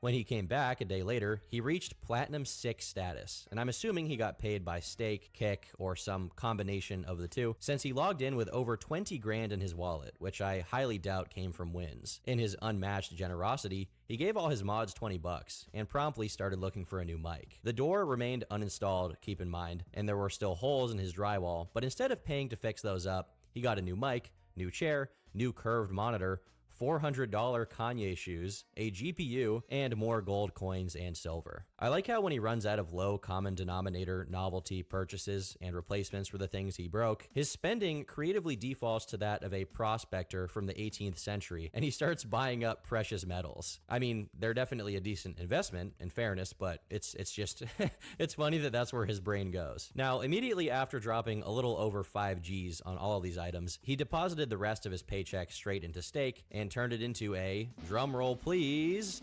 nice round zero. Like a business mogul, a real Warren Buffett type. Before that zero could fully sting, he got some good news. Kick emailed him saying they were considering him for their partner program, which meant he could now get paid on an hourly basis for streaming. Now, there are a few issues with this. For the hourly rate to work, he probably wasn't going to be able to do his usual scheme of crashing out and immediately ending his streams. Additionally, they have some standards for what they call content hygiene, which probably includes him not constantly playing copyrighted music, blowing holes in his wall, going DEFCON 3 on rats and their moms, visibly doing illegal substances on camera, etc. Before this could go anywhere, Austin faced some technical issues as his decrepit iPhone SE, which was his only way to access his bank and had all of his authenticators on it, completely died. While this may initially sound like a problem not of his own making, his parents had already given him a new, undamaged $1,500 iPhone, and he just constantly neglected to transfer his stuff from his old one to the new one. Additionally, the only reason his phone is this beaten up is that he kept throwing it at his walls during his fits of rage. While trying to quote-unquote fix it, he kept jabbing and poking at it until it somehow got even worse. Regardless, it seems that all of these things in tandem were pushing him toward making his streams a little more stable. And to celebrate, he once again loosened up his no Kino policy, and this time around,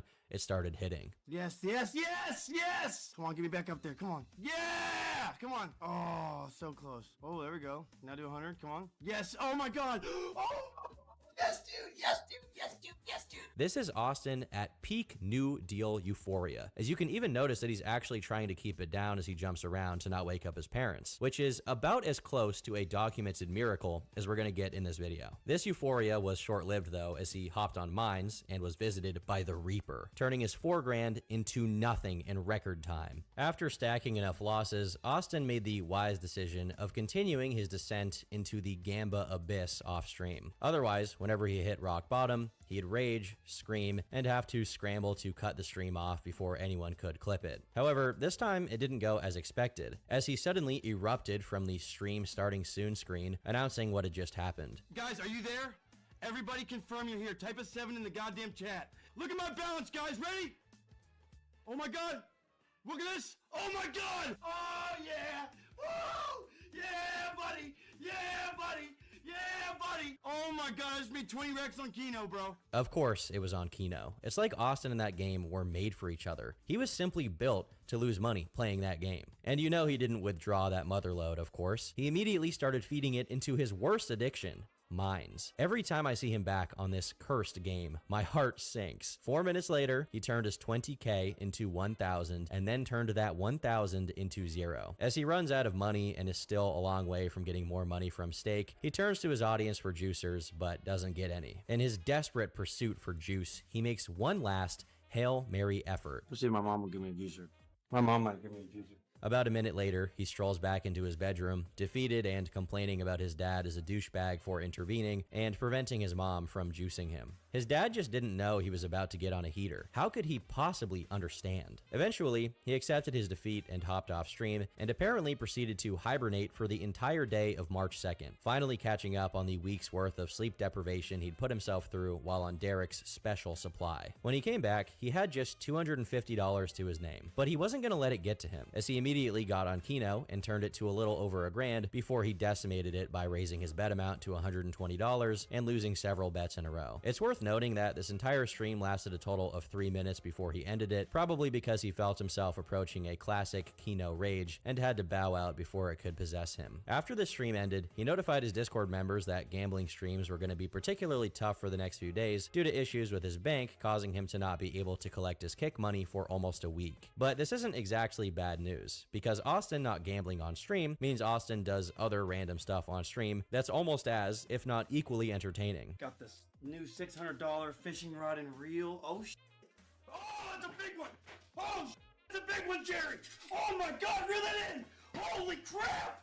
Damn, I got a big one. The fact he's only wearing one sock during this clip really adds to it. However, this PAX boss mana was extremely brief, as he managed to scrape together some loans and get back on stake, although his patience was wearing quite thin. He ran out of money quick and started complaining in his chat, saying that he was already owing half of his kick paycheck, which by my understanding was going to be about $14,000. So here, he's saying he was $7,000 in debt. In other news, his GPU and new monitor arrived, but he did such little research on the things that he bought that first, he thought he bought the wrong GPU because it didn't fit his computer, and that's because the GPU came with a protective sleeve on its connecting part that he didn't even realize was there. Then, when he showed a picture of his new GPU properly plugged in, he only plugged in 2 out of its 8-pin power cables. Lastly, he explained that he bought the new monitor so that he'd get less lag on Plinko, as his old monitor only had a 60 Hz refresh rate. As a result, when he plugged in the new one, he was astounded at how much better it looked. The thing is, he hadn't changed his configurations, and the new one was still at 60 Hz. Also, I shouldn't have to say this, but of all the things that could cause Plinko to lag, from his RAM to his internet connection, his monitor's refresh rate has possibly the least to do with it, as all it being lower would mean is that the Plinko balls would look more choppy, but they wouldn't lag. After what seemed to be like months of a terrible squirt drought, Austin was beginning to have some luck with Keno, when he was met with a Lovecraftian, otherworldly, Christopher Nolan-esque heater. Oh! Oh my gosh! Oh my gosh! No way! No way! No way! No way! Oh my gosh! Mom! Mom! I cannot believe that this happened, dude. Oh my God, dude. $15,000. You guys have no idea how much I needed this. Do you guys want to hear the truth? I lost my entire kick check.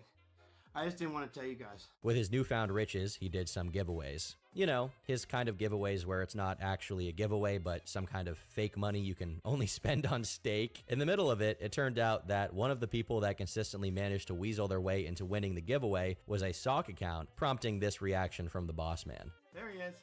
Oh my God. Bro! Stop it! Stop it! Stop it! Stop it! The giveaway's canceled! I need a minute. I need a minute.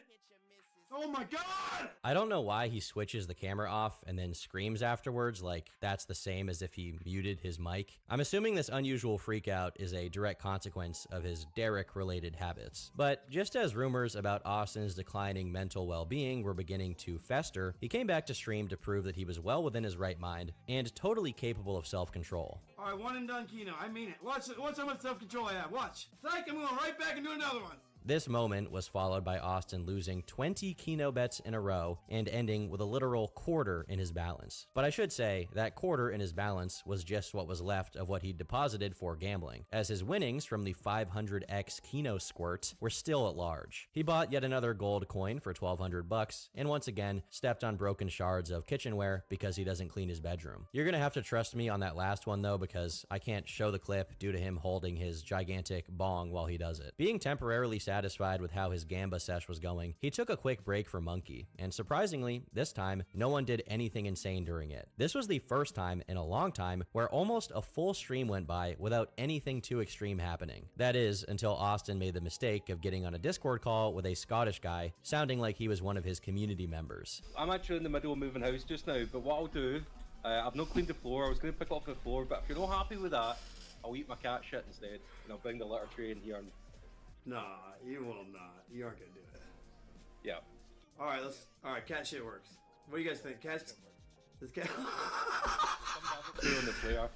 But if that won't be, I'll go get my cat litter just now.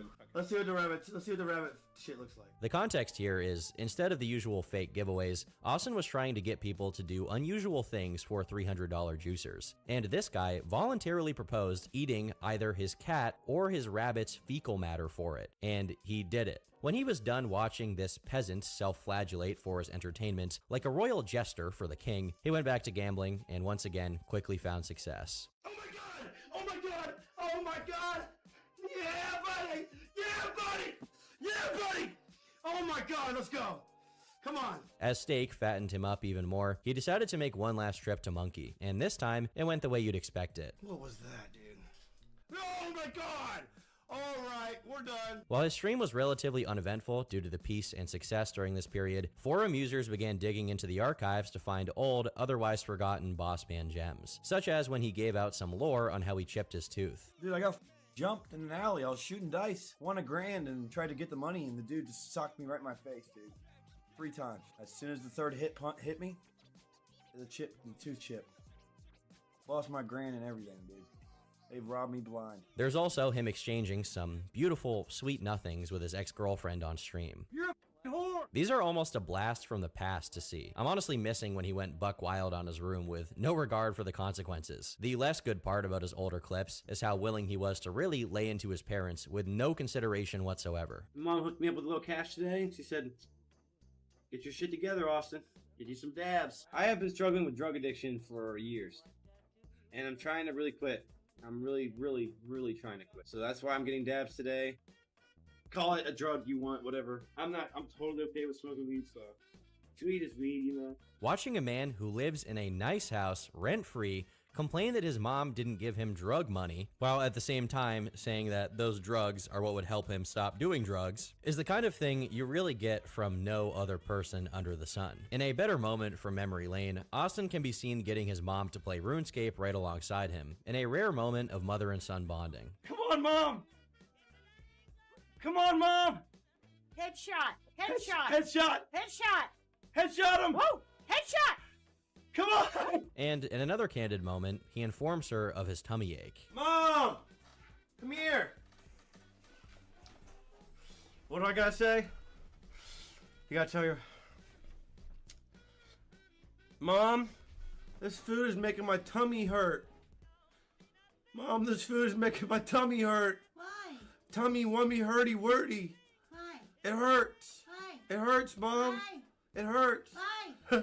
You really don't know that you're in the good times until they're over. Going back to where we stopped in mid-March, Austin had a sudden onset case of self-awareness and diagnoses himself on stream after spending 2 minutes reading the DSM's website. Guys, you know what I think I have? I'm not kidding. It's borderline personality disorder. I know that sounds crazy. But I'm like reading up on it and shit.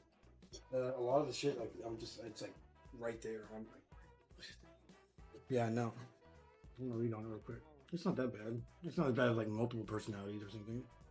Which if you have that, I'm not making fun of you or anything. We're talking bad about you. It's just tragic and convenient that he completely downplays this moment of introspection, saying that having borderline personality disorder isn't that bad. Funnily enough, it's moments after his self-diagnosis that he hops on Keno and does this. Oh my god, dude. Oh my god! Bro! Oh my, dude. Oh my god, dude. I'm gonna. He then abruptly ends the stream, fires up another one, gets on roulette, runs it up to over 5 grand, and then does it again. No, dude. Oh my god. No, dude. Stop, dude. You do this to me every day. Realizing he's about as stacked up on crack and sleep deprivation as one can possibly be before suffering from a stroke, he calls it a day. The next day, before he re-enters the personal torture room known as Steak, someone sends him the Boss Man merch, which he's really entertained by. Dude, it's spelled nice wrong. Dude, you gotta spell the word nice right. You can't misspell it on the mug, dude. But unfortunately, his smile and optimism were gone by the time he started gambling again, as he quickly found himself on the wrong end of a Keno coaster. You know, it used to be the case that Austin promised to quit, ended a stream, then took about 20 minutes to rest, and then came back to do it again. But we've evolved to the point where he is calling them scammers and saying he's gonna quit as he literally racks up some more bets on roulette. You can't get more efficient with your time than that. When he does get off stream, he takes to Discord to make a very important announcement. Joe Biden sniffs children's hair. If you support Biden, literally, quite literally, I think you are dumb. And you can also carry your dumb face right out of this Discord. After cleaning house in his community, he goes back to streaming, but he's evidently still in the mood for some blood sports, as he proceeds to relentlessly attack someone named Big Chungy. Hey guys, Miss Chungy's here. I'm gonna need like 5 minutes. It doesn't take me very long. I'm like average size. I just 3-4 minutes, I'm done. That's Drain Gang, you know? Miss Chungus! Miss Chungus! Oh, I can't wait. Holy shit, that was like 20 seconds, dude. I'm already done. God damn, that was amazing. That post-nut clarity is just amazing, isn't it? I feel like a new man. Big Chungy, do you not have anything to say, sir? Nothing? It's okay, bro. Just speak your piece, dog. If you're not a rat, just say so. You and I always have my back. That night you lent me 200 bucks, you were talking me all over the place. I got screenshots of all of it. On my life, I'll show you my what is your transaction history? Show me where you bought that black dildo for your boyfriend. When he was done violating Miss Chungus, he got off stream to relax after a long day's work. A day later, he came back after getting a massive 2 grand juicer from someone named Fat Hacker, and he then doubled it on Keno and then went to roulette, where he turned it into 11 and then $24,000. All of this took place in just a few minutes, and the coaster was so sudden and violent that it reset Austin to factory settings and immediately sent him to his chat, begging Fat Hacker for another grand, while Fat Hacker was in the chat, actively complaining about how Austin completely wasted his juicer. Austin, and simultaneously his community, had such an inability to comprehend why someone would be mad that you wasted their donation within minutes of getting it, that they tricked themselves into thinking that Fat Hacker was either Eddie or some Steak employee, operating under a secret account to try and sabotage his stream. In the same hostile vibe, Austin starts engaging with another gambling streamer who he accused of gambling with fake money, resulting in a call between them on Boss Man's stream, which of course was very mature and very civilized. Now listen, what does it feel like to be part of the circus using fake money? I don't know. Would it know? I'm skating! I'm skating everywhere! Let me ask you one more time. What does it feel like to be part of the circus using fake money? I wouldn't know. Oh, you wouldn't? Really? Are you sure? Let me show you how I mom. Oh, Mr. Suo. Whoa! Oh my God, Ben. Oh my God. Oh, Mr. Suo. Oh my God. Eventually, after some thorough discussion about how this other guy had a hard time seeing due to his boyfriend having something left in his eyes from that morning, Austin claims he'll take all of his viewers by the end of 2024. And in response, the guy said, "Because you threaten to kill yourself every month when you lose all your money, and then you beg your viewers for money, then you lose their money." You did not just stoop that low. You did not. Oh, Mrs. Smith, keep jerking on me! Oh my God, jerk on me! Jerk on me! And that bothers you? Why? What if I have mental problems? Is that good to make fun of me? Really? That makes you better than me! That makes you better than me! This dude then quits the call in frustration, at which point Bossman is possessed by his ancestors' spirits and delivers a war cry that would instill fear in the heart of the most ruthless barbarian. Once he's calmed down a bit, he confides in his chat, trying to figure out whether they're supportive of him or not, and accidentally lets something slip. Type of one if you think I'm more entertaining than that.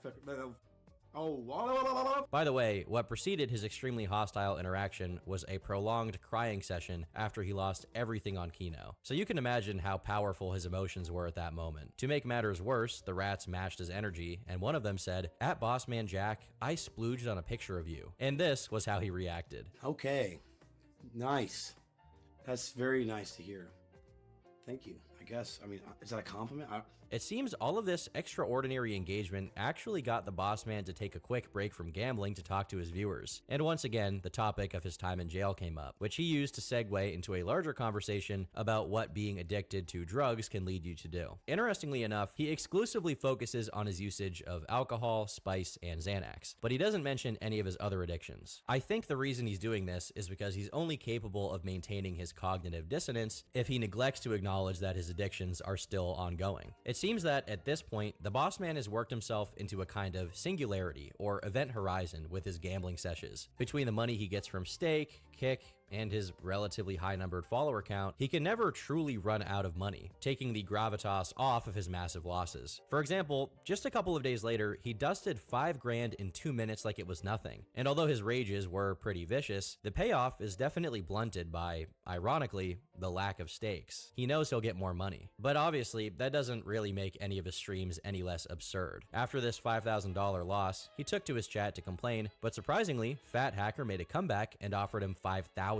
With that money, Bossman managed to hit a 63x on a $6 bet and get up to $400 on his balance, at which point Fat Hacker started dishing out the juicers in an unforeseen volume. That night alone, Fat Hacker sent him over $12,000, which really raised the bar for the other chronic Bossman juicers. In one increasingly hard to believe sequence of events, after having spent the entire night complaining about how steak is a scam for continuously eating up his juice stack and giving him nothing in return, he gets contacted by a steak representative.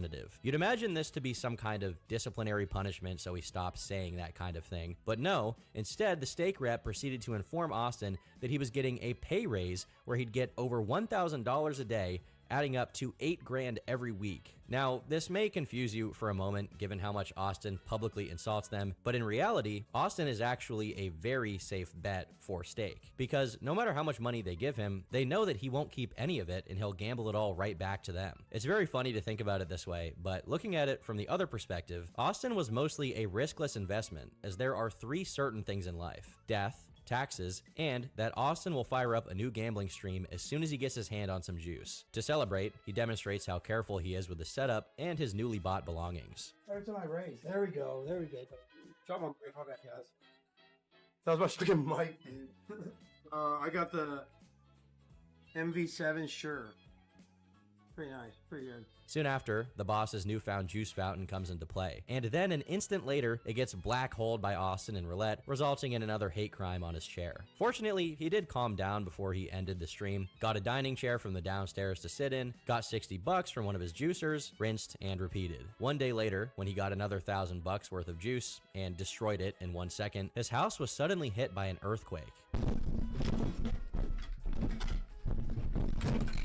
Once again, Fat Hacker manifested out of thin air as soon as the boss started crashing out and promised a new bundle of juice, only to follow up his promise with, "Just kidding, boss man, you aren't getting anything. Also, I banged your mom. Psych bro, sending now, lol. Psych again, screw you, Fat Man Jack." Once he realized that Fat Hacker wasn't gonna come through, he cut the stream off and went onto Discord. "I might do it, guys. I might do it. Take care, everyone. I'm serious. I'm miserable. See you." Before anyone could even be fooled for a second that this time he was saying the truth, he fired up another stream with some pocket change worth of juice, only to lose it again, and doing his best to not put another hole in his wall, he starts hitting himself, which I can't show on screen. Despite his career technically being on the up and up as a gambling streamer, we're seeing the resurgence of the extremely belligerent, fighting with his family boss man of old, as even a win won't improve his mood, and he will start arguing with his dad for seemingly no reason. Yeah, dude. All right, bro. Yo, dude. You're not gonna fuck. Yo, get in the dude. Stop bitching, dude. I just told you I'll be quiet.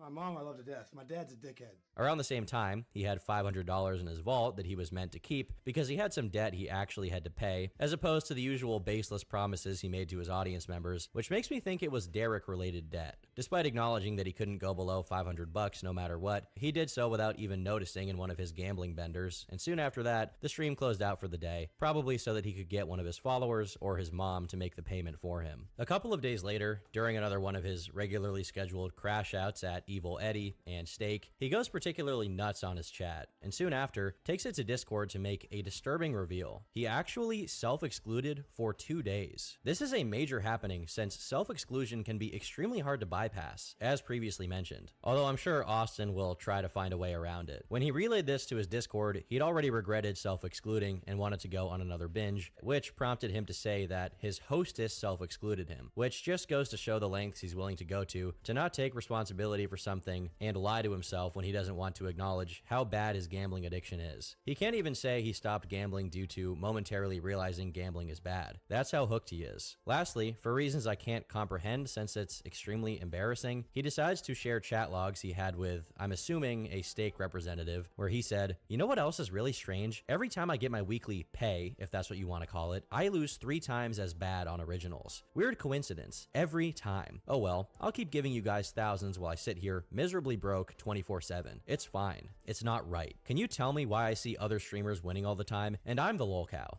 The guy who always loses. The guy who's always been laughed at. I always make myself look like a huge clown, daily losing on Steak. Wild. I don't know if I can do this much longer. I hate my life." It's like only an insurmountable barrage of negative emotion can get Austin to be honest with himself for a second. And even then, he tries to suggest that it's some kind of conspiracy against him or that it's Steak's fault that he loses it all every time. Given Steak is a gambling company, but ultimately it's his responsibility as an individual to control his own actions, not Eddie or whoever's duty to intervene. Even if they did, it's not like that would work out anyway because he'd just get on BC Game or whatever other gambling sites are willing to take him on. Unfortunately, this kind of self-exclusion he did only successfully excluded his account, meaning he could just finesse his way into another account, and as long as it wasn't immediately publicly tied to him, he could continue to gamble away. For the 2 days his account's self-exclusion lasted, he stayed out of Kick, deciding to only stream to his followers, which he was doing on his Discord server, and like all of his Discord streams, they had some special treats for all of his closest community members. Oh my god, what is that?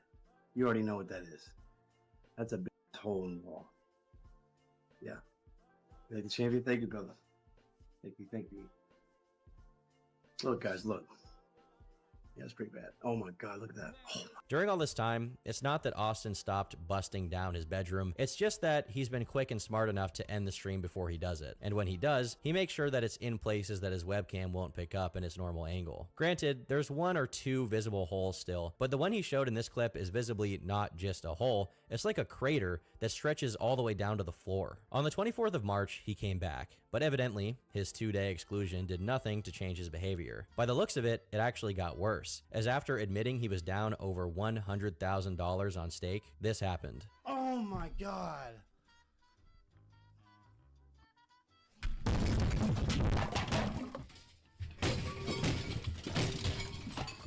By the way, it may look like that door is installed, but no, it's just leaned precariously against the door frame in a way that makes it look like it is, but weeks after getting it, he's still doorless. I'm thinking that he's actually hesitant about installing it as he knows he's gonna Swiss cheese it. After this massive meltdown, he announces another stream, but notifies his viewers that he'll have to use an on-screen keyboard due to having smashed his previous one. Ultimately, this stream didn't even happen, most likely because he did what he usually does and gambled before he even fired the stream up and lost it all before he even started. He only returned later that day and did a 1-minute long stream where he felted himself instantly on mines. Now, the thing about playing mines is that after you get a couple of diamonds or emeralds or whatever these things are, the play button turns into a cash out button. And the entire game is set up in a way where the only way you can get anywhere is if you repeatedly cash out small to medium winnings, as the chance of a huge payout is essentially 0. However, the boss man is unmoved by small winnings, which leads to him being mercilessly violated by mines every single time. Other games, like Keno or Roulette, have you voluntarily limit your exposure to a loss before you play. But Mines is brilliantly structured so that you have to decide mid-game, leading to more stupid decisions being made and more losses occurring. This isn't to say this changes anything though, as inevitably Austin will end up with a 0 sooner or later, but at least in other games he can get some interesting roller coasters. Meanwhile, with Mines, it's over before it can even begin. By the 25th, literally 1 day since his exclusion expired, he had already sent himself barreling into the abyss of poverty. In an effort to cope with it, he shared an inspirational quote with his Discord. "If my friend has $4 and I have 40, I'm buying. If my friend has no gas and I do, I'm driving. If my friend has nothing to drink and I do, I'm pouring. If my friend has no food and I have a McChicken, we're McSplitting it." Some of y'all are so greedy, it's sickening. We lift each other up over here. How impactful coming from the guy who actually makes over $1,000 a day and only ever gives any of it to his audience through stake codes where they're gonna lose even more money. Somehow, in between streams, he seemingly broke his brand new expensive microphone and became reliant on his scuffed, panned to the left webcam mic, which made his crash outs a lot more funny, honestly. Why? Why? I lost everything. I have nothing. See you guys. If his microphone wasn't enough, he also couldn't control himself, and after having destroyed his own chair, he also destroyed the dining room chair he lifted from his parents. Oh my god. Bro! I've lost... Oh my... His realization of what he had just done didn't stop him from getting yet another dining room chair and starting another stream where he lost it all again and came dangerously close to destroying his setup a third time in the same session. Fortunately, he didn't, and his setup lived to see another day. On the 28th of March, after all this time, a new and unscathed door would finally be installed, although it wasn't installed by him because he was too busy gambling to do it himself. Instead, his dad installed it. Now, I'm kind of using the word installing loosely here because he didn't actually screw the door on its hinges, and instead, he used a nail gun to stick it to the door frame. Unsurprisingly, since that nail probably blasted right through the frame and into the empty drywall, the door didn't stay there for long and came off its hinges. Despite that, it seems that the mere sight of a door within its door frame was enough to bring back some old school boss man, as a measly $300 slot win was enough to send him into hysterics. Oh my god, dude! I just won $300! I just won $300! I swear to God! I just won $300! Oh my gosh! I just won $300 on a base spin! Oh my goodness! At this point, he had either brought his old mic out of retirement or his new mic had started working again, but whatever it is, he continued to drop his microphone. Keep on hitting like you never hit before. Oh. Chip ball! It's not entirely his fault, though, seeing how often earthquakes hit his house. It's gone. Oh. Poor guy. His house must sit directly on some kind of fault line, some kind of plate tectonic crack or something. That must also be the explanation for the gigantic crack we saw on his drywall next to his desk earlier. Now, as Austin stooped lower and lower for the sake of a few extra morsels of juice, he eventually agreed to a deal with a new crypto company and now had a bot in his chat actively promoting it. This is hardly surprising given that he's always been kind of reckless when it comes to doing whatever he needs to for money, but it is a tiny bit disheartening to see him get in bed with yet another strange business, going as far as having his mods ban anyone who criticized him for this or brought up concerns regarding the meme coin. But just as hope was beginning to dwindle, the glimmer of humanity in Austin's streams was rekindled when once again his dad began attempting to put his door in. Despite the boss father's best efforts, it failed once again. It's as if his bedroom is such a vortex of destruction on the fabric of reality that attempting to fix it is naturally bound to fail. Soon after, the boss man felts himself, and the month of March 2024 ends on a very sour note. His descent into the depths of the Gamba rot approached completion, and he once again returned to his completely scuffed webcam mic for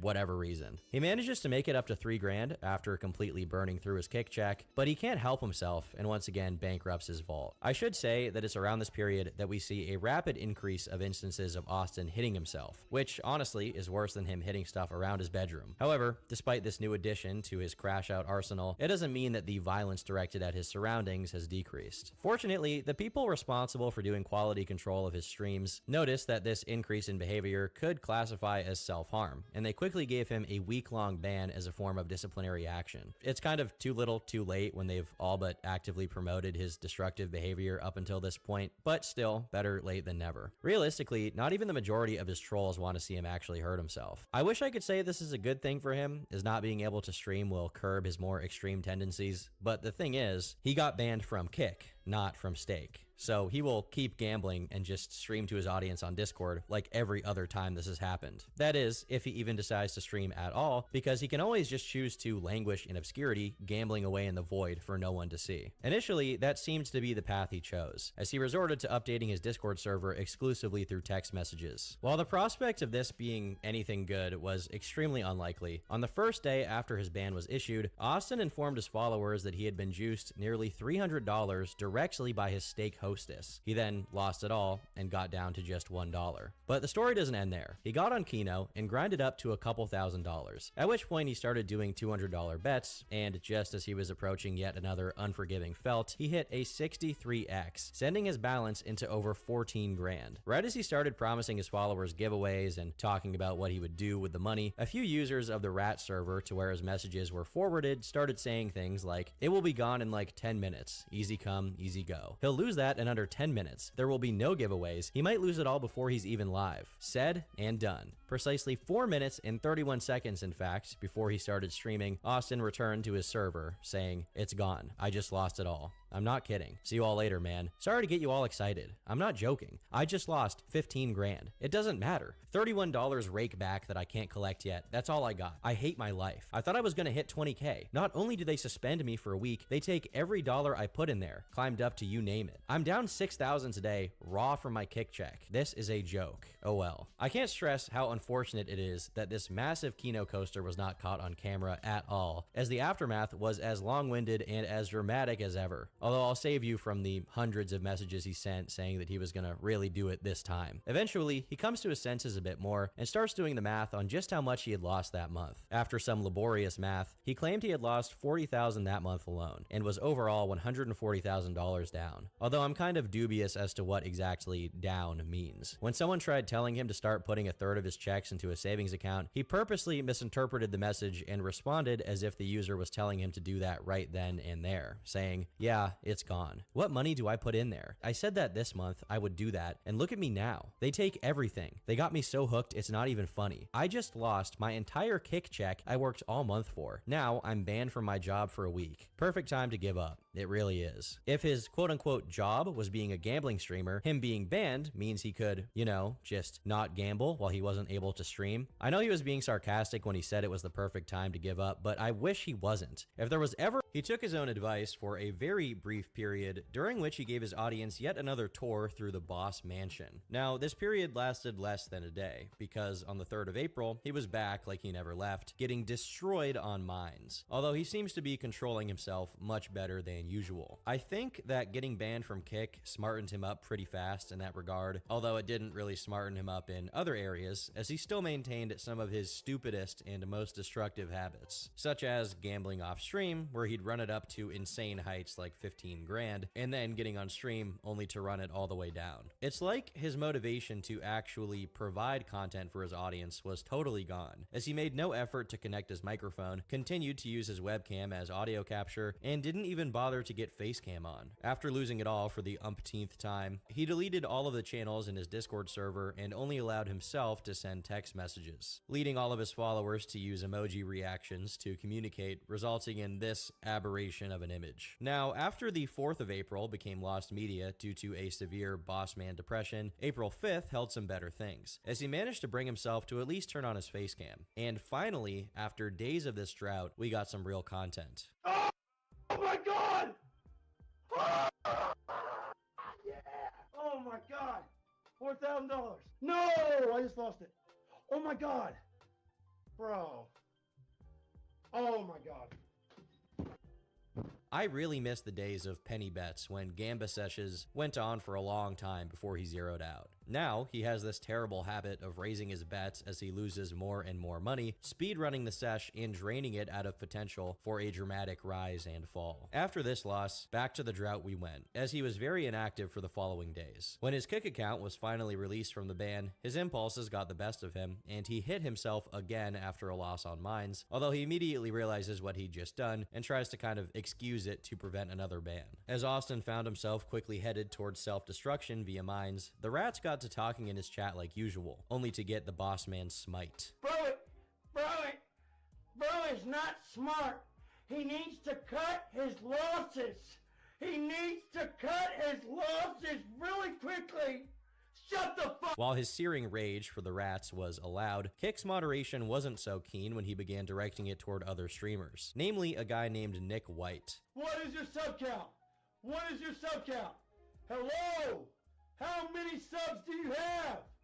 Shut the For whatever reason, Austin found himself raging at this guy to the point where he called him a slur for gay people. Surprisingly, this was enough to take the mods off and ban him, this time for an entire month. While he had previously faced a week-long suspension with no real issue, 1 month was a very long time for him to stay away from his stream, which prompted him to write them a very heartfelt email. I'm honestly at a loss of words. I first got suspended for, quote, doxing someone that was close to my community for scamming me, which I understand, doxing is not acceptable. I got a week for that. Then I lost $4,000 in just a matter of seconds and hit myself on the head and got suspended for self-harm. Now, I stand up for myself after multiple accounts this Nick guy has sent to my stream and called him one word and I get an entire month suspension? That doesn't sound justified at all. Are you serious? I feel like I'm being targeted. Why in the world should this ban be an entire month for someone who is literally harassing me and hate watching me via his stream? I feel like you guys don't have my back at all, and that sucks because I've put in a year's worth of streams on your platform. I've done a lot of advertising,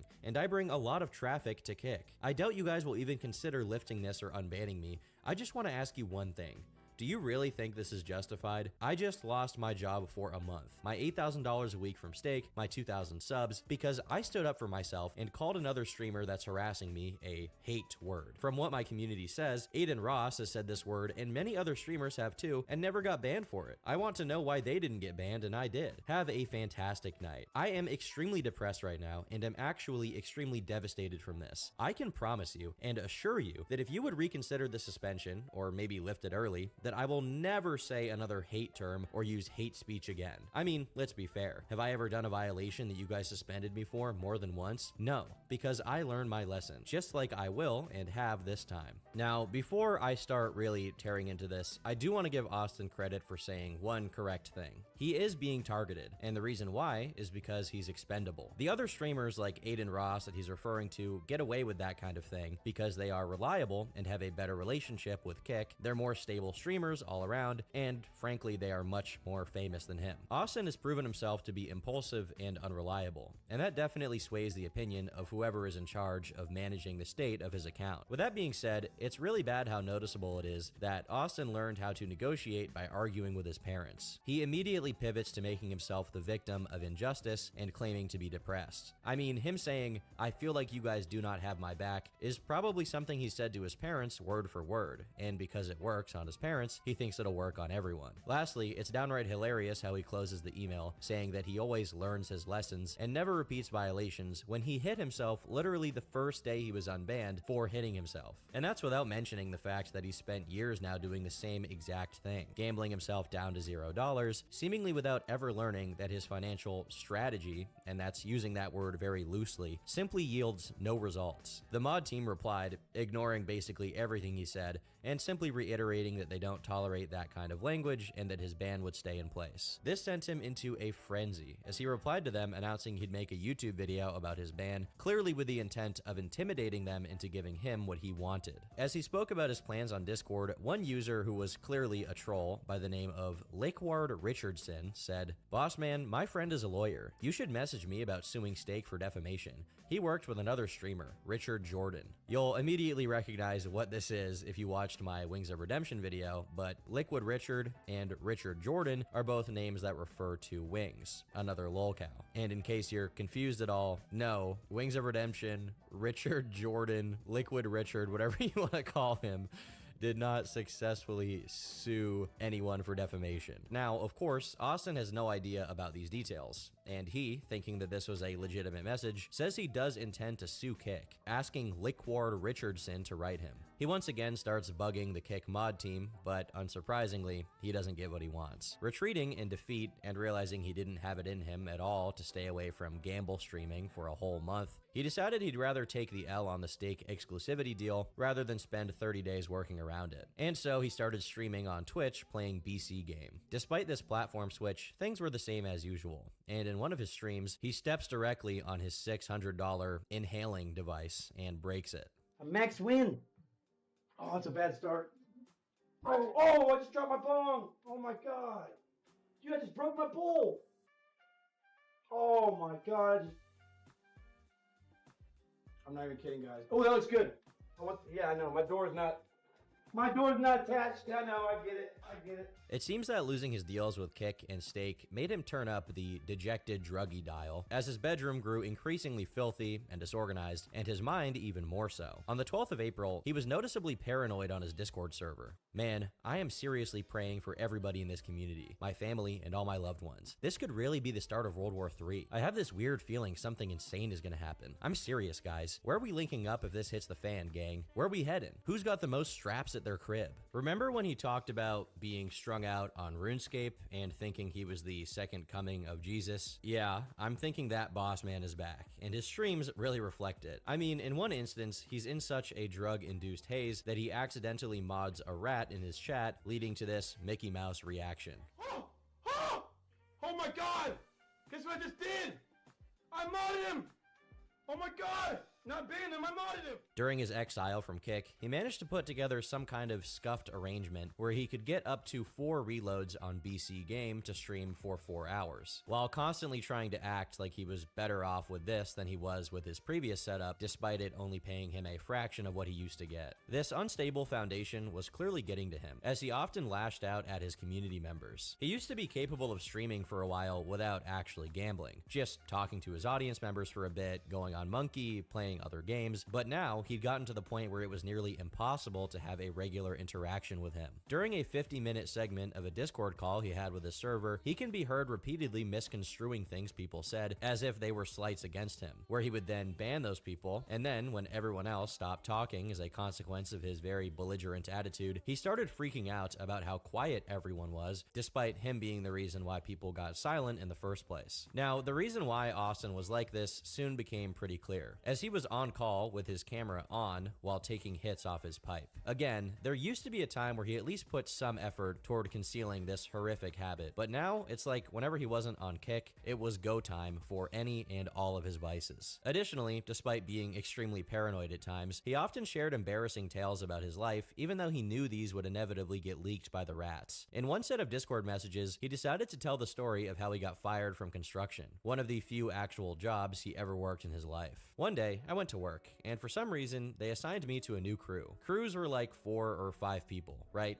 I never met the crew leader, never seen him, etc. So we actually had to work on a Taco Bell. We did the rocks and stuff outside the restaurant, placed the rock bed down, whatever you call it. That day, I decided to be kind of lazy as it was a new crew. I thought I'd get away with it. So I kept going into Taco Bell and ordering tacos. At the end of the day, the crew leader called me inside the building, the headquarters place we worked at. He said, "Austin, I'm the owner of this business. I was undercover today, and you didn't do a goddamned thing all day besides eat tacos. You gotta go." Lol lol lol. I had no idea he was the owner of the business, bro. Isn't that wild? I guess that's a good explanation as to why Austin sees Stake and Kick as the only way he's ever gonna get his hands on money, even though he knows it'll go right back out of his wallet immediately after. I also like how he focuses on the guy being the owner of the business instead of the fact that he was being very lazy on the first day he got assigned to a new crew. Around this time, one user prophetically expressed that they felt that Bossman's peak was over, and soon Austin was either going to quit streaming and get arrested or be evicted. This post would eventually be proven totally true, but for the time being, the Twitch and BC Game arc was indeed proving to be very stale and uneventful, as Austin was rubbing together pennies and dimes while coping about how better off he was there than on Kick. And ultimately, this entire thing was just a lot less entertaining and interesting than Bossman regularly throwing away thousands of dollars and crashing out. His streams were also extremely short and got almost no views compared to what he used to get, and his rage moments were becoming increasingly sad.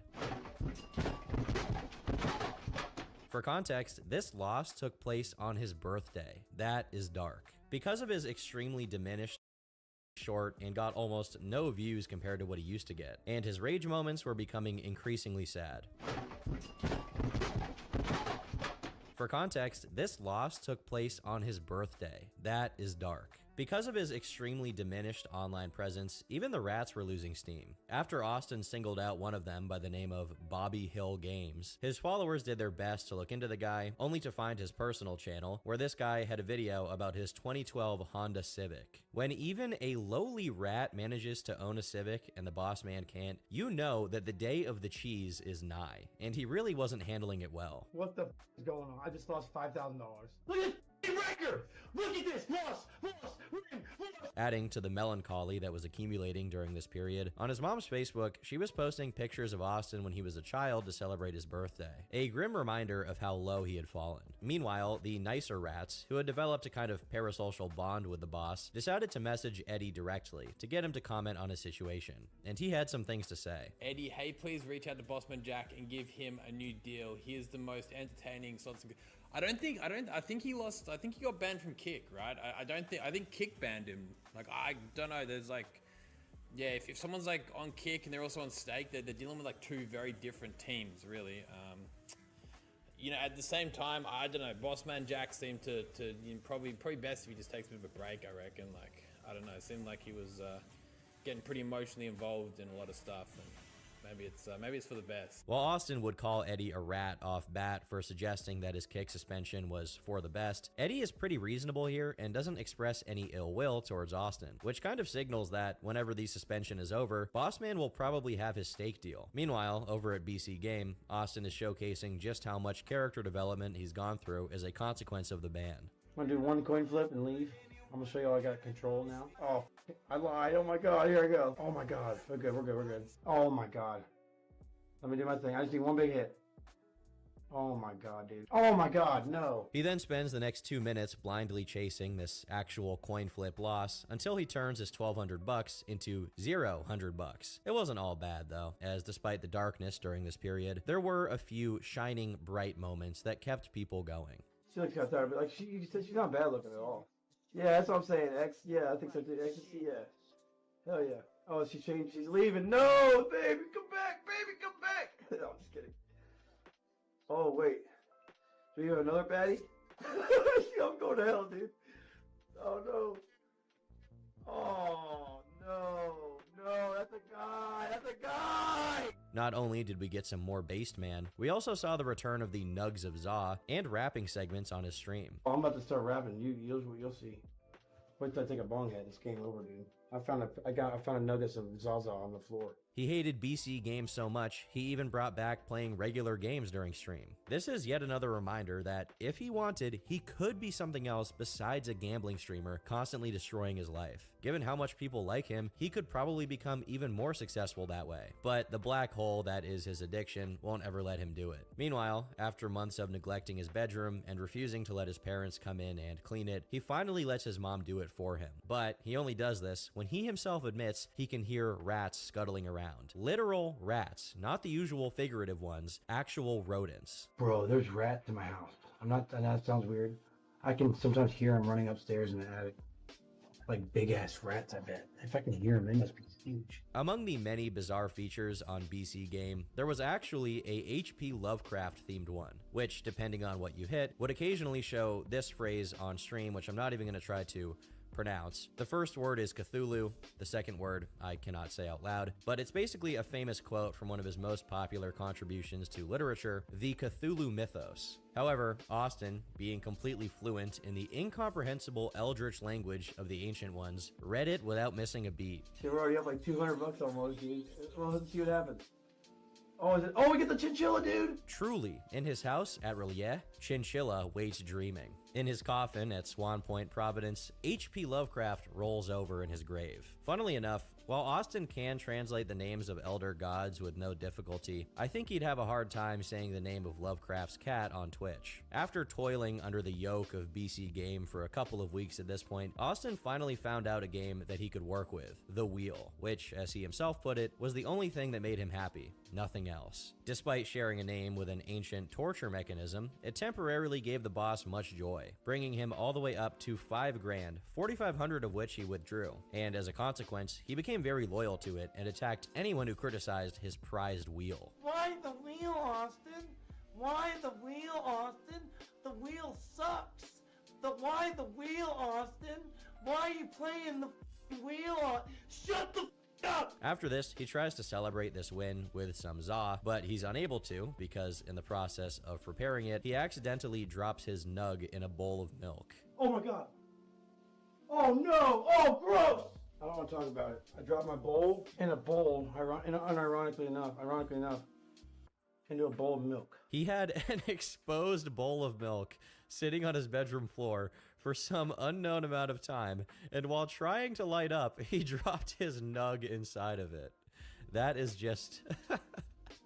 How can you not love this guy? He's amazing. After having withdrawn his $4,500, he got a new reload, gambled it up to $8 grand, and then lost it all, at which point he became desolate and ended the stream. The thing is, he still had his 45 withdraw, so you can bet that after procuring the finest nose minerals that the state of Virginia can offer from a certain Mr. Derek, he redeposited every last dollar. At least that's my theory as to why later that same day, he could be seen complaining about having lost it all again on his Discord server. Just a few days later, he got a little over $500 deposited into his wallet, which he diligently managed to turn into over $20,000. This kind of climb is something that hadn't happened for quite a while. So of course, Austin was very satisfied with this unusual win.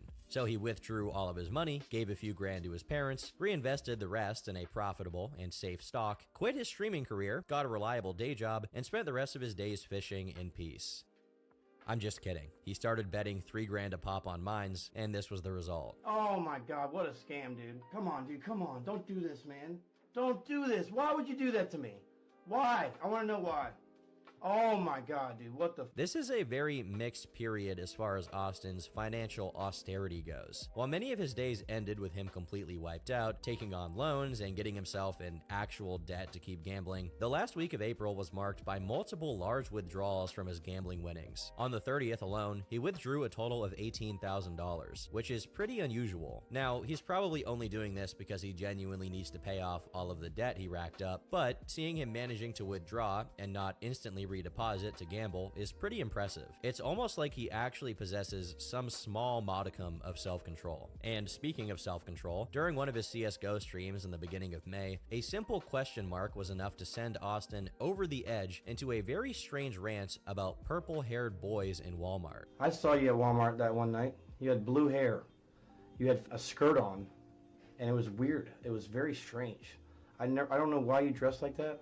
But I will tell you that you can probably pull another boy with that outfit. You know what I'm saying? I could see you pulling another boy with purple hair. He's gonna have purple hair, you're gonna have blue hair.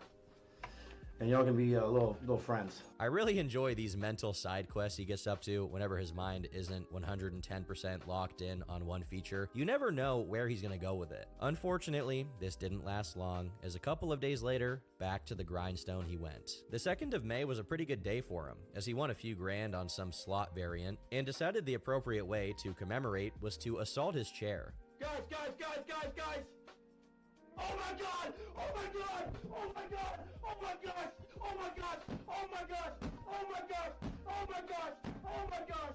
Holy crap! But it didn't take long for him to lose it all, like always. May 3rd, on the other hand, was a very different story. He got up to $3 grand on slots, but this time, he decided to take his money over to the coin flip game. The coin flip game is one of the most depressing and clearly hardcore gambling addicts games, as there are no entertaining aspects of it. It is literally just a random number generator that decides whether you're going to go on a streak or not. Somehow, in around 11 minutes, he turned his $3,000 into $30,000. Again, a pretty rare occurrence. The thing about these coasters is that they always need to come down, and come down he did. In the 4 minutes following his climb, he went down 1,000 by 1,000, each time promising he wouldn't go below a certain amount until he found himself right back where he started. I can't afford this, man.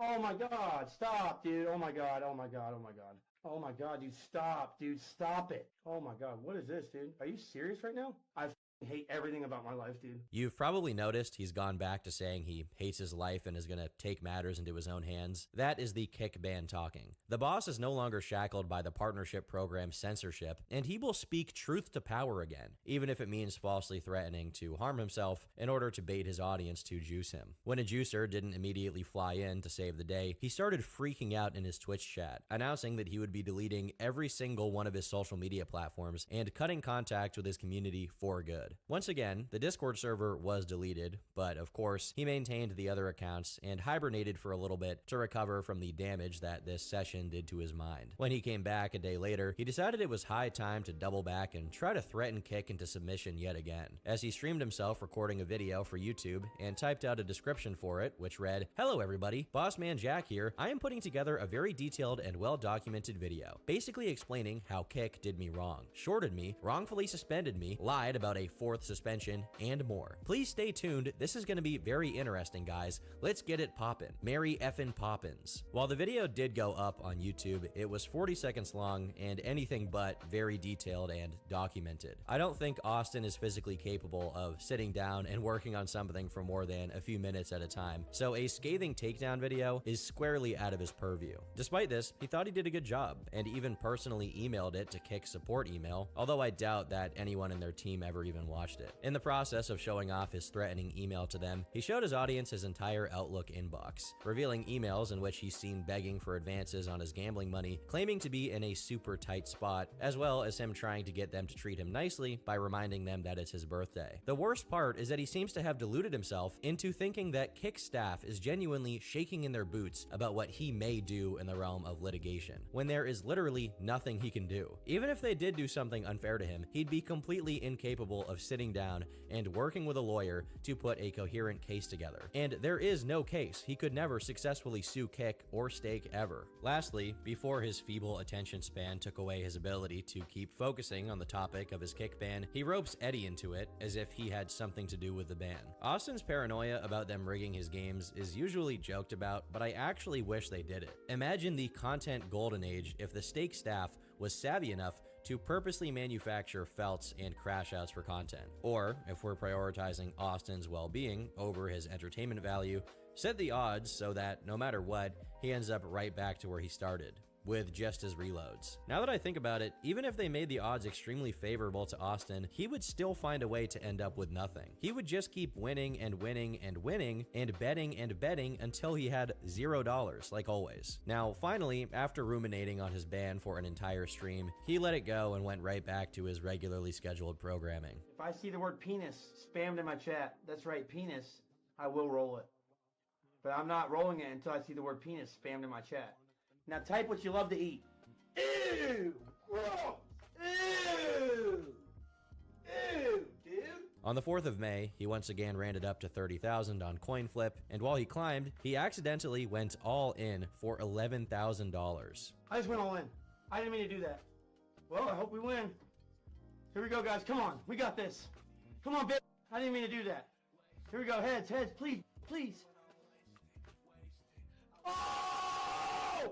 Holy shit, that was an accident! He almost immediately did it again a few moments later for 19 grand, but managed to catch himself before he did it. And instead of cashing out, he decided it was time to go double or nothing. Can you guess what happened? No! I lost it all!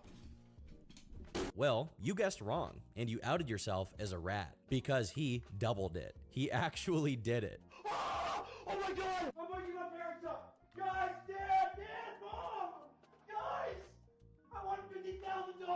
Guys, wake up! Wake up! Dude, I won $50,000! Yep, we're in there for sure. It's definitely decided. I just won more than I've ever won in my entire life, dude.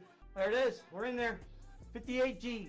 I just won 58 grand. $62,000 in his balance. The Honda Civic is literally right around the corner. He can buy whatever Civic he wants. Victory has been snatched from the jaws of defeat. The rat community is in shambles. Billions must die. In the actual middle of the night, he goes to his parents' room to inform them that he'll be taking them out for breakfast and buying a car soon. But they expressed skepticism that he'd even keep any of the money by dawn. In response, he power walked back into his bedroom in defeat, only to show off his Jordans to his audience and announce that he'll be buying a new pair soon. Just to make it clear, if it weren't for him completely fumbling everything in life, Austin would regularly be getting over $10,000 in checks from Stake and Kick, and that's without counting any money he could potentially make off of gambling if he was mentally capable of withdrawing. He could take his parents out for breakfast every morning if he really wanted to, but instead, he waits until he's up like he's never been just to begin considering it, only to immediately start arguing with them in the dead of the night. But it seems that whoever was manning the lever that makes Austin lose all of his money was caught off guard by Boss Man's strategically off-kilter sleep patterns and was unable to flip it. Soon after his $60,000 win, he moves over to some candy-themed slot game and makes another 10 grand, his biggest slot wins of all time. When am I cashing out? Well, I cashed out 63K last night. Please, praise, guys, praise. Oh my God, times 10. That's another 7. Oh my God, this is my biggest Sweet Bonanza win ever, dude. Oh my God, what the? This might be my biggest slot win ever. Oh my God, $9.2 thousand, dude. Oh my God, times 100 miss. Okay, that's okay. Oh my God, look at that, dude. Being hopped up on gallons of juice, he decides it's time for some more coin flip. And he once again beat the odds, turning 2 grand of his winning into $36,000. But then he turns that 36 back into 2 grand, and then turned that 2 grand into nothing. I lost it all. It's very obvious. I'm gonna lose it all. I'm gonna lose it all now. I promise, I am. Yep, it's gone. I'm not kidding. Oh well. Man, I'm an idiot. Damn, dude. What's over? What's over? Hold on a second. I think he got a little bit callous from his previous wins because he doesn't even celebrate that hard here, despite winning an amount that he's only ever gotten a few times in his career as a professional online gambler. I swear, I think I've seen him get more hype when he's made like 3,000 than he got here making 30 something. Unlike the previous wins, this time he cashed out absolutely none of it, letting his all or nothing gamble greed fully take over. And like always, the tragedy is that no loss is a complete loss without Austin chasing a loss with his wins until there's only loss. Avid followers of his activity began checking his wallet, watching as he redeposited thousands of dollars from his account into BC. Within 1 hour, he was down to a little under $30,000 from his original stake stash. Here, we get another example of what I mentioned earlier. As Austin lost, instead of becoming more conservative with his approach to bets, he did the opposite and got more radical, making larger bets and expecting them to hit and make him all of his money back in one fell swoop. And finally, he met his inescapable fate. No, it's just so rigged, man. They hate me so much, bro. They act like they give a about me. They don't give two about what I do. Yep, it's gone. I lost it all. $63,000 gone.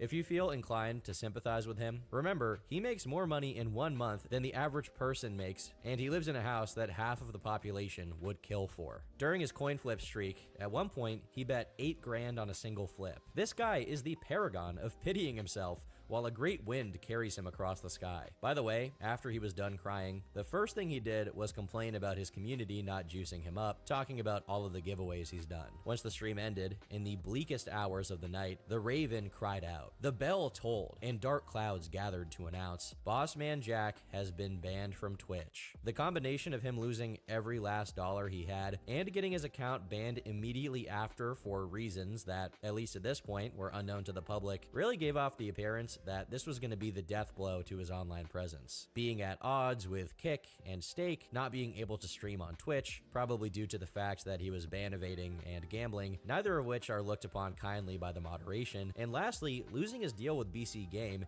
as he wouldn't be able to promote them on stream anymore. Many people dreaded this news, thinking it would be the final act of the Boss Man. Others cheered, but overall, there was a sentiment of finality. He had won the most he had ever won. and he had lost the most he had ever lost. Unfortunately, this sentiment was shared by everyone except Austin, who began hedging his bets. First, he took down his YouTube video where he called out Kick, just in case coming back to that platform turned out to be the preferable option. Then, he came back to his Discord and claimed that this ban was exclusively due to the depressing and concerning things he was saying after his massive loss on stream, which, although it may be true, probably is just one of the many things that Twitch moderation had in mind when they sent him packing. Within one day, he seemed to be in slightly better spirits, streaming on Discord and running up to $5,000 on CoinFlip. By the looks of it, this was going to be yet another uneventful content drought, as Austin withered away in the Discord dungeons, making penny bets. However, Austin always finds a way to beat the odds via brute force. Just as May 5th was about to turn into May 6th, he ominously told his Discord server that he had just won $77,000. In reality, it was closer to $73,000, but still, he somehow managed to surpass his previous record-breaking winnings, and this is what, the third day in a row in which he's getting these kind of climbs? This shouldn't even be possible. But keep in mind, this is Bossman Jack we're talking about. And because this is Bossman Jack we're talking about, it shouldn't come as a surprise that after he turned the stream off, he lost $50,000 in half an hour. What an absolute genius we have on our hands. While he milked the rest of the money for a bit longer, it was a matter of time until he was back to square one. Rather, square zero. On Discord, he said, $8 in rakeback? What is that? I feel sick to my stomach, dude. I hate my life, man. So sad. I'd let myself lose all that. I honestly will. Never mind. I'm miserable. As his desperation and addiction took full control. Whoa, did not see the raid come in. Don't know why those notifications are not on. Brink of Dawn coming in with the raid. Appreciate that, my guy. Hope your stream went well. Next is actually going just fine. I actually have to update my drops today command. So going pretty well right now, but yeah, we're pretty much just chilling, doing a calm little rebuild with Nex here. So yeah, it's going pretty well. How was your stream? Also, welcome everybody from Brink stream. I am not gonna be talking much today. It's a cozy stream, so it's more like I just pretty much just a regular gaming session. I chat with you guys, so anyways.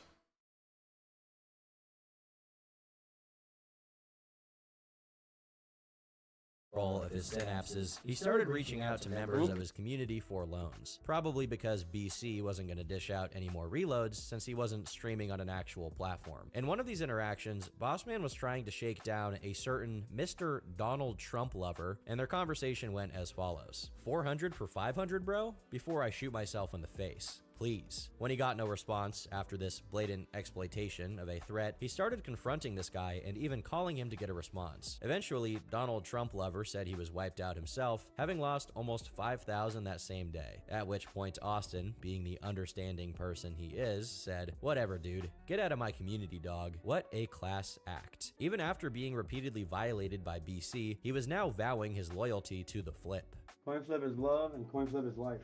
I wake up, I pray for a good CoinFlip sesh, I go get my morning breakfast, and then pray over my food and my success at CoinFlip that day. It never stops praying. Pray for CoinFlip success. But before firing up another session, he took a break for Monkey, which just reminds me of how long it's been since he's done one of these. I really miss them. After a few pretty boring callers, he lands on someone who knew more than they should. Listen here, Austin.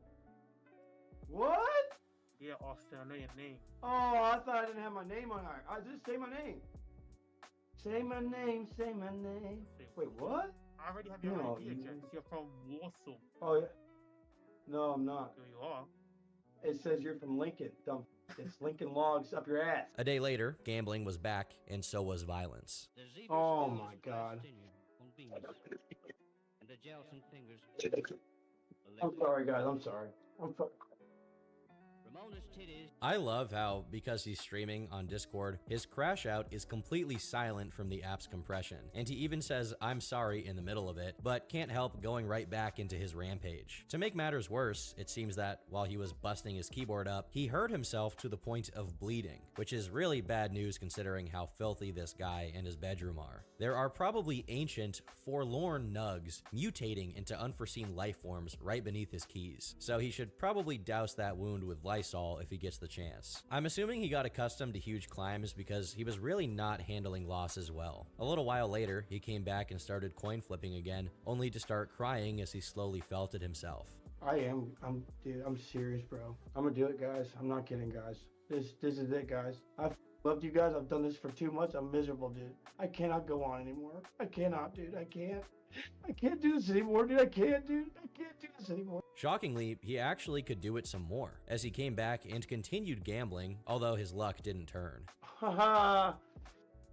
That was his computer's mouse he was slamming on the ground there, but he wasn't done yet. Next up on the chopping block was his vape. I broke my mouse. I don't even know what to do now. What am I going to do now? Love it.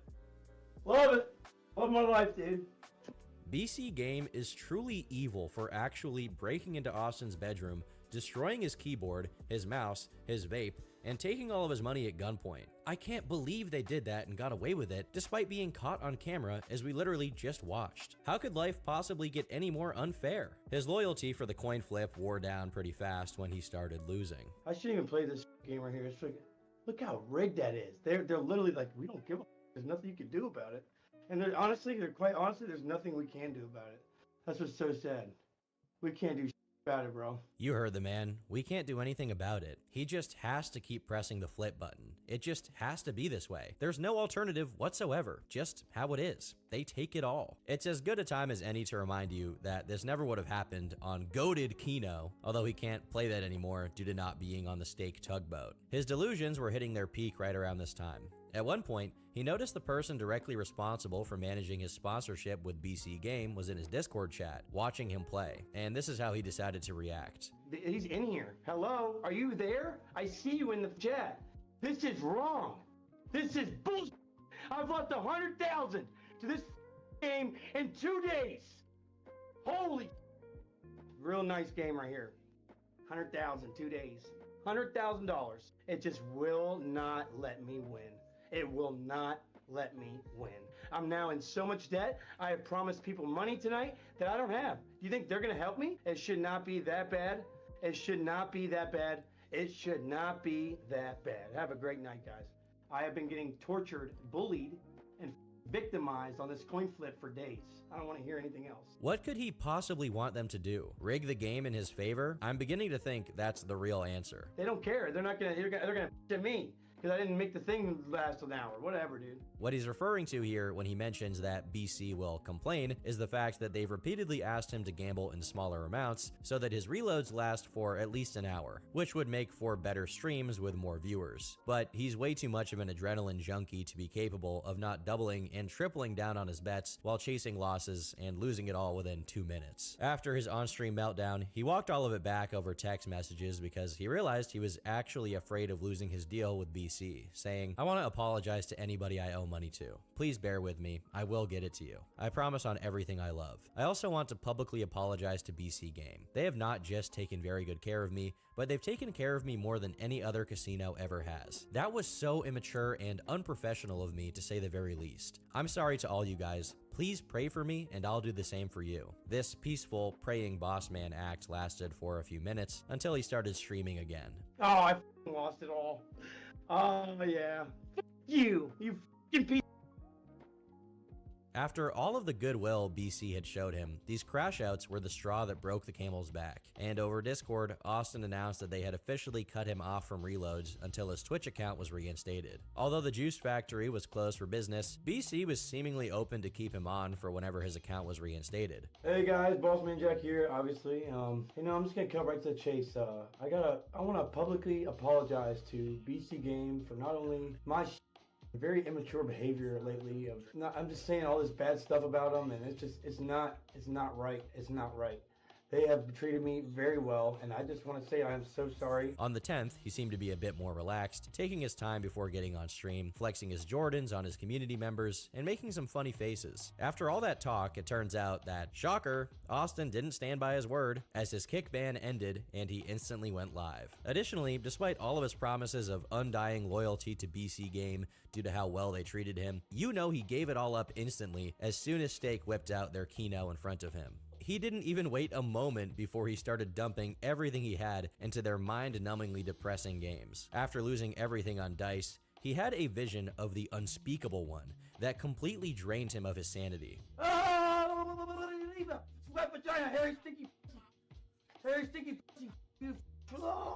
Poor guy, as if he didn't already have his hands full with Evil Eddie and the Rat Kingdom. Now he's getting visited by horrors beyond his comprehension. On the 16th, he got his hands on a Steam key for Elden Ring, but before anyone got to see him play even 1 second of the game, he revealed that he accidentally leaked the key on stream, and someone else redeemed it before he could, meaning that his community would have to send him money to buy it. The culprit behind the key theft spoke out in his Discord. Imagine being such an idiot, you show your Steam key on stream, and then beg people to donate you money due to your own incompetence. Thanks for the free game, I'm not even gonna install it. Being fed up with all of this, Austin decides it's high time to go back to doing what he does best, gambling. And it seems that the drought really reset his sympathetic nervous system, as he got violent immediately upon returning and losing a measly $1,000. That's so stupid. Oh my god. No way! Oh my god, guys. I just lost $1,000. I cannot believe it. It's hard to even believe that this is the same guy that just a few days prior lost over $100,000 in just 2 days. After another loss in which he came dangerously close to destroying his new door, despite it not even being installed yet, he decided to actually go outside. He touched grass. Beautiful day in Virginia. I'm gonna show you all how beautiful it is. Look at the sky. Wow. Beautiful day. Beautiful weather. We are blessed to be alive, my boys. Blessed to be alive. Yeah, buddy. While this is a pretty wholesome video, wouldn't it be way better if the sky was replaced with fluorescent lights, the grass was replaced with horrific carpeting, and the trees and vegetation were replaced with slot machines and roulette tables? He seems to think so, as he immediately made his way back inside for some more gamba. It's gone. I've already lost it all.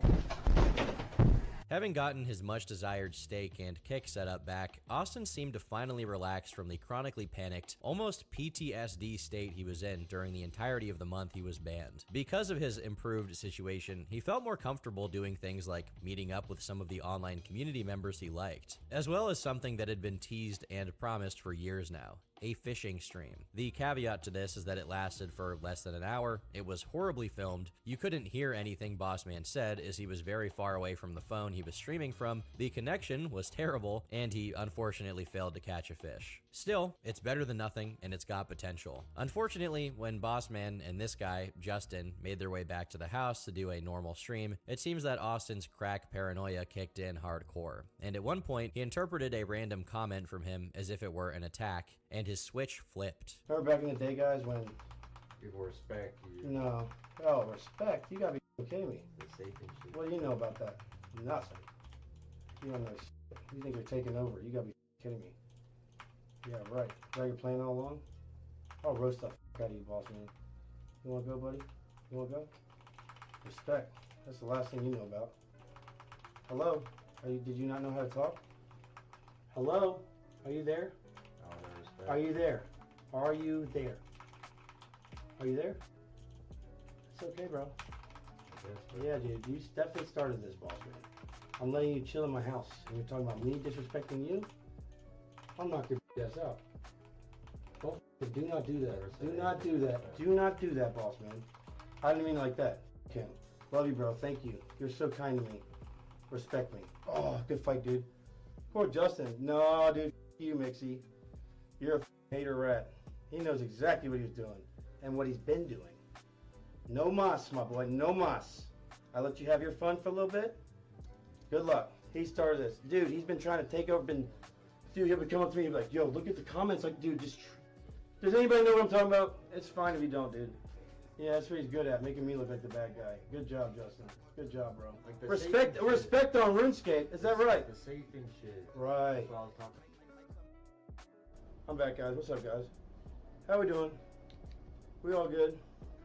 I apologize to him. It seems that part of what might have been freaking him out right around the same time is that, according to him, there was a rat using a deepfake of Austin to portray him as if he were still playing on BC Game after having signed an exclusivity deal with Stake, which could potentially lead to the termination of his contract. Now, as it became clearer later on, what really happened was that Austin was actually playing on BC Game after signing his exclusivity contract with Stake. It was actually during his fishing stream on his phone, which could be verifiable by simply checking the crypto wallet attached to his BC account. But because he was too much of a goofball to figure out how the rats knew about his contract breaching behaviors, once he saw people talk about it in his chat, he immediately assumed that Justin had leaked that info and snitched on him. This concluded in him throwing Justin out and coming back to stream to drop a completely unhinged 10-minute rant, screaming about how Justin was the only person who could have possibly known. There is another crux to this story, which is that Austin's exclusivity clause isn't that he can't play on other platforms. It's that he can't stream or promote other platforms, meaning playing some coin flip while fishing wasn't the issue. A much more real issue was that, according to the people following his finances, when Austin got his first 14 grand from Stake to gamble for a week, he hit the deposit limit and proceeded to transfer funds from his Stake wallet to his BC wallet, which would absolutely be an issue since he'd be feeding that money directly to their competitor. Once it was all said and done, Justin did a stream talking about how his experience in Bossman's house went, and somehow it was actually worse than you'd expect. For starters, he noticed that Austin always had a notepad open in the background with what looked to be absolute gibberish scribbled all over it. As soon as Justin got there, so did one of Austin's deliveries, if you know what I mean. Long before their on-stream fight, Austin was already developing paranoid delusions and suffering auditory hallucinations about Justin scheming to steal all of his followers. Like, I'm like, bro, I didn't say anything. What are you talking about? No, you said, you're gonna get rid of me or something. You're gonna steal all my followers. I'm like, bro, like, I promise you, I was just sitting here on the couch, bro, like, on the chair. I didn't say anything. According to Justin, Austin only slept a few hours a night and frequently woke up screaming or having some kind of panic attack. Contrary to what most people believe, Justin claims that Austin's addiction to crack is significantly more intense than his addiction to gambling, and adds that the primary reason he gambles is so that he can get money to buy more. This explains why sometimes he'll lose thousands and barely react, and other times he'll lose a couple hundred and completely lose his mind. What's really dictating his mood is how many times he hit the pipe that day. Justin also claimed that Austin did nothing to secure or preserve his precious metals, leaving them out in random places in his decomposing trash heap of a bedroom, and even using his silver bar as collateral with his dealer, in case a nasty gambling sesh takes that day's money. Boss man keeps saying, you got a knife on you? You got a gun? Are you sure? Let me check your pockets. What's that in your pocket? Is that my gold? What's that? What's that? I'm like, dude, these are my keys. Calm down, bro. Like, I just need my wallet and my webcam that I gave you, and I'm good to go. By the way, he really needs a daily supply of money due to the fact that he spends over $400 per day on his supplies. Austin's addiction was so bad that Justin alleged he'd hit the pipe over 100 times in one single day. I've never seen anyone hit that, like, probably over 100 times in one day. Like, I'm not even you. This dude would go back to back. And I'm no expert on this kind of thing, but that sounds like a lot. Lastly, he notes that after their on-stream fallout, Austin calmed down and apologized, but the damage was done. His recollection of the incident that led to it went as follows. He was playing RuneScape when he brought up his opponent safing. I then replied, "There's no respect now," talking about the safing until people don't respect not safing anymore, meaning eating to full health. He started saying, "Respect? You don't know anything about respect. Was taking over your game plan all along?" I just remained quiet as I don't want to agitate him any further, and he keeps talking, and then he accused me of disrespecting him, followed by him saying, "I will knock you out. I better delete the VOD now, huh?" Then he turned the camera off, and when he came back, he said I apologized to him because I knew I was in the wrong, accusing me of spazzing out and getting angry. When he was kicking me out, he tried to do it before I could get my wallet and other belongings. I told him I'm not going anywhere without my stuff. He insisted on me leaving and said, "I'll mail your stuff to you," which, of course, I know was never going to happen. His parents finally came out of their room and told him to calm down. Bossman insisted that I just deliberately ruined his Stake deal and his entire life. Austin caught wind of these claims, and to prove that he wasn't some kind of unhinged addict, he fired up a perfectly calm and collected stream, where he wouldn't let his impulses get the best of him.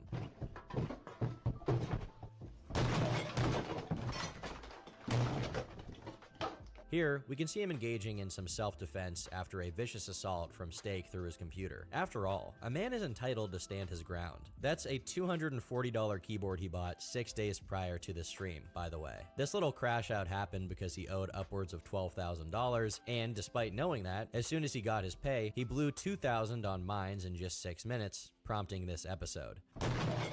Then, after he'd gone offline, he continued to gamble it all away. One day later, he discovered that during his complete fallout from the day before, he said something to his hostess that led to another self-exclusion, this time for a whole week. He claimed he never asked for it and was simply being sad on her chat, but given he never actually showed his chat logs with her, it's a virtual certainty that he's aggressively downplaying it and lying about it so he doesn't look dumb. Since he was just banned from Stake and not streaming, he decided he'd spend that week playing video games on stream, which is a very good idea. Austin gets paid an hourly rate to stream, and unlike his Stake money, the Kick money is raw and not tied to anything that obliges him to spend it gambling, unless he voluntarily chooses to do so. But unfortunately, Austin is too drug-addled and ADHD to give this format a shot, so he repeatedly switches between games within minutes of streaming because he can't handle learning how to play them properly, let alone dying. While it's sort of a footnote of his story due to how poorly managed and infrequently updated it is, during his entire tenure as a professional online gambler, Austin also had a YouTube channel. The reason it was rarely ever updated was because clipping something from his stream required more effort and focus than Austin himself could muster, and for him to be able to pay someone else to do it for him, he'd need money, which was a bit of an issue due to the whole gambling thing. Eventually, he found someone willing to subject themselves to the unreliable position of being his YouTube editor, although that didn't go well either, as Austin's paranoia got the best of him. After the editor posted this segment, No! Yes!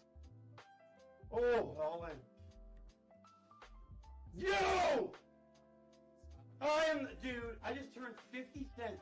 Bossman thought that the picture of a guy wearing jeans was, for whatever reason, a covert way to insult or humiliate him. The edit itself is pretty standard comedic YouTube editing, but due to a mixture of crack and not being familiar with any kind of content that doesn't involve losing all of his money, he confidently assumed that the editor was a secret rat working in the shadows to dethrone him via pictures of a dude wearing jeans. I honestly just have no explanation for what goes through his head. Austin not being allowed to gamble for a bit was also making him get a little creative, as he took a prolonged break from on-stream gambling to do things like show off his fishing rod collection and attempting, and failing, to do skate tricks for a juicer. Because of the lack of gambling and his somewhat low energy attitude during this stream, he was getting less viewers than usual, so he took the opportunity to elucidate why his hostess had excluded him. No, I got suspended on Stake. It was some dumb shit. I said some dumb shit. I pretty much told on myself type shit. Well, it's like I put myself in trouble. I didn't have to say anything. I opened up my mouth, made it seem like I have like a gambling problem type of thing. Not really, I was just like, I'm in financial trouble right now. This is as close as he had come to admitting he had a gambling problem in a long time. And even here, he has to couch it in 2 or 3 layers of deception, acting like he just said something about how much he spent, and that was enough for the hostess to exclude him. Overall, this was Austin's least eventful week in possibly months. That is, until he got his soot-covered coal miner hands on a fresh batch of gamble juice, which instantly generated another earthquake in the state of Virginia. See you later. Have a good day. Immediately entering his post-loss, see you guys later, have a good day cycle really makes him look like a non-player character just going through his available dialogue options repeatedly. Within 6 hours of getting his $14,000 reload from Stake, he reduced it to ashes. However, after this utter and complete desolation of his wallet, he scrounged together a few morsels of juice and his luck began to turn, only for that turn to be followed by yet another turn. Oh, I lost all that. I lost all that 500. Oh my god! Oh my god! What? Oh my god! I just got another one! Oh my god! Oh my god! Oh my god! That's a $5 bet! No! Why would I do that?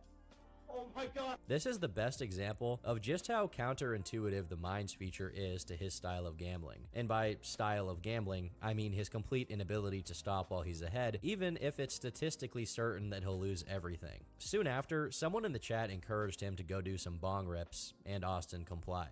The thing is, no one's been as bold as Austin as far as ripping it on camera. Yet this time, he chose to do it off camera, which I'm thankful for because I don't have to censor anything. But, coincidentally, what we can hear happening isn't a rip, but instead, a sharp tapping sound and Austin sniffing something. It must just be a coincidence though. Our boy only ever touches the za, he would never do anything else. In some better news, the hope for a Civic was once again briefly rekindled when Austin miraculously got another climb, this time to 27,000. But they were quickly dashed as Eddie clearly switched off the heater mode, sending Bossman into a downward spiral. Dude, I cannot win. It turns off. Dude, I swear to God, it's done. It's over, dude. It's done. I'm deleting my kick. I'm deleting my kick. Dude, it's done. It's done. I'm not streaming anymore. I'm done doing this. I'm done doing this, dude. I'm done doing this. As he embraced his misery, he forgot the fact that in the midst of every "it's over," somewhere within him there was buried an invincible "we're back." The only caveat is that for Bossman, right after every single "we're back," there's another "it's over" waiting for him in the shadows. As he took his winnings to Limbo, dusted them in a matter of seconds, and proceeded to maud in his chat with no spaces due to him having destroyed his spacebar previously. Completely unrelated to his gambling losses, right after losing it all, he saw a mosquito on his desk and had no option but to kill it. It seems the mosquito was unusually resilient, since a day later, he had to do it again. I lost it all. But all jokes aside, over time, he developed this extremely parasocial bond to the inanimate mechanics of gambling, attempting to personify it or imbue it with some kind of intent or personality, which is just another sign of how delusional he's become. Weighing on me so heavy, I cannot climb ever. It's like I'm being bullied, bro. It's like they're bullying me, sitting back laughing at me. On the same day, he lost another 500 to the bottomless pit and threatened to really do it this time on Discord. During this period, it seems he started to become a lot more comfortable with playing the victim, and outright claiming that everyone else, including Eddie, is insensitive to him. Remember how many keys was missing from my keyboard the other day? Now look. God damn, Austin. What? I have an anger problem. This kind of self-excusing attitude is one of the telltale signs that someone is completely uninterested in ever taking accountability for their actions, and is exclusively open to doubling down on their behavior. No! Oh my god, I hate steak, dude! God, man, oh my god. On the 10th, his victim act becomes even more extreme, as he starts actually crying on stream after losing. I barely got out of bed today, dude. I'm so depressed, man. Do you guys not see how miserable I am right now? Dude, shut the big DNA. You gotta shut me a 5-pack for unbanned, bitch. I'm not gonna do anything to hurt myself or anything like that. I just hate my life, dude. I hate my life, man. I hate my life, bro. Everyone wants to see me win, but there's obviously somebody that doesn't. There's obviously a group of people that doesn't want to see me win, bro. I'm giving up, Tuck. I'm gonna write them and say, you guys win. You guys win, delete my kick. I can't do this anymore, dude. Just to be miserable like this. I get 1,000 views. I don't have $1 to my name. And I feel like a piece of shit when not a single viewer wants to help me, bro. I feel like I have failed as a streamer, and I need to stop doing this. I need to stop doing this to myself, bro. I'm doing it to myself, bro. I can't do anything about it, bro. I try to win every day. Every day I try to win. Not a single person! As much as I empathize with Austin at times, it's nearly unbearable to see him basically cry begging and demanding for every single one of his viewers' money. Worse yet is the fact that in another stream, someone offered him $100 if he meowed like a cat, and he gladly complied. Back-to-back time 8s, dude. Meow, meow, meow, meow. That was worth $100 in my opinion.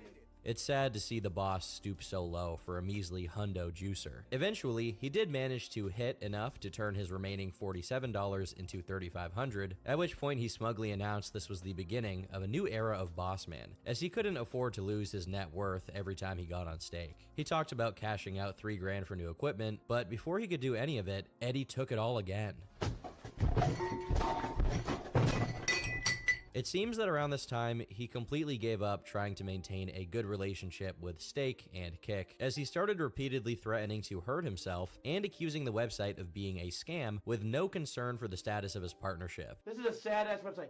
Tell me, type a 5 in the chat, if you truly, honestly think they've done something to my account. If you think they've done something to my account on Stake, type a 5. It is so obvious now. At least he hadn't gotten his hands on any new equipment yet, or else his entire setup would be decimated by one felt. Eventually, Kick truly had enough and perma-banned him from their platform, which is quite a feat given just how much they let slide on a regular basis. This perma-ban from Kick also meant that his partnership with Stake was terminated, since it required him to stream on there. He also deleted his Discord's general chat, and although I wish this was a step in the direction of completely ending his streaming activities, he just moved back to Twitch again, all while coping about how this was somehow a good thing. I was with Stake, I'm not anymore. I got permanently banned from Kick, God. No more Kick. I'm kind of glad, actually. I'm actually not even upset at all. You heard him. He's not even upset at all. No, dude! Oh my god, dude. No! Oh my god. Doesn't seem like the return to coin flip is doing him any good, but our boy persevered, only to be intercepted by a rat king known as Swifty Spiffy, who happened to be a member of the Twitch staff who made the mistake of sending a light joke about fixing his door in the chat. Not only is Austin a generally belligerent and hostile person, this message was sent immediately after he had just taken on 2 horrific, mind-melting losses to the face in a row. This is it, guys. I'm deleting my Twitch, dude. I swear to God I am, dude. I can't do gambling. I'm not cut out for gambling, bro. I deserve nothing. I deserve nothing, dude. I deserve nothing, dude. Bro, this is so dumb, dude. Oh my God, dude. All these sites are like that, dude. They make absurd amounts of money, dude. Absurd amounts of money. I mean, absurd. So, of course, he proceeded to engage in some enlightening discourse with this staff member. It happens to me nonstop. They were literally rigging my steak. Oh, really? You're here to fix the door? Then get the fuck on it. What are you doing? What are you getting paid for, bro? Hurry up and fix it. Fix it, Swifty! Hurry up! Go ahead and ban me. Go ahead. You want to talk about fixing my door right after I lost all my money? You're a vagina! You're a vagina! Twitch staff member in the chat. You should not be hired by Twitch talking like that, bro. You should not. Type a font. Never mind. Yeah, I certainly will. Without you here, thank you. Please leave. Please leave my stream. You're not welcome here. You're a rat. You're a rat. You're a pussy for that. Twitch staff member in the chat. You should not be hired by Twitch talking like that, bro. You should not. Type a font. Never mind. Yeah, I certainly will. Without you here, thank you. Please leave. Please leave my stream. You're not welcome here. You're a rat. You're a rat. I'm laughing at you because you're banned. See you later, bitch. You're banned. You're banned. I can't do enough to highlight the irony of him calling this guy a coward, only to ban a bunch of people in his chat for laughing at his crash out, while harping about how he's gonna write to that guy's boss to get him fired. I hate my life, man. I have no money, dude. I have no money, bro. Oh my God, dude. I have nothing, bro. I have nothing, bro. I have nothing, dude. It's just so... When he came back, he'd been juiced $250, 100 of which was his crack reserve. But at some point during his gambling frenzy, he forgot about it and only remembered after he'd already lost it all, resulting in this stunning moment of realization. No, no, no, no, no, no, no, no, no, no, no, no, no, no, no, no. Wait. Oh, dude, no, I forgot.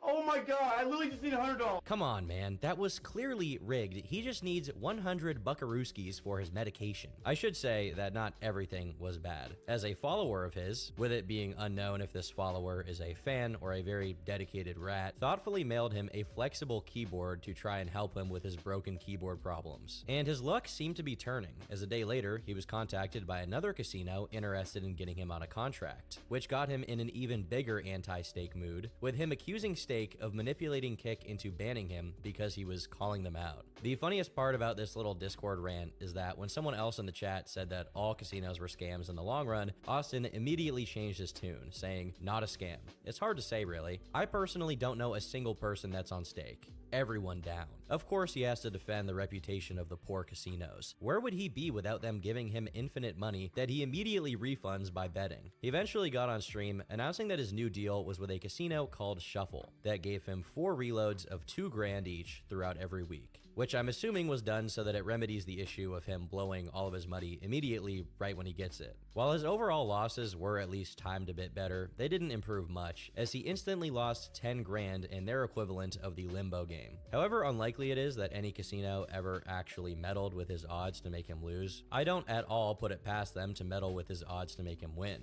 And coincidentally, soon after his stream started picking up again, he was up $25,000. Shortly thereafter, he got to 100, prompting him to call his parents to tell them like he always does. When his dad told him that he was going to lose it all again, he started accusing him of being a ball buster and a buzzkill before turning off the call. My dad's a buzzkill, man. But I know they are. My mom's amazing, dude. My mom's... Put a W in the chat for my mom. Despite the rat dad's faithlessness, Austin continued to climb, first up to 140,000 and then to 200, which led to the creation of the definitive representation of what a boss man coaster is like. I have 200 racks! I have 200 racks! I have $200,000! No! I just lost 30K. I just lost 30K. Oh my God! I lost it all. I just lost $50,000. In less than a single day, he wagered over $1 million on the site, and by the end of the day, he managed to clutch his pennies tight enough to walk away with $160,000 withdrawn. But you know how it is with the boss. One day's W is another day's L. And over the course of the next few days, everything he made on the 18th of June would wither into nothing right before his eyes. First, he dipped another 50 into limbo. No! Oh my God, dude, no! Oh my God, I lost it all. I just did that twice in a row. Then another 60-something thousand as he chased his losses. I need that 30 piece, please, please, please.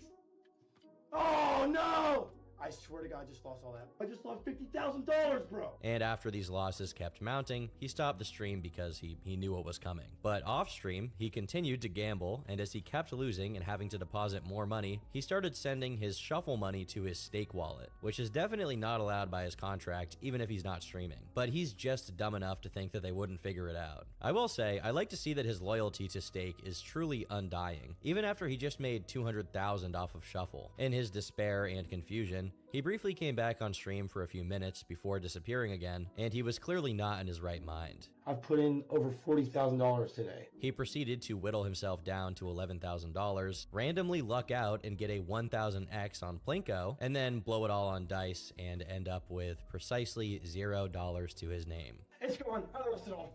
I gotta go, guys. I gotta go. I just lost it all. After this, he scrambled for some juice until he found out that he had approximately 2,000 kept in something called shuffle coins, but ultimately it doesn't matter because he also took that to dice and watched it get eaten up. No! I mean, $200,000 gone in one single day. This was a loss of such devastating proportions that even Boss Man had to recognize it. I'll never be able to run up to 200K again. I'll be chasing that for the rest of my life.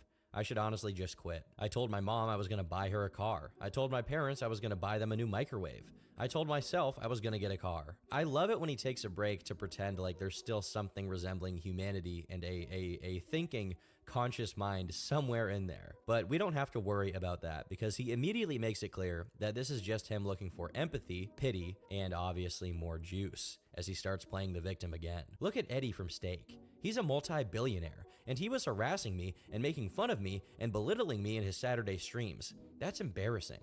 You have billions of dollars. Why are you worried about me, dog? In his loss and drug-induced brain fog, he's rewritten history to say that Eddie harassed him, when in reality, Eddie just got asked about him directly a couple of times and answered. Soon after, he was gifted another $800 juicer, which he did away with in a matter of seconds and cried about. After sufficiently dwelling on just how unfair the world was with him, he decided it was time to finally change his life. Yo guys, I hope everyone's having a good night. I have something I need to own up to and something that I want to share with you guys now. This may not be a surprise to some, but I want to admit to you guys that I have been using hard drugs every day for years now. When I say daily, I mean every single day. Tonight, something hit me. I'm ready. I am ready to just quit and get my life together. I have such a blessed opportunity right now, and I don't want to throw it away because I want to get high every day. The drug affects me in all sorts of negative ways. Relationships, health, financially, you name it. I mean, what do I gain from it? Temporary satisfaction that will always be chased? I am actually so sorry for not telling you guys sooner. This is one of the hardest things I've dealt with in my life, but I cannot let it go any further. The reason I'm telling you guys is because I want to always be 100% transparent, and I'll admit,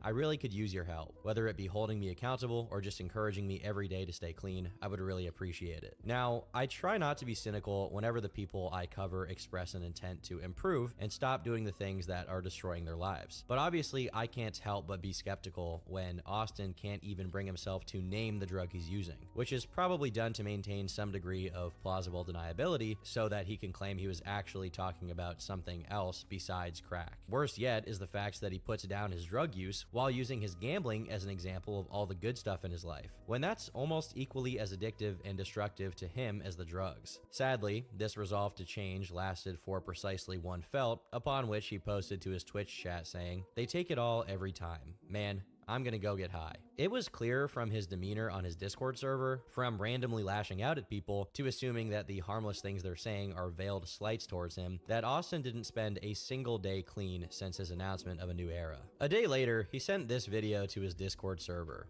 Currently driving to the Plug's house with my mom. Beautiful day here in Virginia. It's around 77 degrees. He actually got his mom to knowingly drive him to his plug. There is yet to be another man as shameless as Boss Man Jack. When he got back to streaming, he once again did the thing where he forgets he has to keep a certain amount of money for his drug debts, so he cleans himself out, only realizing what he did moments later. Keep in mind, he cleaned himself out after once again climbing up to over $20,000. Fortunately, he was still sitting on some winnings from previous sessions, so he decided to take a break to have the most crackhead conversation with his chat possible. Aliens are definitely more believable than Bigfoot. I mean, dude, you think about, like, there's so much things that are not only unexplainable on our planet, but think of how much is outside of Earth, the planet that we live on. There's got to be more life out there. There definitely exists. Definitely. But listen, there are things here that make no sense. First example, pyramids. Pyramids make no sense. There's these chambers that run through the pyramids. Eventually, he comes down, not just from the gambling high, but also from the drugs, and it really shows. I don't know. It's just so obvious. Like, it doesn't know what to do. Like, I fucking whatever, man. Yo, I gotta go, man. I don't have no money. Dude, what's wrong with y'all, man? There's nothing wrong with me. I'm a human, bro. Hugely wrong with me in this world. I don't want to be here anymore. It's torture, man. As the end of June approached, Austin started developing even stranger behaviors on stream. For example, check out his head movement during this Mines coaster. No, are you kidding me? I actually lost that. But whatever he was doing here seems to have worked, I guess, since he climbed up to almost 40,000 again. But what followed was a legendary double loss of violent proportions. Dude, this is so oh my god! This is so From the sound of glass cracking turning into a deafening silence, to his Soyjack face, to him doing a few more bets to completely zero himself out before even interacting with the aftermath of his rage, this is an absolute golden nugget of a clip. But afterwards he left, and when he came back, he once again couldn't stop crying. One poor soul by the name of Tempic tried to be supportive of Austin, saying, "Take it easy, boss man. I know it can be hard, but at least you still have sobriety." If this guy really had no idea and said this in a genuine attempt to make Austin feel better, it just makes it that much funnier. While it's easy to chalk up his emotional state to a combination of his mood swings and his gambling losses, he later sent a video to his Discord where he was still crying and his eye looked swollen. Due to his previous admissions of having gotten into fights with his family members, this led some people to speculate that he'd once again gotten an altercation, most likely with his brother. However, once he went live again the next day, he looks like his normal self. Well, I'm using the word normal loosely here, but you get what I mean.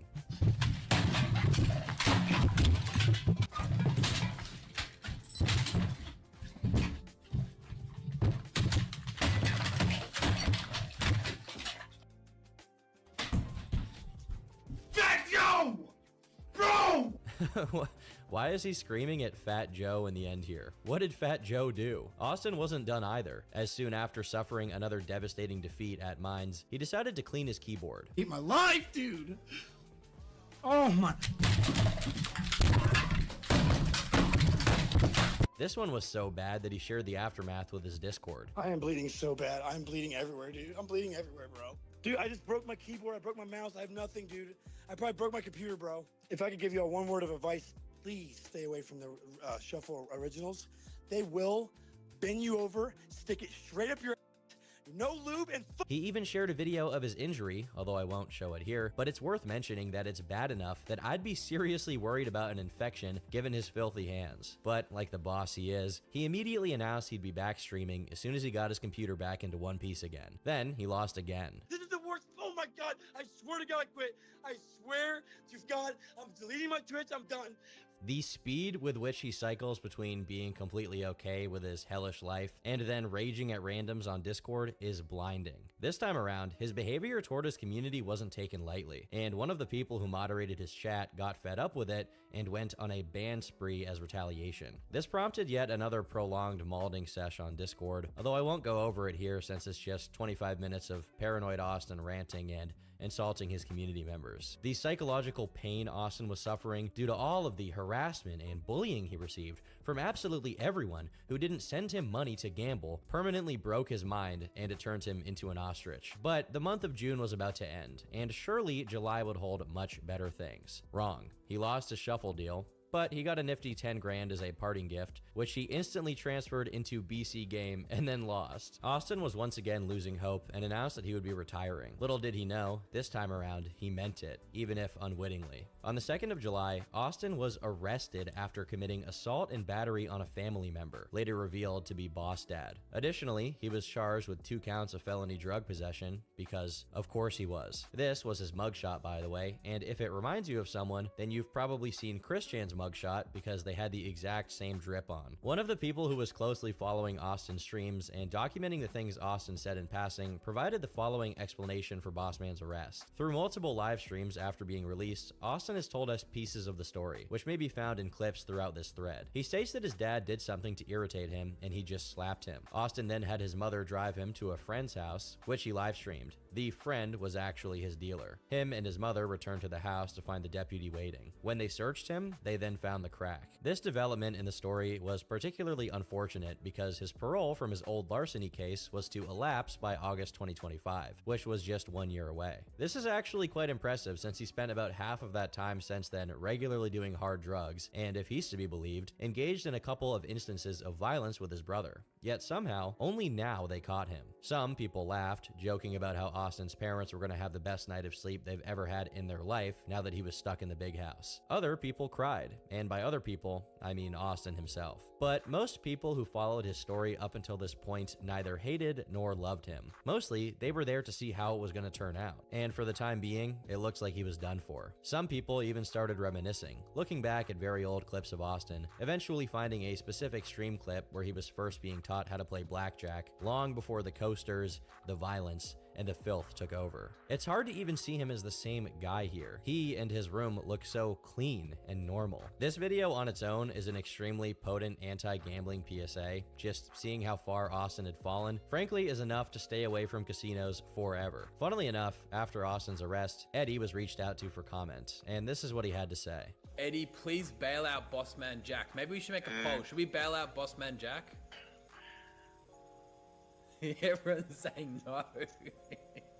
However dark his circumstances seemed to be immediately after his arrest, on the 9th of July, his parents got him a lawyer. And a few days later, that lawyer got Austin on a deferred deposition program for first-time domestic violence offenders, which allowed him to be out on bond for the next 2 years. Just as the Rats thought they had secured the final W, just as Steak Eddie was popping champagne in joy, that Bossman was no longer gonna clean Steak out with a massive Keno coaster, at the 11th hour, Austin's parents dropped $3,000 on his bond, and on the 12th of July, a little over a week since his arrest, he returned. Guess who's home, baby? Bossman Jack.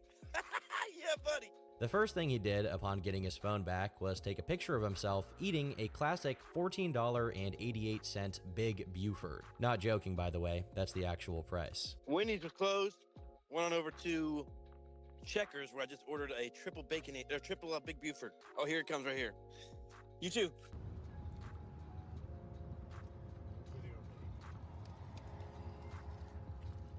As soon as he came home, he fired up a stream and announced he'd been free from drugs and intended to stay that way. 10 days clean, I was heavily addicted to cocaine.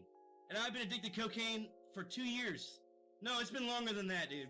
It's been longer than that. And, I was so lost with the drugs, man.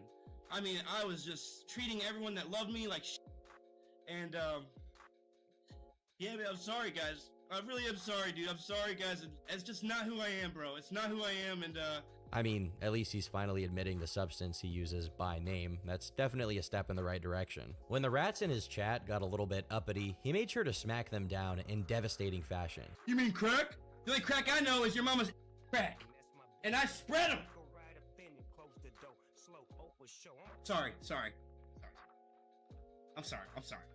Please forgive me. Please forgive me. By the way, he wasn't sorry. Here's your mom's. Oh my god! Oh my god! Woo! Right back, guys.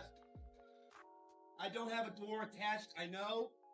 Okay. And to top it all off, he made an interesting revelation regarding his time in jail. I was in jail for 10 days. Didn't fap one time. Not once.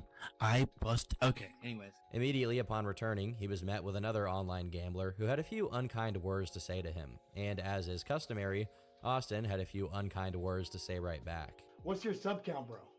What's your sub count? Hello? Do you forget how to talk? What's your sub count, buddy?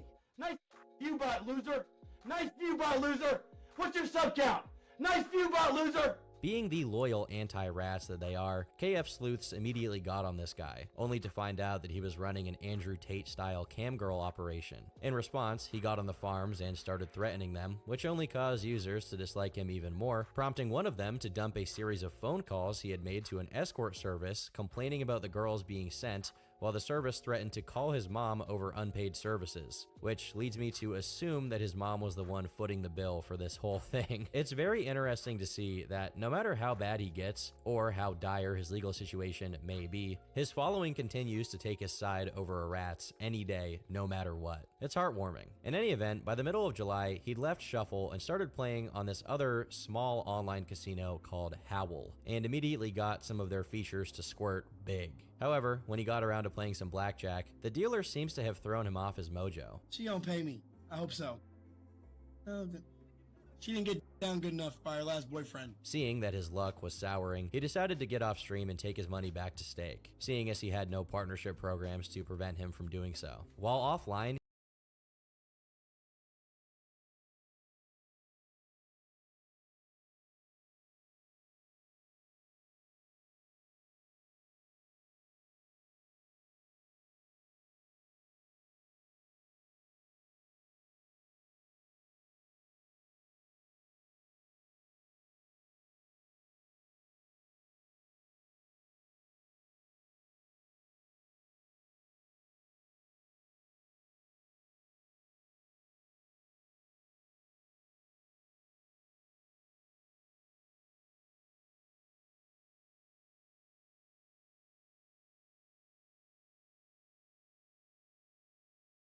he managed to run it up to nearly $90,000 doing Keno runs. Guys, I just deposited $3,000. Look what just happened. Oh my God, what is life? Oh my God. Wait a second, it's not over yet. Oh my God, gosh, guys. Oh my God, oh my God, oh my God. Ah! But before he could even muster up the concentration to get back on stream, he notified his Discord saying he'd already lost a huge chunk of that money, and when the stream started, he continued to lose even more. Oh my God. As he descended back into the pits, it's clear that it was taking a toll on the other aspects of his life as well, as he missed his first check-in call with his parole officer and could be seen smoking something on stream. He claimed this thing that he's smoking was Delta 8, a legal substance that wouldn't result in a dirty test. That is, if it even is Delta 8, because Austin himself suggests that he's not really sure what it is he got from the gas station. Lesson learned, don't ever buy gas station pot. The bad omens just kept piling up, as on the 16th, he lost a hand at blackjack and flung his vape into his brand new $900 monitor, breaking it instantly. Oh my fucking God. I just broke my monitor. I really did. My vape just broke it, dude. I feel like sick, dude. I feel sick. Soon after that, he lost some more and decided to destroy other parts of his setup. Take all my money. I deserve to be a broke loser the rest of my life, bro. I got all these fake people around me anyways. Just want my money, bro. He speaks as if he actually had money for other people to be jealous of, but all he has are reloads that the casino has to do nothing to get every last cent back. Proof of this is that after he came very close to zeroing out on this stream, he got a big slot hit that floated him up to nearly 100 grand, which he could have withdrawn, but instead, he gambled himself back to where he was initially and rage quit his stream. I'm just gonna get off, dude. Y'all have a good night, man. The next few days didn't hold anything different for the boss. Dude, hey yo, I'm allowed to yell sometime. Why are you so upset all the time with me? Please, I'm begging you, Dad. No, you shut up, bitch. By the way, this sweet little dad-son interaction here came after he was ordered by the judge of his case to abstain from any sort of violent interaction with his family members, and Austin was coming dangerously close. Additionally, his boldness and shamelessness were once again ramping up as he started taking big rips on stream again, all while claiming it was legal CBD that he wouldn't get in trouble for. Austin's infamy was so ubiquitous that even Bean, the owner of the casino he was using, was now frequenting the Rat Discord server and cracking jokes at his expense, saying things like, when he did hit a 100k on Howl, I was sweating. Then I realized, wait, why am I worried? We know how this ends. It wasn't long until people sent Austin evidence of Bean being a rat, and after taking another L, It inspired him to leave his partnership with Howell and go look for another casino. But their fallout was pretty entertaining as they spoke to each other over Discord while they broke up. The conversation went, Bean, I gave Bossman 140,000 in fills in a week and a half, made this Discord for him, got him someone to run his YouTube channel full-time for free, and encouraged him to cash out when he got big wins. Not sure what else I can do. Did I just suddenly stop losing, Bean? And what happened to that one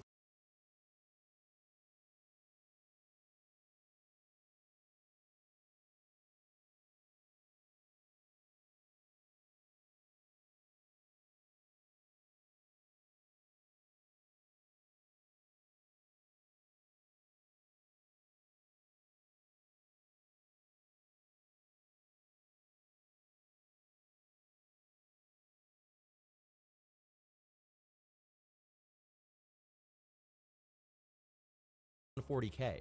I gave it right back to you. All of it. How is that my fault, though? What's your point, huh? I'm advertising your site, bro. What do you mean, how is it your fault?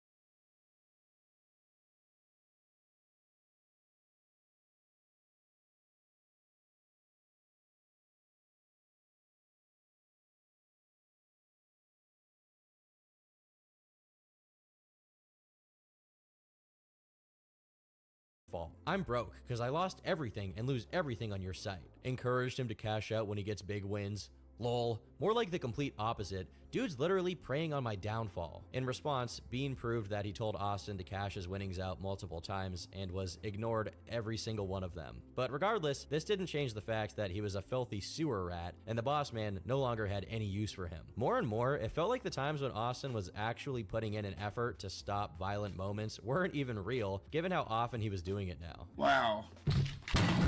Another thing that returned was his shifty crack jaw, a staple sign of his substance abuse issue. At this point, it was basically obvious he was once again back on the saddle and blazing stones on a daily basis. After his deal with Howell went sour, he returned to RainBet, but immediately started accusing them of being scammers too once he started losing. Then he moved to Jackpot, and the same thing happened again. Man, it's almost like casinos are set up for you to lose and for the house to win. It's crazy. After being continually bullied and relentlessly tortured by every virtual casino known to man, he decided to take a break from gambling and get on Counter-Strike. But like always, he's terrible at the game and isn't actually interested in playing as much as he just wants something to distract his horrific dopamine dysfunction from gambling. Soon after he gets on the game, he kills one of his teammates, gets a week-long ban, turns his camera off, and spends a couple of minutes audibly sniffing something. When he got done using his sinus medication, he happened to become a lot more paranoid than usual and spent his time arguing with and banning multiple people in his Discord community. With the end of July and the beginning of August, Bossman's mood was significantly improved by the fact that a benevolent rat mailed him yet another full box of Capri Suns. Guys, guess what? Some random viewer sent my house again. That's right. 10 pinks right, Capri Sun.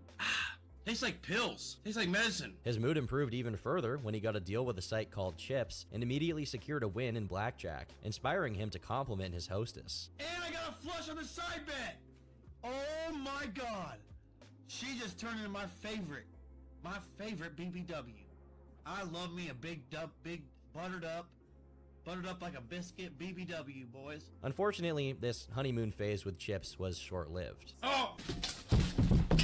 On the 9th, about a month after he got bailed out of jail, Austin claimed to have done a urine test and come out of it clean, an outcome that even he was surprised by. The thing is, even if you test hot on that kind of thing, you don't get arrested and sent back to jail on the spot. But regardless, for the time being, Austin was still a free bird. I'm assuming he didn't like Chips very much, or wasn't as hard-pressed for money as usual, since on the days following his check-in with his parole officer, there's not much gambling, and a good bit of CSGO happens, which included an instance of Austin's mom coming in to give him a nice new bowl of spaghetti. But instead of eating it, he starts eating from a 2-day-old bowl of spaghetti that he had forgotten about on his desk. I just started eating out of my old bowl of spaghetti. I was wondering why it was cold. And then I looked to my left and there's a whole plate of spaghetti, fresh spaghetti right here. I started eating. I was like, dude, this doesn't even taste that good. Given the state of the corner next to his desk, there must have been some kind of The Last of Us freak growing on that thing. Once it came time to get back to usual programming, Austin found himself smack dab in the middle of another $23,000 loss, and also decided to break up with Chips, claiming that they were scamming backstabbers who didn't have his best interest in mind. Now, it's relevant to mention that although I can't show it here for obvious reasons, most of Austin's Counter-Strike sessions involved him repeatedly calling people homophobic slurs, which is obviously not tolerated by Twitch, and it got him banned. The ban was correlated with an exorbitant increase in Austin getting into random fights with his own community members and banning them, going as far as deleting entire chat rooms on his Discord server. Whenever he wasn't arguing with them over non-existent slights against him, he was streaming on Discord, crying and going into rants about how the world is evil and everyone is out to get him. I would delve into the things he's saying during these rants, but to summarize it, he feels guilty about being back on drugs, and his mind is working overtime to come up with excuses and rationalizations as to why he's doing it again. But at the same time, he can't bring himself to explicitly admit he's back on drugs, resulting in a series of extremely vague statements about how difficult it is. The guy who said that a lot of Austin's addiction to gambling was fueled by his drug habit was all but proven right, since during this week-long binge on it, the gambling was frequently set aside in favor of just Austin babbling incoherently, saying all sorts of inane things due to his altered state. And it's not that there's anything wrong with that. There's nothing wrong with homophobia at all, and I want y'all to know that I have nothing against people at all. Additionally, his relapse inspired him to reconsider his ideological stance, as he started talking about how he was now becoming left-wing due to them being more tolerant of people's flaws, followed by him saying he'd put on cat ears and a skirt for $200. Personally, I think there is barely anything resembling a human consciousness behind any of Austin's musings, besides his yearning for crack. After being up for days doing nothing but smoking, gambling, and playing Counter-Strike, Austin tells his chat he's gonna lay down for a bit, swearing he won't go to sleep. Then, he slept. When he crawled back out of his sarcophagus for some more Counter-Strike, he had this interaction with his dad. Yeah. What's up? Do what now? Yeah. Yes, I am. You hear my dad, guys? Did you want to hit? Did you want to hit, Dad? I'm personally not confident in Austin's answer that he's allowed to, but even if he was, he's definitely not allowed to smoke the other thing he's been smoking on the down low. At the beginning of September, members of Austin's chat notify him that his fire alarm is running out of battery and it can be heard chirping through his mic. But he claims he can't hear anything. When he finally concedes and goes to check on his fire alarm, he's too debilitated to be capable of changing its batteries, so he asks his dad to do it for him. But somehow, his dad also fails, and the alarm goes on chirping. If that wasn't depressing enough, Austin's next move is to set himself up with a Steam Guard authenticator so that he can start selling off his Counter-Strike skins because he claims he'll be buying a car with the proceeds. For real this time. It's totally not going to be used for something else. He's getting a car, he's getting the Civic, okay? He's doing it. Also, that something else, whatever it may be, definitely isn't going to, in turn, fuel his post-gambling sesh rages.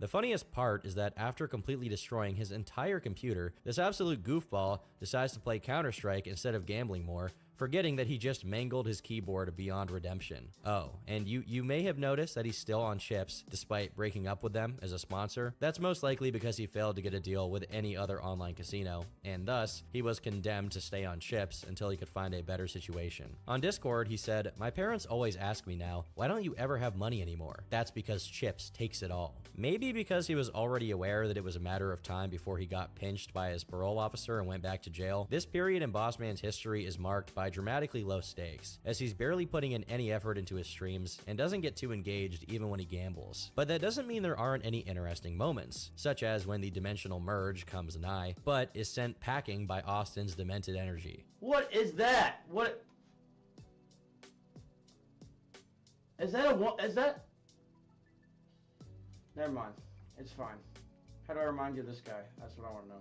Unfortunately, these lighthearted interactions with his chat ultimately gave way to his usual hostile paranoia once the stream ended, and Austin retreated to his Discord server. After having spent hours sporadically beefing with anyone who dared to speak in his presence, he had another crying meltdown. You know, I actually, dude, I'll be honest with you guys, dude. I can't keep it together anymore, dude.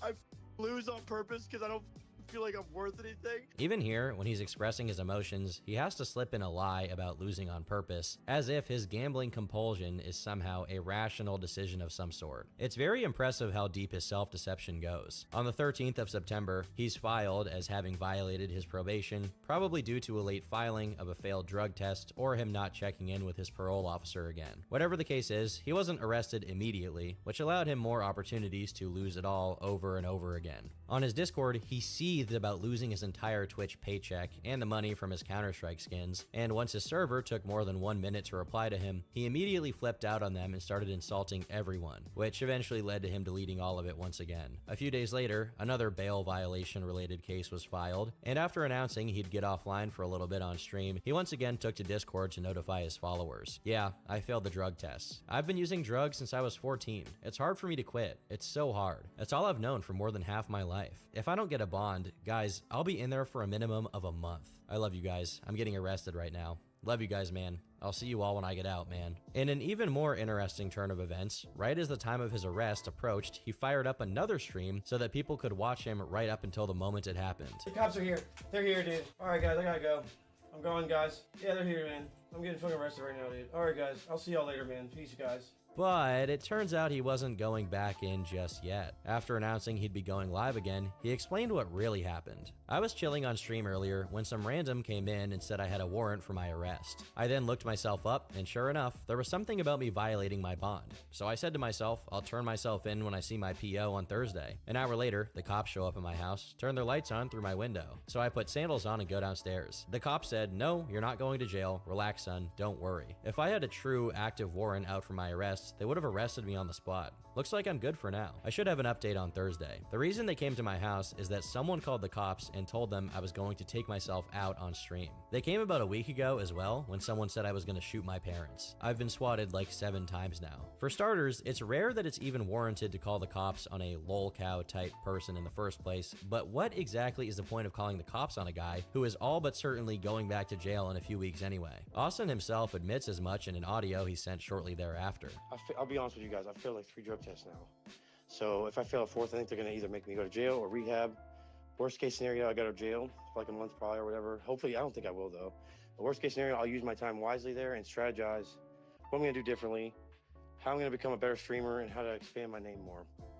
If I go to rehab, I'm gonna do the same thing. I'm gonna use my time wisely on how to get clean, become a better person, and strategize my streams and stuff. So yeah, I'll keep my head up, guys. Don't worry about me too much. I'll be fine either way. You know, I'll be just fine. The fact that he's looking forward to potentially going back to rehab pretty much confirms that he's not even interested in not failing his drug tests, as he knows it would just delay his inevitable return to rehab or jail. Now, whether he's actually going to spend just 1 month in rehab or jail is very debatable, but his fate seems to be quite set. 2 days after his swatting attempt, he was arrested for real this time. Immediately, the rats got to celebrating Austin being pinched, but before they could rest in their laurels, Austin sent another message on Discord, which read, "Yo, pussies, I'm in jail. Snuck a phone in my butt with a baggie of crack." While it may not have been immediately obvious, a KF poster who closely followed Austin's court proceedings eventually elucidated his situation and explained that his lawyer and dad got the judge to agree to sending him into rehab. Austin expressed to be pretty psyched about his outcome, looking forward to getting clean and making a few stops along his way to the rehab to do important things, such as securing yet another big Buford and firing up a quick stream to show off his clean room, which finally, after months of doorless anguish and despair, finally featured a properly mounted door. Even after he got to rehab, he continued to exchange some words with his Discord server, telling them how good the facility was and how happy he was to be there. Unfortunately, these candid moments of Austin sharing his current whereabouts prompted a few nasty rats to dox his rehab location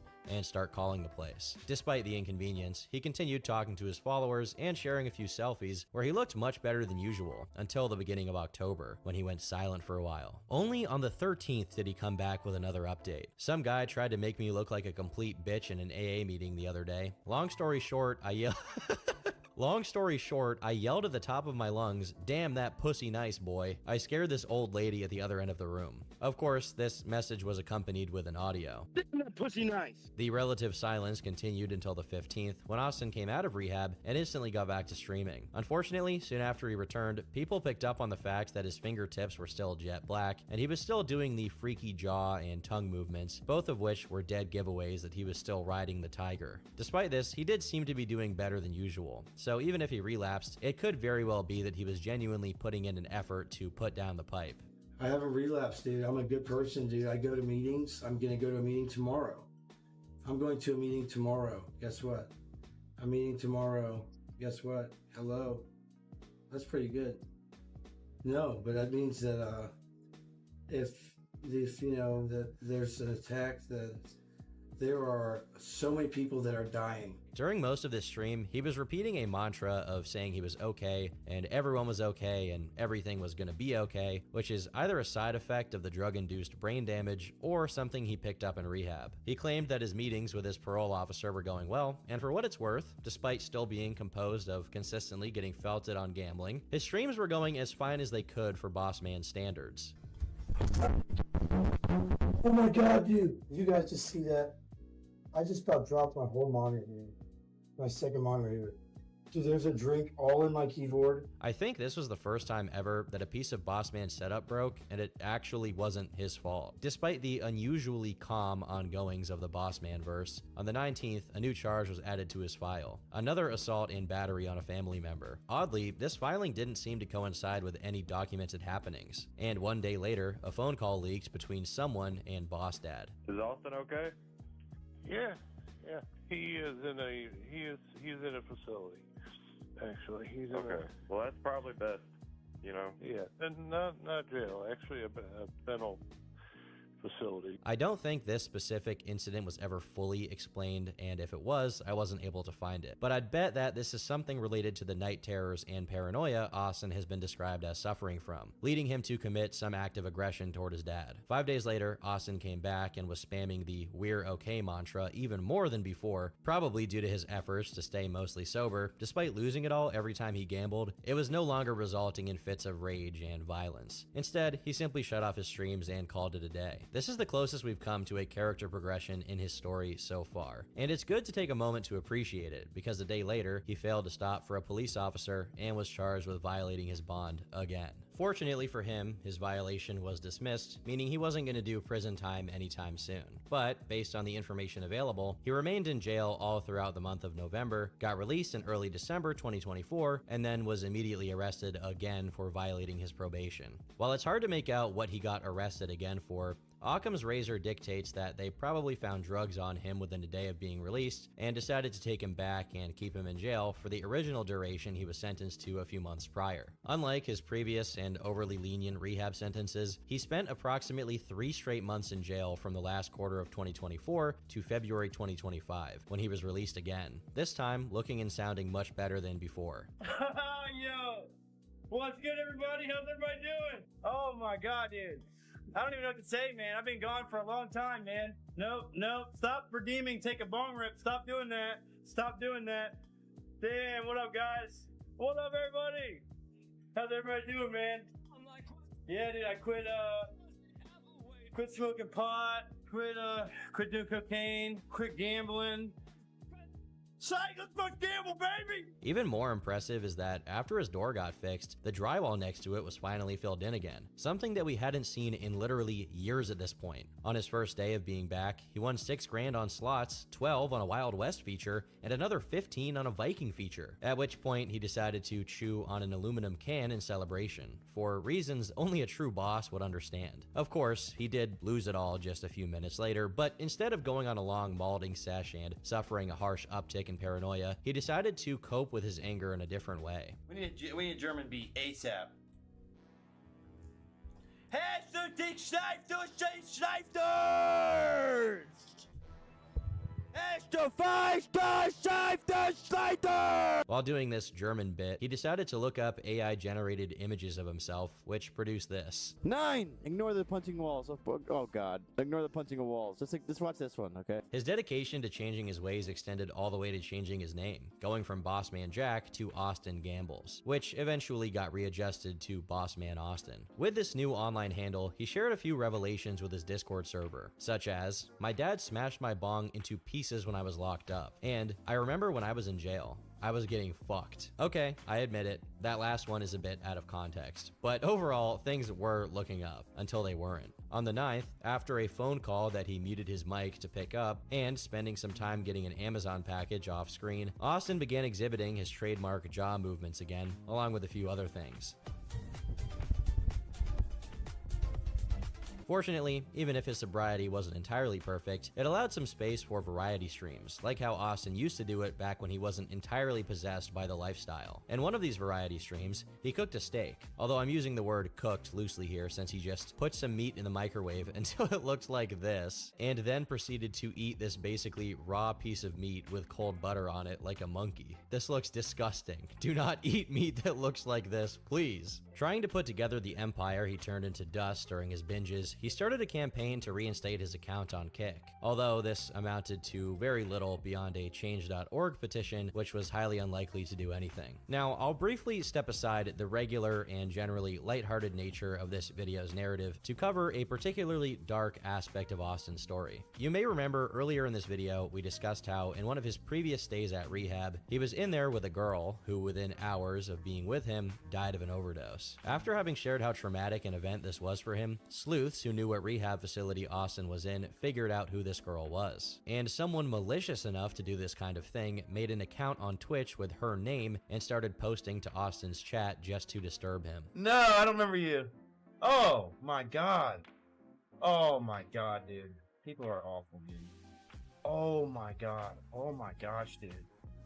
What in the world? Right around the same time this happened, people rediscovered the fact that Austin once admitted to having lost his virginity when he was just 14 years old to a woman who was almost 30. I'm assuming these things were coming to light at this particular moment because there were no crash outs or gambling to focus on, so naturally, Austin's personal interactions with his audience took the lead. However, even with someone like Austin who can occasionally be extremely insane, it's this kind of thing that serves as a reminder that these people are ultimately human. Fortunately, none of this got to Austin, as he continued to be on the up and up, even announcing that he'd be moving out soon. But in late February, something weird happened. He got on stream with a visible bruise on his face, crying and not being his usual self. Eventually, he explained that he fell off his skateboard and went face first into a car. Oddly enough, he seems to have taken this as a wake-up call. I'm assuming because for an instant, he thought he would break his neck and either die or lose a significant amount of mobility. Some people theorize that he was lying, and what actually happened was that he got hit by his father or his brother, but I think if that had happened, his behavior would have been a lot different. Sadly, the month ends on not only this odd incident, but also with Bossman losing thousands of dollars on stake off stream. March does begin with a lighter note. While messing around trying to get Counter-Strike to work, he once again accidentally shows that his monitor, after all this time, is still only at 60 Hz. Additionally, it seems that Based Man Jack had taken up religion during his time in rehab and jail. Before, he used to say he didn't believe in any religion in particular, but now he instantly banned anyone who claimed that Jesus wasn't real. After years of praying on stream for some good gambling hits, it seems this is what finally did the trick, as on the 19th of March, he fired up a stream showing he had over 50,000 in his balance after he spent some time gambling off stream. Despite his winnings, he was still subject to make the same rookie mistakes we all make every once in a while. Bro, why are you asking me these questions, bro?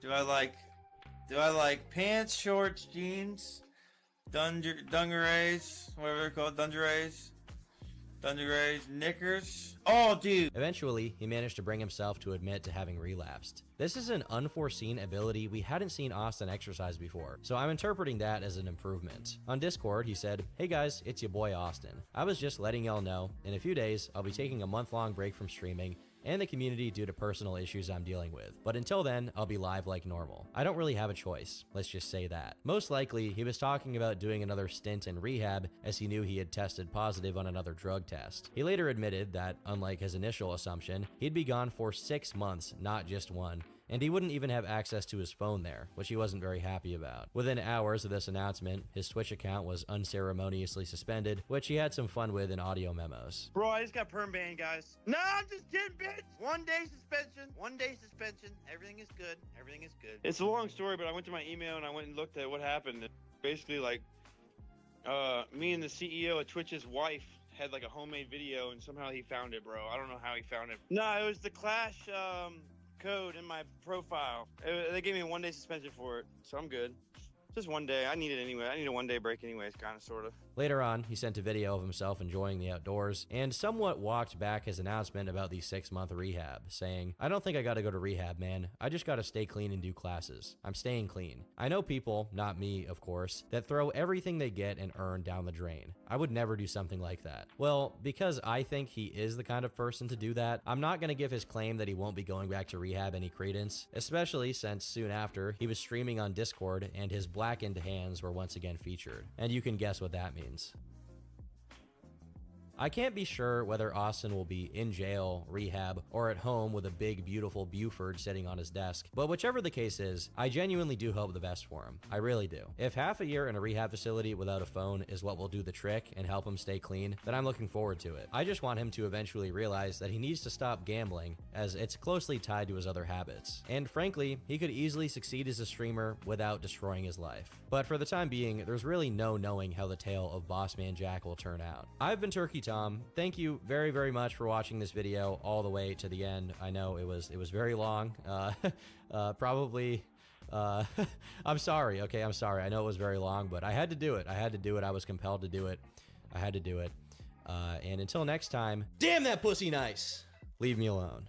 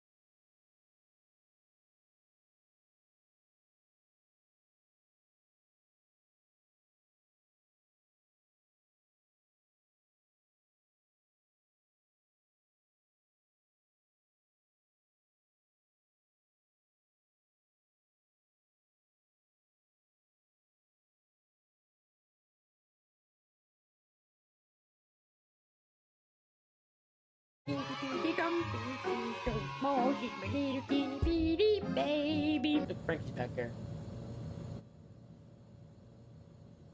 Oh, gotcha. There is a phenomena, a sound, that is so dangerous that it is said to be used in warfare. It fills the air and sounds kind of like cicadas, only it's a more piercing metallic sound. And the result of that sound, the syndrome that people are stricken with after being exposed, is called Havana syndrome. I can say that new technology is helping us more quickly and thoroughly evaluate a variety of potential causes of these incidents, and we've distributed across posts so that we can respond rapidly to new reports. And that is what today's video is all about. And for the first time, we have evidence of who might be responsible. Over the past few weeks, I have been inundated with comments, emails, and tags on various social media platforms to talk about Havana syndrome. It's called Havana syndrome because the first cases were reported in 2016 by US diplomats in Cuba.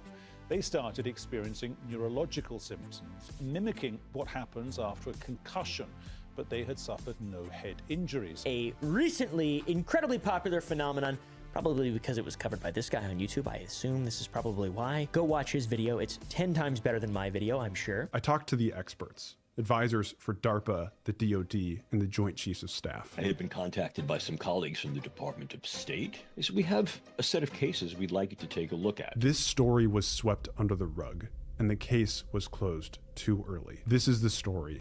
Disclaimer. This video is educational and informative in nature. Do not contact any of the people mentioned or depicted in this video.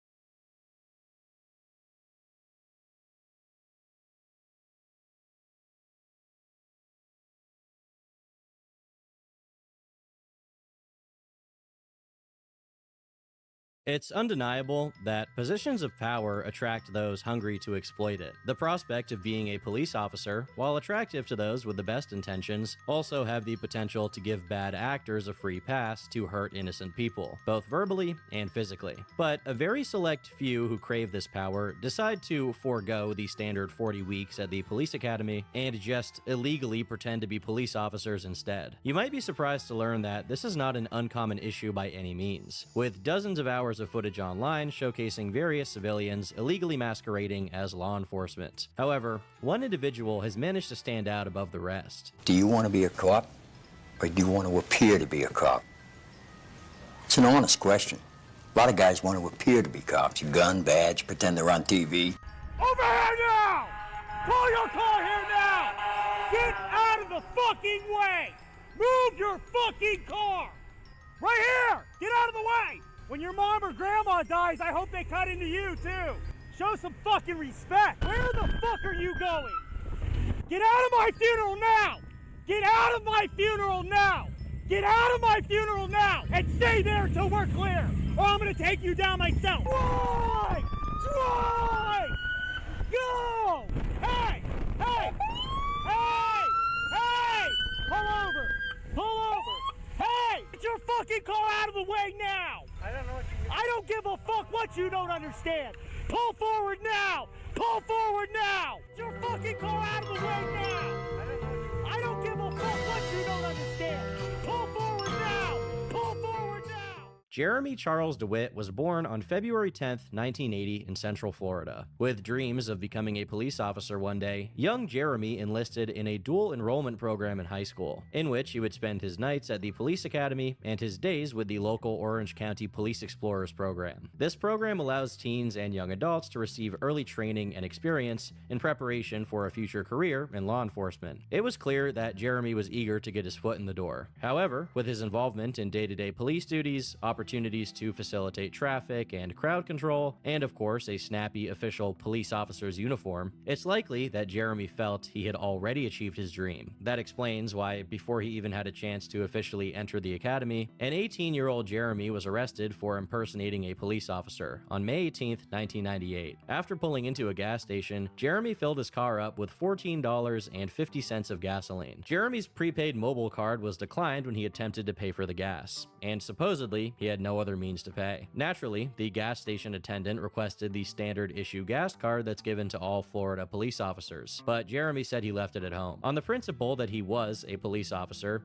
he pledged to return later, which the attendant allowed. And as a show of goodwill, Jeremy even gave the gas station employee his full name, address, date of birth, and phone number. However, he never returned. So the attendant called the police, and Jeremy was arrested a few days later. It probably wasn't a great idea to give his personal information to the clerk of the store he was robbing, but whatever. $14.50 is the price that Jeremy was unwilling to pay to not completely destroy his life. Had he simply not stolen from the gas station that day, he likely would have continued on his path to become a cop. But after committing this felony offense, Jeremy was completely ineligible to ever be a real police officer. But this wouldn't deter him from pursuing his dream. He sought out alternatives, such as working as a security guard at an apartment complex where he apparently was reported for illegally detaining and searching one of the residents. This job didn't seem to be too fulfilling for him, however, as he felt his true calling was to protect and serve the public. So he continued to impersonate law enforcement for the foreseeable future. However, this behavior would catch up with him when he was arrested on August 29, 2001 for,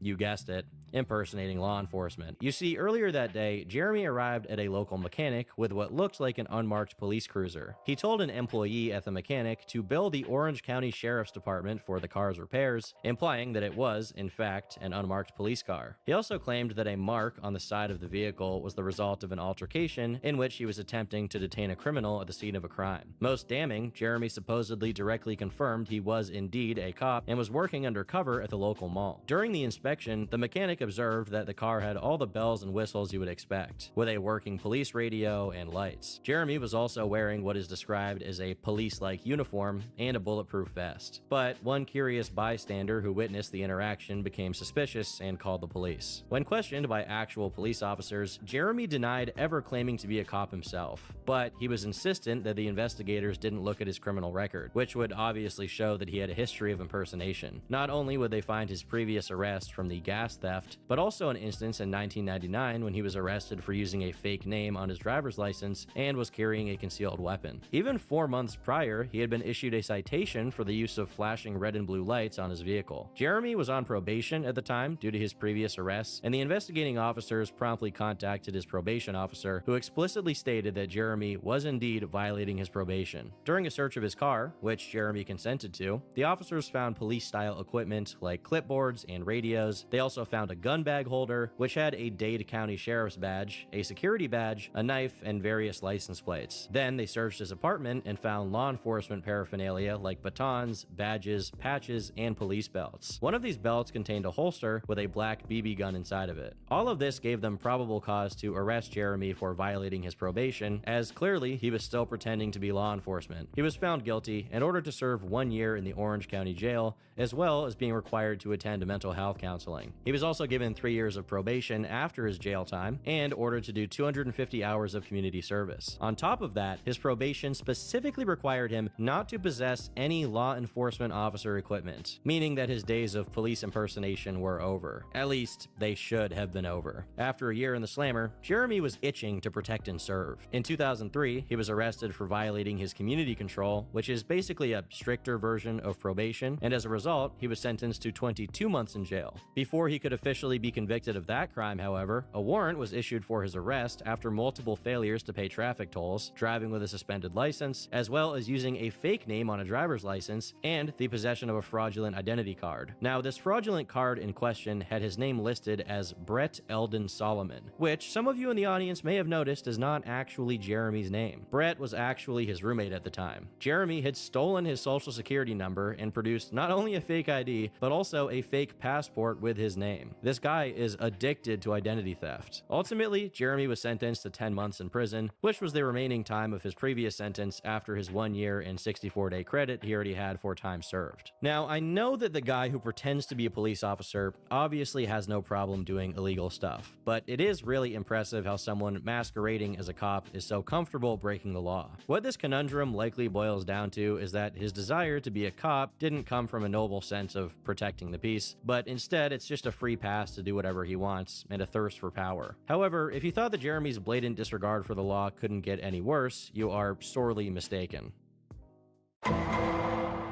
For the majority of 2004, Jeremy managed to stay out of trouble, but he would once again find himself in scalding hot water in October of that year. And now 24-year-old Jeremy went out to a nightclub in Orlando, where he met a young woman who supposedly claimed to be 18 years old. They hooked up that night and met up again in November of that year. It all seemed fine until January of 2005, when a warrant was issued for his arrest for 2 charges of unlawful interactions with a minor. Apparently, the girl had lied about her age and was actually only 15. Now, whether Jeremy knew about this or not is uncertain, but the court did seem to believe there was enough evidence to warrant a conviction, as Jeremy ultimately chose to withdraw his original not guilty plea and instead accept a deal. The judge ruled he was guilty on 1 count of lewd or lascivious battery on July 20th, 2005. He was originally facing 15 years in prison, but instead he got off with a 1 year and 1 day sentence, also being sentenced to 5 years of sex offender probation. Jeremy served his time and was able to stay out of trouble for a few years after the fact. However, in April of 2009, a warrant for his arrest was issued due to him violating his probation, again,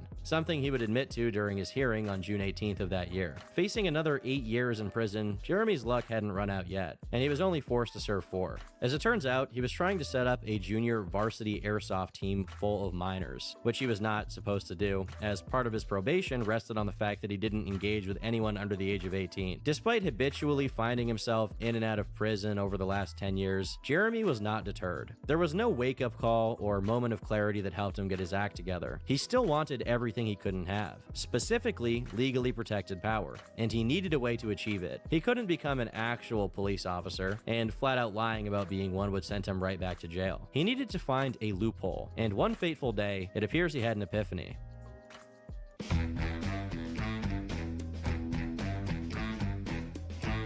In a video uploaded to his own personal YouTube channel, Jeremy actively breaks Section 316-306 of Florida state law by recording himself while operating a moving vehicle. Ironically, something he would probably harass someone else for if he got the opportunity. Petty nitpicking aside, he tells the story of the moment he found a way to exercise. Martin Shkreli has often been called the most hated man in America. While working for Turing Pharmaceuticals, his company raised the price of Daraprim, used to treat parasitic diseases. This price was from $13.50 to $750 per pill, a choice that was widely criticized by the media as they felt it would prevent those who needed this drug from obtaining it. Shkreli defended this decision on TV. 2 years later, he was convicted for 2 counts of securities fraud and 1 count of conspiracy. This was unrelated to anything with Daraprim. As a result, he was sentenced to 7 years in prison, ordered to pay $7.4 million in fines, and more than $60 million as part of a civil case. His career was down the toilet. He went to jail, widely hated by the general public. Despite the negative reputation in the mainstream, on the internet he developed a bit of a cult following. They liked his old Twitch streams from the pre-prison days, where he would argue with teenagers who were critical of him. They liked his smug sense of humor in interviews, and they generally saw him as a sort of anti-hero character. So in May 2022, when he was released from federal prison, he had a bit of a fan base to come home to. As a result, some have attempted to rewrite history on what actually happened all those years ago. He even launched his own crypto project, which many accuse of being a rug pull to quickly cash out on his audience. But he claims he was hacked. So with all of this controversy, it begs the question, who really is Martin Shkreli? Martin was born on March 17, 1983. He was raised in Brooklyn alongside 3 siblings. His parents were immigrants and worked as janitors to make ends meet. This covered little more than their necessities. By some accounts, his home life was troubled. He was subjected to physical abuse and bore witness to domestic violence. The instability led to panic attacks, which led him to become a self-described depressed little kid. He'd find an escape in numbers, becoming fascinated with math. His sister recalled that he could calculate square roots and knew the entire periodic table at the age of 6. It was this brightness that led him to befriend Marty, an older man who lived in their building. They played chess together, and between moves he educated the boy about stocks. This led him to buy his first shares at just 12 years old. Martin began to have ideas of what he wanted to do for a career. He became interested in chemistry due to a family member's recurrent depression. He was introduced to finance by his father, who gave him a book by George Soros. But his hero was Bill Gates, admiring his ability to create an empire. In 1997, Martin started attending Hunter College High School. It's known for catering to gifted students with a fast track to academia. He wasn't out of place. His teachers recalled him as a student with great potential, but he lacked the motivation necessary to succeed. He preferred to socialize, hanging out in the hallway to play games. This attitude led him to befriend another student named Frankie Gutman. The two bonded over their shared disinterest of school and love for music. They eventually formed an emo punk band. He handled the instruments while Frankie wrote lyrics. Together, they made songs like L. Ron Hubbard and I Like Eggs. Unfortunately, that was at the expense of his grades, as the teen began to frequently skip class. This culminated in him being expelled in the 10th grade, but he wouldn't stay a dropout for long. He transferred to City as School, an alternative where students do internships for credit. While not ideal, it'd end up landing him the opportunity of a lifetime. The teen began working for a financial news site called TheStreet.com. It was founded by James J. Cramer, a prolific pundit who managed his own hedge fund. Cramer Berkowitz earned him over $10 million a year. It was through this that Martin weaseled his way into an internship at the firm. He started in the mailroom, but quickly rose the ranks for his ability to smoke out small scams in biotech. You see, biotech is a rather tenuous industry. Per Vanity Fair, only about 15% of drugs that begin clinical trials are ever approved by the FDA. But along the way, there's plenty of opportunity for hype. The beauty of biotech is that nobody is ever prosecuted for inflated claims. This takes us to the concept of short selling. Unlike traditional investing where you buy low and sell high, short sellers do the opposite. If they believe a stock is inflated, they'll borrow shares from a hedge fund or brokerage firm and sell them on the open market. Then, when the price drops, they buy and return the shares and pocket the difference. Through this process, Martin made a name for himself. He recommended shorting biotech stock, betting against the company's share price. He was right, and the hedge fund profited. Their earnings were apparently significant enough for the SEC to voice concerns. The company was suspected of trading on insider information, but they were cleared and left with a teenage clerical worker to thank. With all of this talk about Marty, I'm feeling a bit worried. I mean, have you ever Googled yourself and were shocked to see your personal information exposed on one of those public listing sites? I looked up my name and was shocked to see sites I never submitted anything to listing my personal info. Data brokers are making a fortune selling your information to robocallers, spammers, and others who want to learn more about you, like where you live. That's where today's sponsor, Aura, comes in. Aura can identify data brokers exposing your info and submit opt-out requests on your behalf. Data brokers are legally required to remove your info if you ask them to, but it can be confusing to figure out how. Aura can handle it for you, and has so much more. It's an all-in-one app with parental controls, antivirus, VPN, password management, identity theft insurance, and much more. What's better yet is that it's all at one affordable price, and it's really easy to set up. So what are you waiting for? Go try 2 free weeks of Aura now with my link at aura.com/turkeytom. That's aura.com/turkeytom. Linked in the description below. And a special thanks to Aura for sponsoring today's video.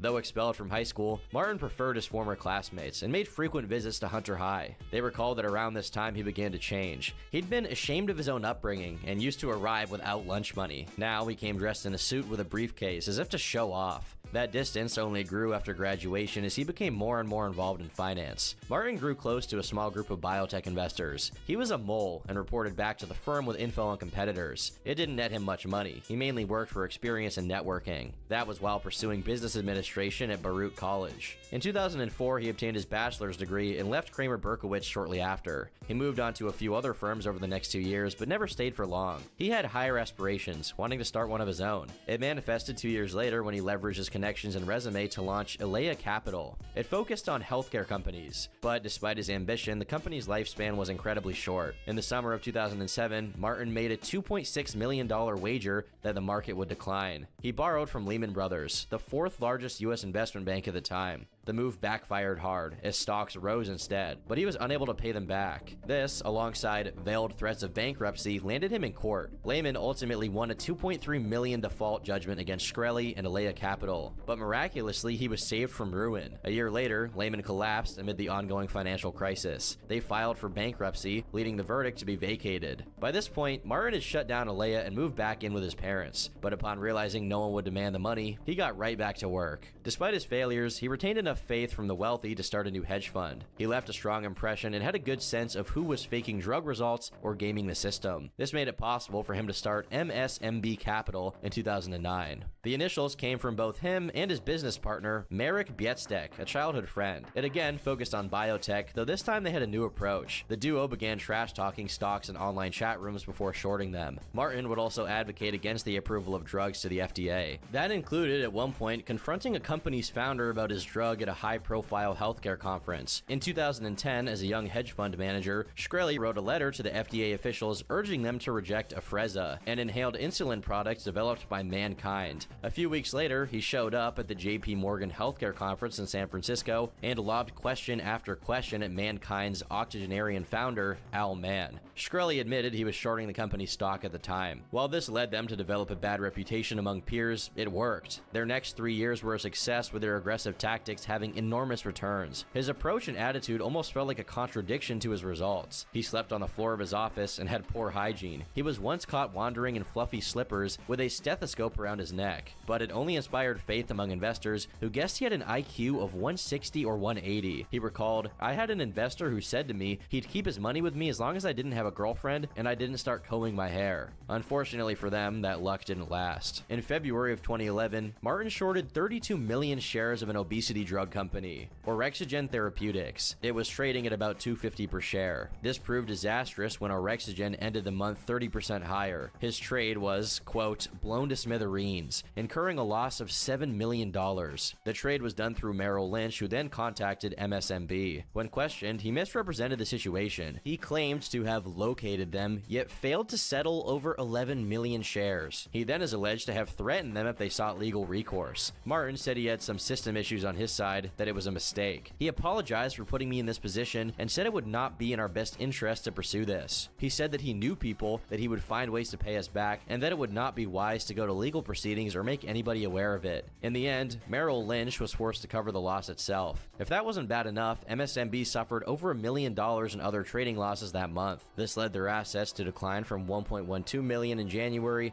to just under $60,000. MSMB was virtually bankrupt.